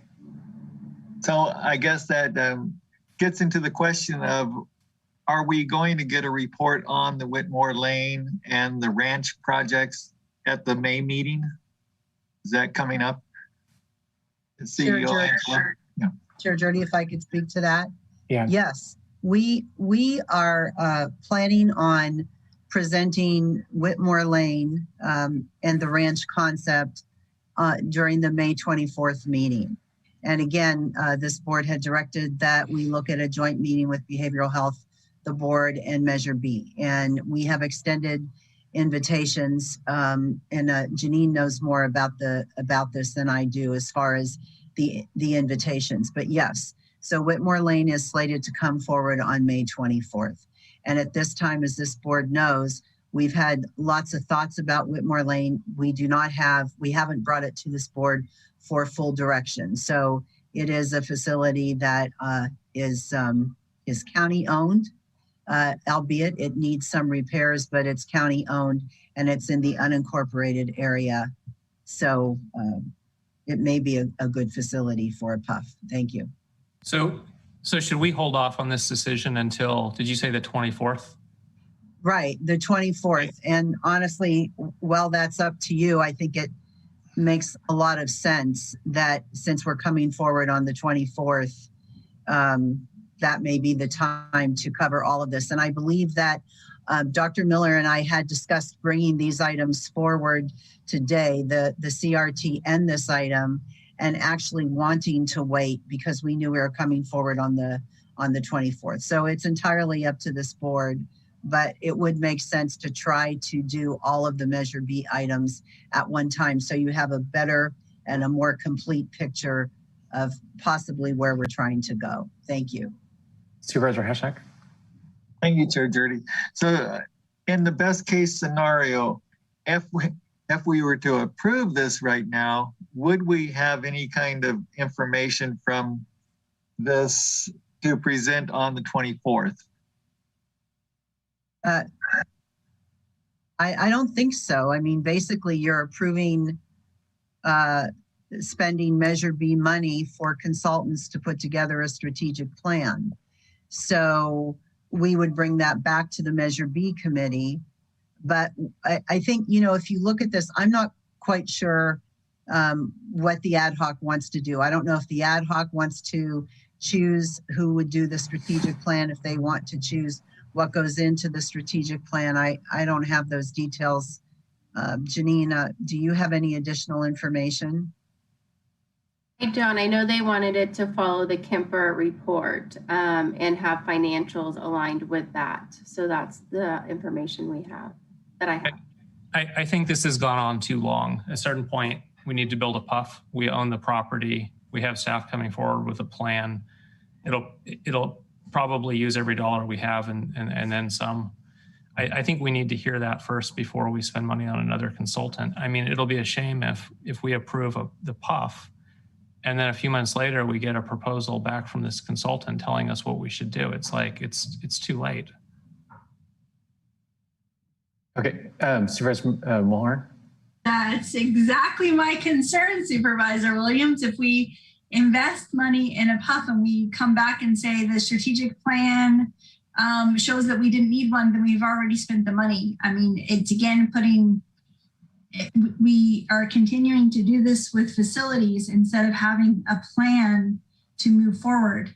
I listen into the Measure B meetings, and it's my understanding that what they wanted to do with this committee or with the strategic plan would be fairly simple, and that they just want to make sure that Measure B and the supervisors have a clear understanding of how the funds should be used. We keep using Measure B funds and jumping forward without a real strategic plan in place. So it's surprising, you know, to hear that I understand wanting to pursue or understand the concepts of the PUF and the ranch project, but without a clear strategic plan, we may be spending money that we either don't have or may be unnecessary if there are alternatives. And so it makes sense to me that we would move forward more quickly with the strategic planning process. And by listening into the meetings, what I heard was that it wouldn't be a very lengthy process. They really do want to use the Kemper report and adapt that to see what we've done already and what we need to do moving forward. Yeah. All right, Supervisor McGordy. Well, this still brings this probably isn't going to really help the conversation in a way, but are we actually going to need a PUF? Are we going to be able to support a PUF with the level of patients we have in the county? I think having a new facility for that is more of an intermediate care might be adequate. So we have the Kemper report.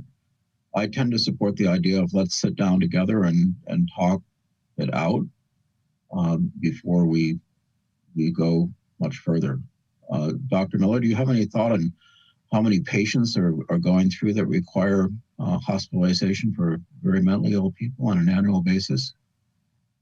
So I have done the analysis. I haven't done it recently with COVID. I have to relook at our statistics. I look at them at the end of the year to see on an average how many bed days we've used, how many clients are in. If we look at our beds, we generally don't have a need for 16 beds when you look at your statistical analysis over the year, right? Because there's some days you would use 16 beds and there's some days you wouldn't use, you'd have 5 or 6. So you have to look at your overall year. We don't usually fill up 16 beds, that's true. We are hopeful that with the CRT that will divert 25% to 50% is what you hear in the statistics from just kind of what other counties have experienced. So we would divert those lower. Is there always a need for psych hospitals and beds? Yes, there will always be a need. We would really want to approach it from the fact that the county would be working with other counties to fill those beds, which definitely between some of the local counties, we could fill those beds. There is a shortage of psychiatric hospital beds in the state of California. There's a shortage of Medi-Cal beds. As you know, Medi-Cal falls under the IMD exclusion, Institute for Mental Disease exclusion, which makes it very hard to find beds when you have a Medi-Cal only patient at times. So there is an ability, I would find it hard to believe that with including other counties that we would not fill those beds regularly. If you chose to only fill them with Mendocino County residents only, you probably would not have those beds full on a regular basis. Thank you. Right. Supervisor Hashak? I'll give my time to Supervisor Williams right now. Okay. I move we adopt the Kemper report as our plan. I would second that. Okay, got a motion and a second. Supervisor Hashak? Let's see. Well, I agree that we should have the Kemper report as the guiding document. I guess the concern is that we haven't had the financials to go with it and to have the strategic plan, so I'm kind of, I think that we should hold off on this. The Kemper report is fine as the plan, but it doesn't prioritize things and it's not going to tell us what to do with the PUF. I think that what we need to do is have this real frank conversation with the other Measure B Oversight Committee and the BHAB and on the 24th of May and really hash it out and figure out where we are, where we want to go. And then we'll have information from the Whitmore Lane. And also I had a question about the RFP for the PUF. So is there an update on that information? So the update on the RFP is, yes, we did finalize a selection. I can't announce it yet, but we do have a provider that we are interested in working with and is interested in operating a PUF for Mendocino County. Okay, thank you. Steele and Angela, do you have a comment you want to make? Thank you, Chair Jurdy. Just my only comment is we've spent a lot of time. I think this is year 4 in doing all of this. And it always comes down to the same thing. Every time there's a dialogue is that what did the people vote in? And they voted in a tax measure to pay for, maybe they didn't vote this in. Did they vote in to pay for a PUF and a training center? And if so, have we diverted money to other services other than those two? So I think whenever we discuss this and we start thinking about, do we have money, don't we have money, it always comes down to that initiative. And so that I guess from my perspective, I think in the end, how do you not build a PUF when that was the will of the people that voted in the tax measure. Thank you. That's all. Okay. Supervisor Mulhern. Thank you very much. I had a question about the question that was just answered. What was the date of the RFP for somebody to run a PUF and the proposal timeline? And I'm assuming, go ahead. No, go ahead. Go ahead. I mean, what was the proposal just for, this is how much it would cost to run a 16-bed facility in Mendocino County, and you all went from there? So the proposal was a request for qualifications and to look at someone who was interested in operating a psychiatric health facility within Mendocino County. We did require that they include in that qualifications, their history, financials of what it would cost for them to operate a facility in Mendocino County, their kind of qualifications, their staffing plan, what it would take for them to get the facility up and running within Mendocino County, and were they willing to work with the county if the county owned the land and the facility. And then we also looked at prior cost reports. We did outreach to other counties that they may have facilities in, and we did a lot of outreach on that. So we not only looked at their proposal and asked for additional information, we also did outreach to get more information on those proposals that were submitted. And I was trying to look, it looked like we posted it on September 1st and it closed November 30th.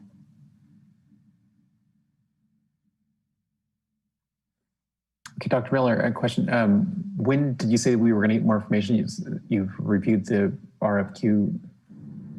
So we need to negotiate. Obviously, we're finalizing the negotiations. We do have a provider that we're interested in moving forward with. We are now in the negotiation phases, so we will bring that forward as soon as we finish, that we feel we have we can all agree on a rate of what their daily rate would be for Mendocino County. Do you anticipate that? Do you anticipate that would be before at May 24th meeting? We can try to shoot for the May 24th meeting. Supervisor McGordy. So I think adopting the Kemper report is long overdue, and it says in there in the conclusion that you should have a plan. So we're kind of doing what the Kemper report more or less says. So anyway, that's my point. I agree with Supervisor Williams. It's worth us adopting the report. I don't know why that's never happened before now. Are we sure we haven't already adopted it? Yes. Can we call the question? Sure. I just want to double check. Do we have any public comment on this item? No, we do not. Okay. All right. Let's have a vote. Sorry, just to be very clear, excuse me, Chair. Yeah. Can somebody repeat the motion, and does it have to do with our agenda item, or is it the new item Supervisor Williams just announced?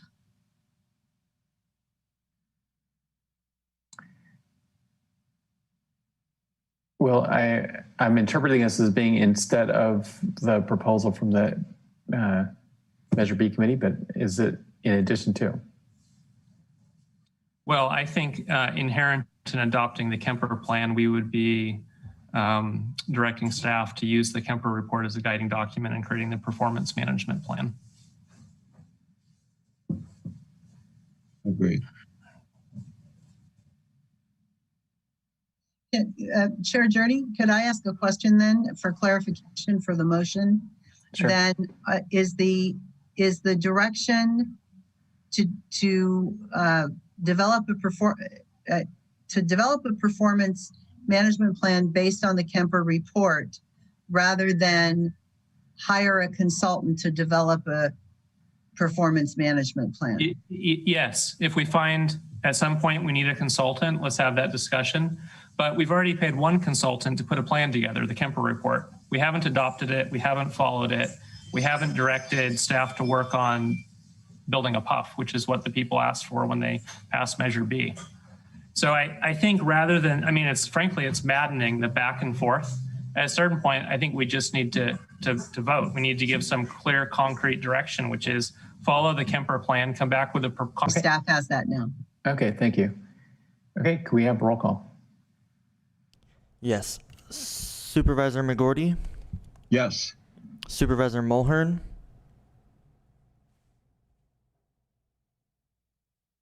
Yes. Supervisor Hashak? Yes. Supervisor Williams? Yes. And Chair Jurdy? Yes. The motion carries unanimously. Okay, well, we're all looking forward to our meeting on May 24th with the behavioral health and Measure B. Okay, maybe it's a good time to take a break, 2:45, and we'll come back at 3 o'clock. Supervisor Hashak. So I guess it's late in the day again, but I just wanted to clarify what we just did and how that jives with what's going to happen on the 24th. So we're accepting the Kemper report, and then are we moving forward with using it as developing a performance management plan, or are we just accepting it and then we're going to have this meeting on the 24th, and hopefully we'll have information about a PUF at that point? Can someone clarify that? Chair Jurdy, would you like me to answer? Sure. So I think that, well, I think what we're trying to do, because we have so many different things on the table now when it comes to Measure B. The goal was to have the joint meeting between the three entities to look at the roles of each entity as well, because we do have some differences of opinion as to behavioral health, what they do, what their role is, the very limited role of Measure B, the role of the board, and then to look at what the initiative says, which is the training center and the PUF. And as part of that discussion, to look at the two facilities that the board, or the concepts that the board asked us to bring back, Whitmore Lane and the ranch. And then also with this motion that you took today, we can also prepare an agenda item as part of that day around the Kemper report and what we've done so far and the highlights and how we would use that as a performance plan. So, you know, there's what we have just done is a clear example of what happens every single month with Measure B, because there's so much there. So yes, we will be looking at the facilities. We will be looking at can we as three entities make a decision to move forward with the PUF? Does this board have enough information, which I think is really the financials, and how would we move forward with the performance plan? I hope I've answered your question. The clarity on this is always questionable, but that is my understanding. That was of good. what we're doing. I appreciate it. It's a Measure B miracle. I don't think there is such a thing. Well, it's long overdue that the Kemper report was adopted by the board. I don't understand how that fell through the cracks. It's a good report. Okay, great. Well, it's 2:48. Let's come back at 3 o'clock.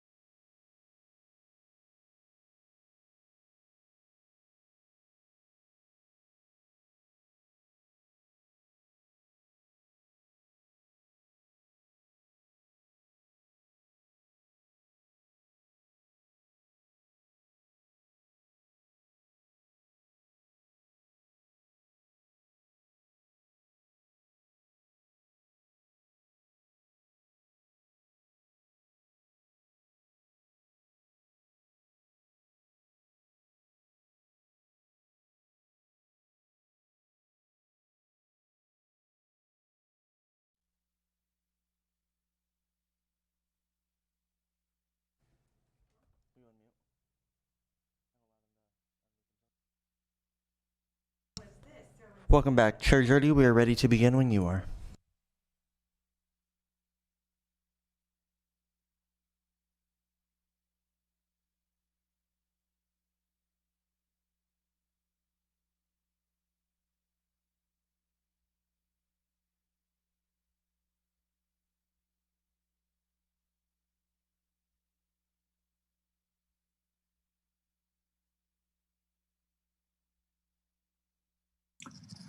Okay, at 3 o'clock, let's resume our meeting. And I think that takes us to item 6C, which is discussion and possible action regarding the project,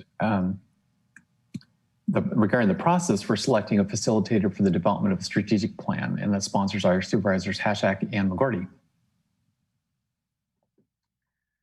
All right. Well, thank you, Chair Jurdy. I'll start it off, and Supervisor McGorty can fill in whatever I leave off. So we approved the moving forward with the strategic plan in January. And so since then, Supervisor McGorty and I have been working. We've met with his daughter, who's an expert on strategic planning. We've met with people from Sonoma County, and then we've also met with about 4 facilitators, professionals who we've talked at length with them and talked about what they've done in their areas. Some did it for Sonoma County, one for Napa County, others have been throughout the state, and even we talked to a professor from Indiana who had expertise in county governments. And so with that process, Supervisor McGorty and I think we whittled it down to a couple vendors who are in the area. And so we would like direction on what the board would like to do. And Janelle Rao, Deputy CEO, can also give us information on how to proceed getting a competitive bid. But it's also that we have focused on a few providers.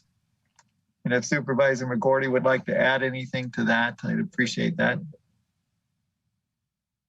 Oh, and another thing I'll add is that it will take some staff time, regardless of whom we hire.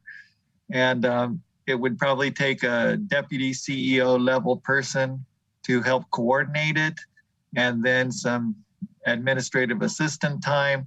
We also have a couple people who are interns. I think the county is going to bring on a couple interns who are college students who could be helpful in this process too. Setting up the meetings, maybe helping with some data collection, writing, all those kind of tasks that are going to be needed for this. Yeah, just to add to that, it's been quite a year, but this might be the most important thing that we end up doing in this with this board, because basically we're trying to strike forward a new pathway in some ways about how we're structured and what our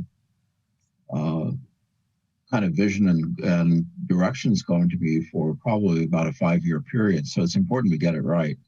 The 2 people we've narrowed down to are quite experienced in the North Coast area, having worked in Napa and Sonoma counties. And I think that John and I both like their accomplishments. We like their personalities. We feel like we could work well with either one. One of them is a little bit more self-contained and can offer us a little bit broader services. The other might need some other backfilling, either with our staff, but probably with an outside writer to get the project done. So I'm sure you want to talk to them. So I think our next step probably is to have some time where we can essentially interview them. And I'm not exactly sure how as a board we make a choice of consultants, which is where we need a little bit of guidance from CEO Angelo and Janelle Rao as to what we should do next. Okay, I'd like to go to CEO Angela. Thank you, Chair Jordy. Two issues. The first one is that a few years ago, when we began talking about developing a strategic plan for the county, we wanted to have the leadership initiative work with the board on developing the strategic plan. So regarding staff, I would like to offer our lead in the leadership initiative, and that is Ann Mulgard, who I've asked to lead over the last couple years. And she's done a great job. And then we have county staff that work in the leadership initiative. So we would give you at least one department level person, department head level staff person, and certainly someone if you need a staff assistant or whatever. So we have the staff and we have a team that could work with the two supervisors as far as your process with working through getting a consultant and working on the strategic plan. So that's, I'm actually very excited because I've wanted the employees from the leadership initiative to work with the board on developing a strategic plan. So we have staff for you. That's perfect. Regarding the actual process, Chair Jordy, this is a very different process than what we've done in the past. Usually we would go ahead and develop a request for proposal and put that out there and then get the applicants and go through them and determine per the county process who actually met the requirements and bring that to the board or have the board on the committee. So I don't think that's what we're doing. And I do understand that Deputy CEO Janelle Rawl has been working with Supervisor Haschak and Supervisor McGorty. So as far as the process for this board to decide at this point, I would like to turn it over to Janelle. But I want to be real clear to the supervisors that we have a great team to work with you and support you in your process. So I just want to add to that. I've already worked with Ed Mulgard on another strategic plan, which is the Ukiah Unified School District, and I know we can work together really, really well. So that's good news. Thank you. Good afternoon, board members. Mr. Chair, Janelle Rao, Deputy CEO. As the CEO, Angelo, did mention, this is a bit unique of a process, but I do believe that based upon the criteria your ad hoc has used to select the individuals that they believe are qualified to perform the services, at this point, if it's the board direction to follow that methodology, so to speak, I would recommend that we draft an actual scope of work at this point, and that the candidates that you choose to submit actual proposals now for consideration be based on that very specific scope of work. And in that, they can give you an actual proposal along with cost estimates. From that point, it's really the prerogative of the board. You could bring each of the applicants, and depending on the pool that you're choosing from now, I mean, it could be the top two candidates, such as Supervisor Haschak mentioned, and those proposals would go to the full board, and the full board would conduct interviews with those candidates. You could have a selection panel, such as the ad hoc that you've already identified, that would screen the proposals and perhaps bring you their top candidate. It's at this point, it's the prerogative of the board. What I did mention to the ad hoc is that given the process used, we may want to document the selection process and the criteria utilized by the ad hoc from this point. Typically, we do that via an exception to bid, just to document how they went about it in a transparent manner. And with that, I would turn it back over to the board, and I'm happy to answer any questions. Okay, thank you. Supervisor Haschak. Thank you, Chair Jordy. I appreciate that explanation.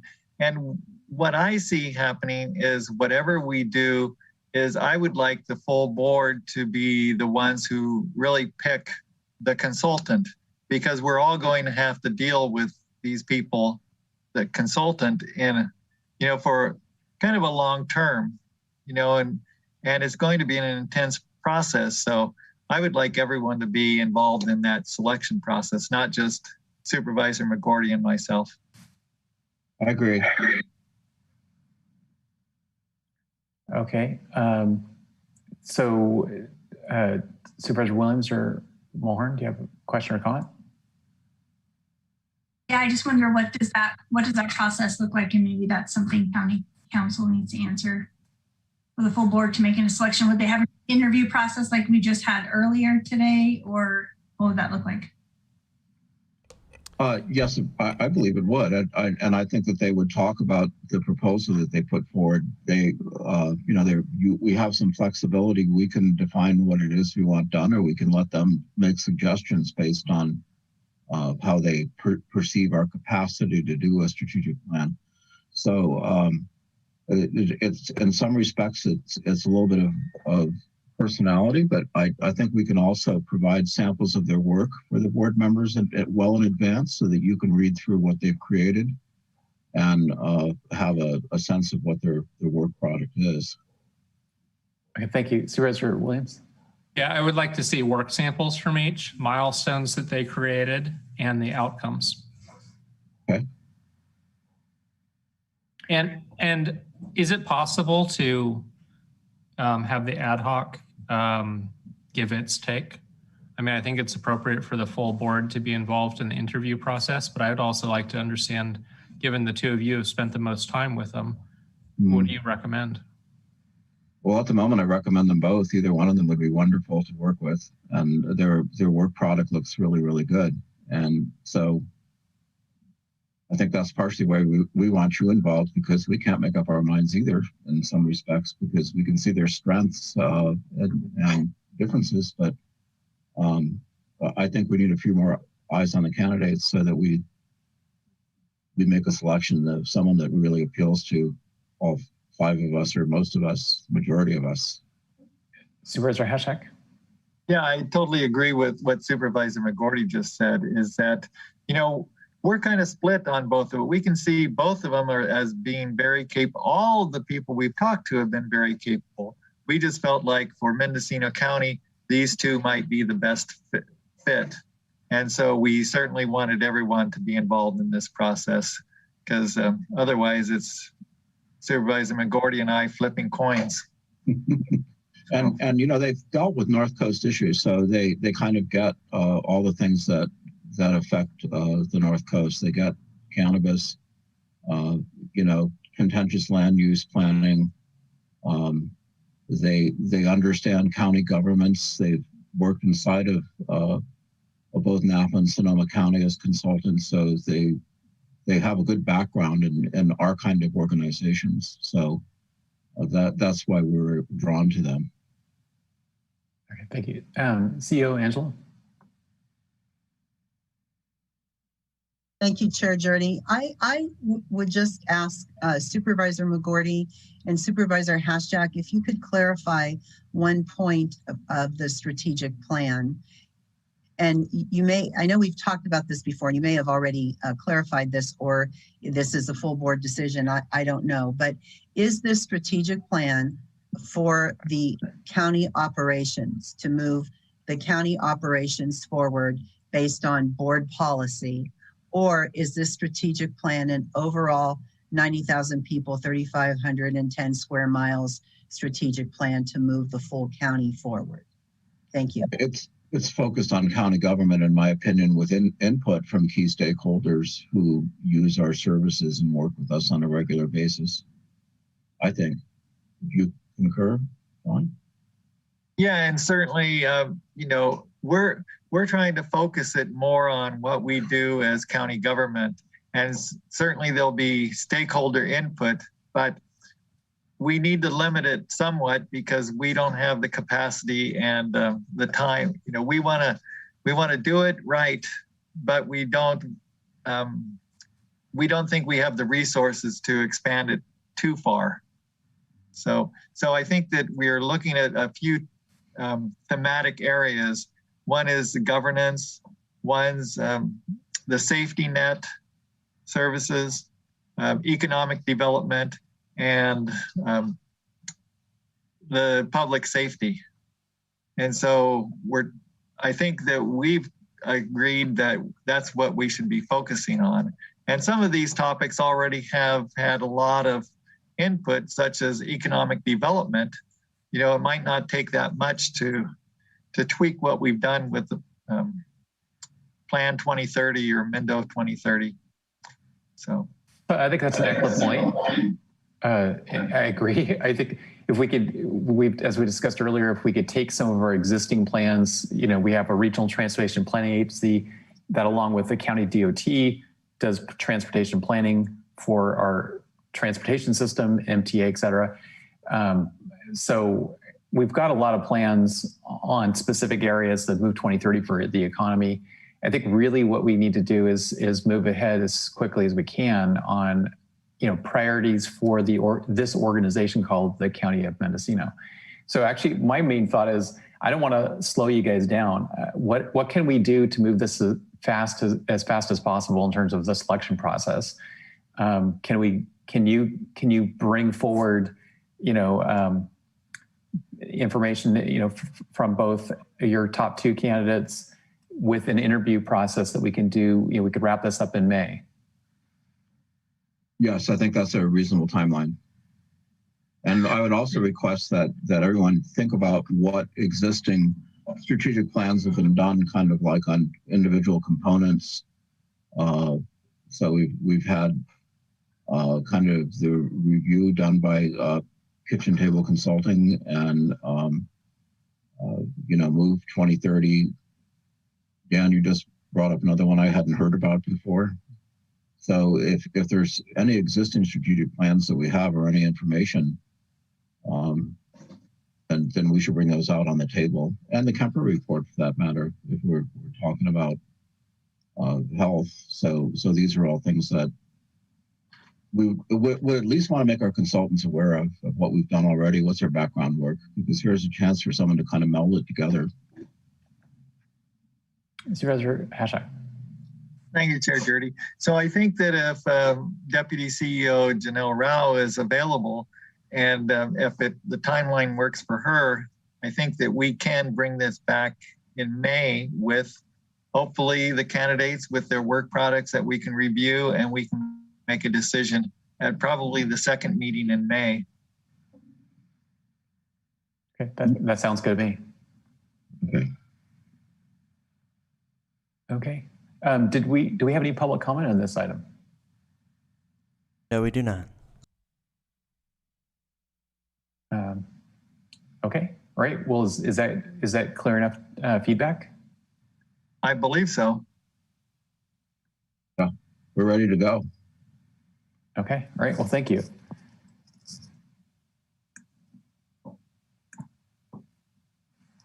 Okay. We've already gone through the CEO report, no legislative report. So I think that just leaves us with board member reports. I'll start off just quickly. Mendo Recycle, which formerly known as Mendocino Solid Waste Management Authority. We have, Supervisor Mulhern and I are both on that board on behalf of this board. And one of the things that we've seen is that during COVID shelter in place, people have had lots of time at their homes. And that means they're cleaning out garages, taking paint and other hazardous materials to the local Hazmobile event in their community. And so the amount of material that Mendo Recycle is sending off to processing, hazardous receivers in the county or in the state have gone way up. And we had an ad hoc committee of myself and council member Jessica Marcel meet with our general manager about this. This is sort of a heads up. We're going to be taking to each of our agencies, as you know, Mendo Recycle is a joint powers authority. The county and the cities run this organization collectively. What we've seen is that we've seen a tremendous increase in volume that we've had to dispose of, which really was unbudgeted, and the grants that Mendo Recycle receives did not cover the dramatic increase in volume that came in. So what we've developed is we've ended up depleting basically most of our reserves during COVID to handle that extra waste. And so our solution is, because the organization really should be sustainable with the grants that we receive. This shouldn't continue forever, the shelter in place. And at some point, people will have cleaned out their garages.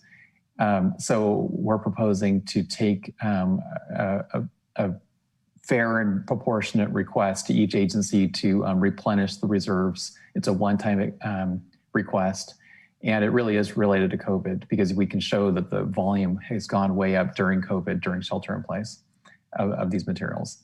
And that we have, part of the plan is also we want to have a part-time grant writer that's going to get us more grants than we've had in the past. And the proposal that Supervisor Hashak and Steve Duncliffe and others put together for Covelo, which is a partnership with Mendo Recycle, is just an example of the type of assistance that Mendo Recycle can provide the county with cleanup around the county if there's grant funds to help pay for it. So anyway, so I just wanted to give everybody a heads up that that request will be going to the county and the cities that make up Mendo Recycle, but it is a one-time request. So who else wants to give a report? Supervisor Hashak? Thank you, Chair Jurdy. Let's see, I attended a redistricting workshop that NACO put on.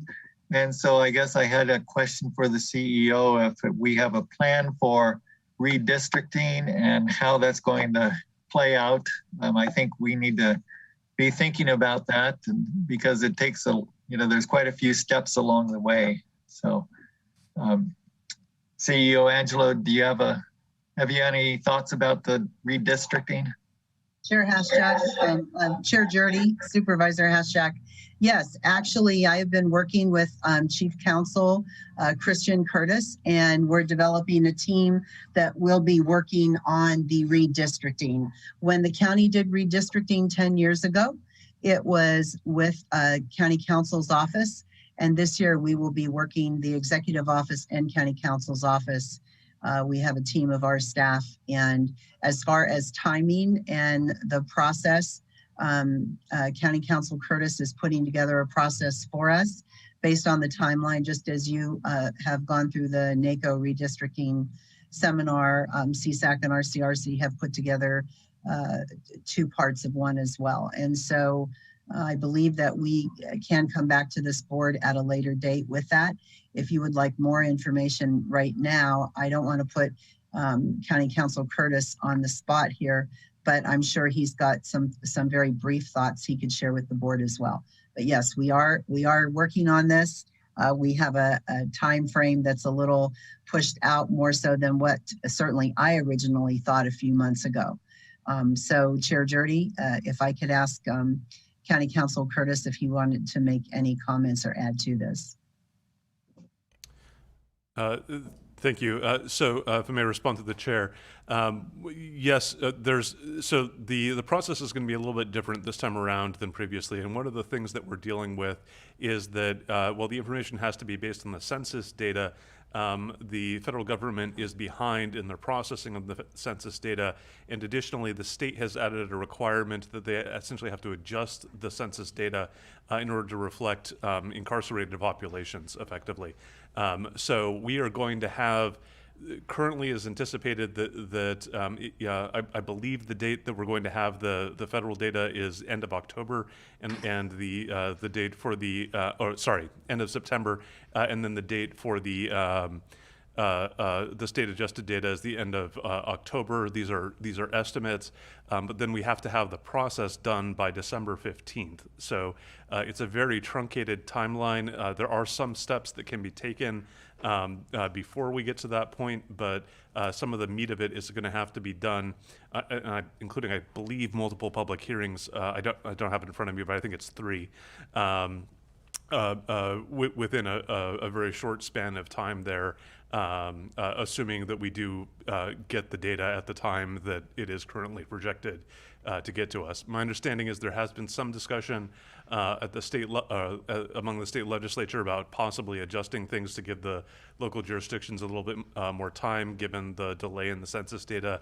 But so far that hasn't amounted to anything. And what I'm hearing is that it sounds relatively speculative still whether or not any adjustment would occur.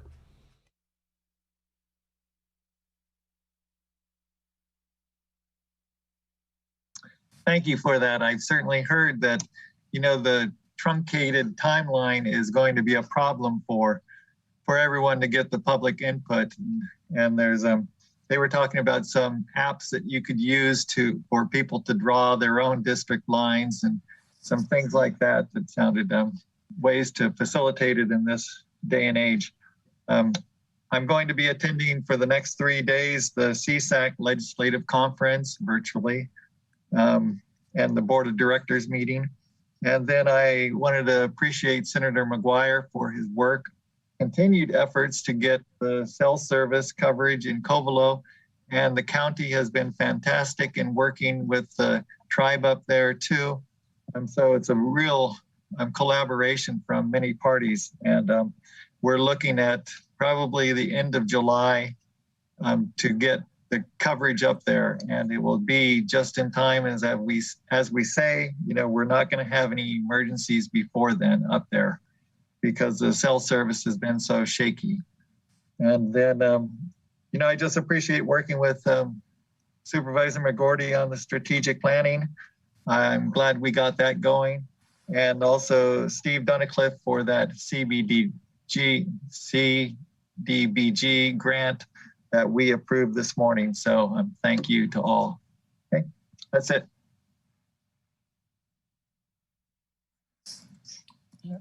Okay, Supervisor Mulhern. Thank you. I will go ahead and leave the PG&E workshop update to Supervisor McGordy, but I've mentioned before, I do a report every Tuesday on the meetings that I've attended, but I wanted to just bring attention to the Addiction 2021 Treating the Whole Person program. The SafeRx Mendocino is partnering with the hospital and Noma Health and Public Health. I'm raising awareness on addiction in our community, and there's 3 different workshops, and I think this is a really important topic. So there will be more announcements, press releases, and a media campaign attached with that the board can be looking out for. Okay, thank you. Any other reports? My list can wait for an agenda, except one note: the Casper Transfer Station Coordinating Committee had a meeting canceled. I understand Solid Waste of Willits has decided to not request a rate increase at Casper. Yeah. Okay. All right. Well, okay, Supervisor McGordy. You're muted. Tomorrow is the RCRC board meeting, which I'll be attending, and I've been meeting with several different departments, which I've enjoyed. I've met with planning. I'm going to meet with our facilities and fleet, and also with IS. So those meetings are really, really helpful for me. Even though I've worked for the county, I don't know everybody, that's for sure. And I also just still trying to learn the skills of being a supervisor. It's a lot of moving parts in this job. I like working with you guys. We don't always agree, but at least we're nice about it. So it's so far so good. Okay, well, thanks. Okay, so at 3:29, we're amazingly adjourned.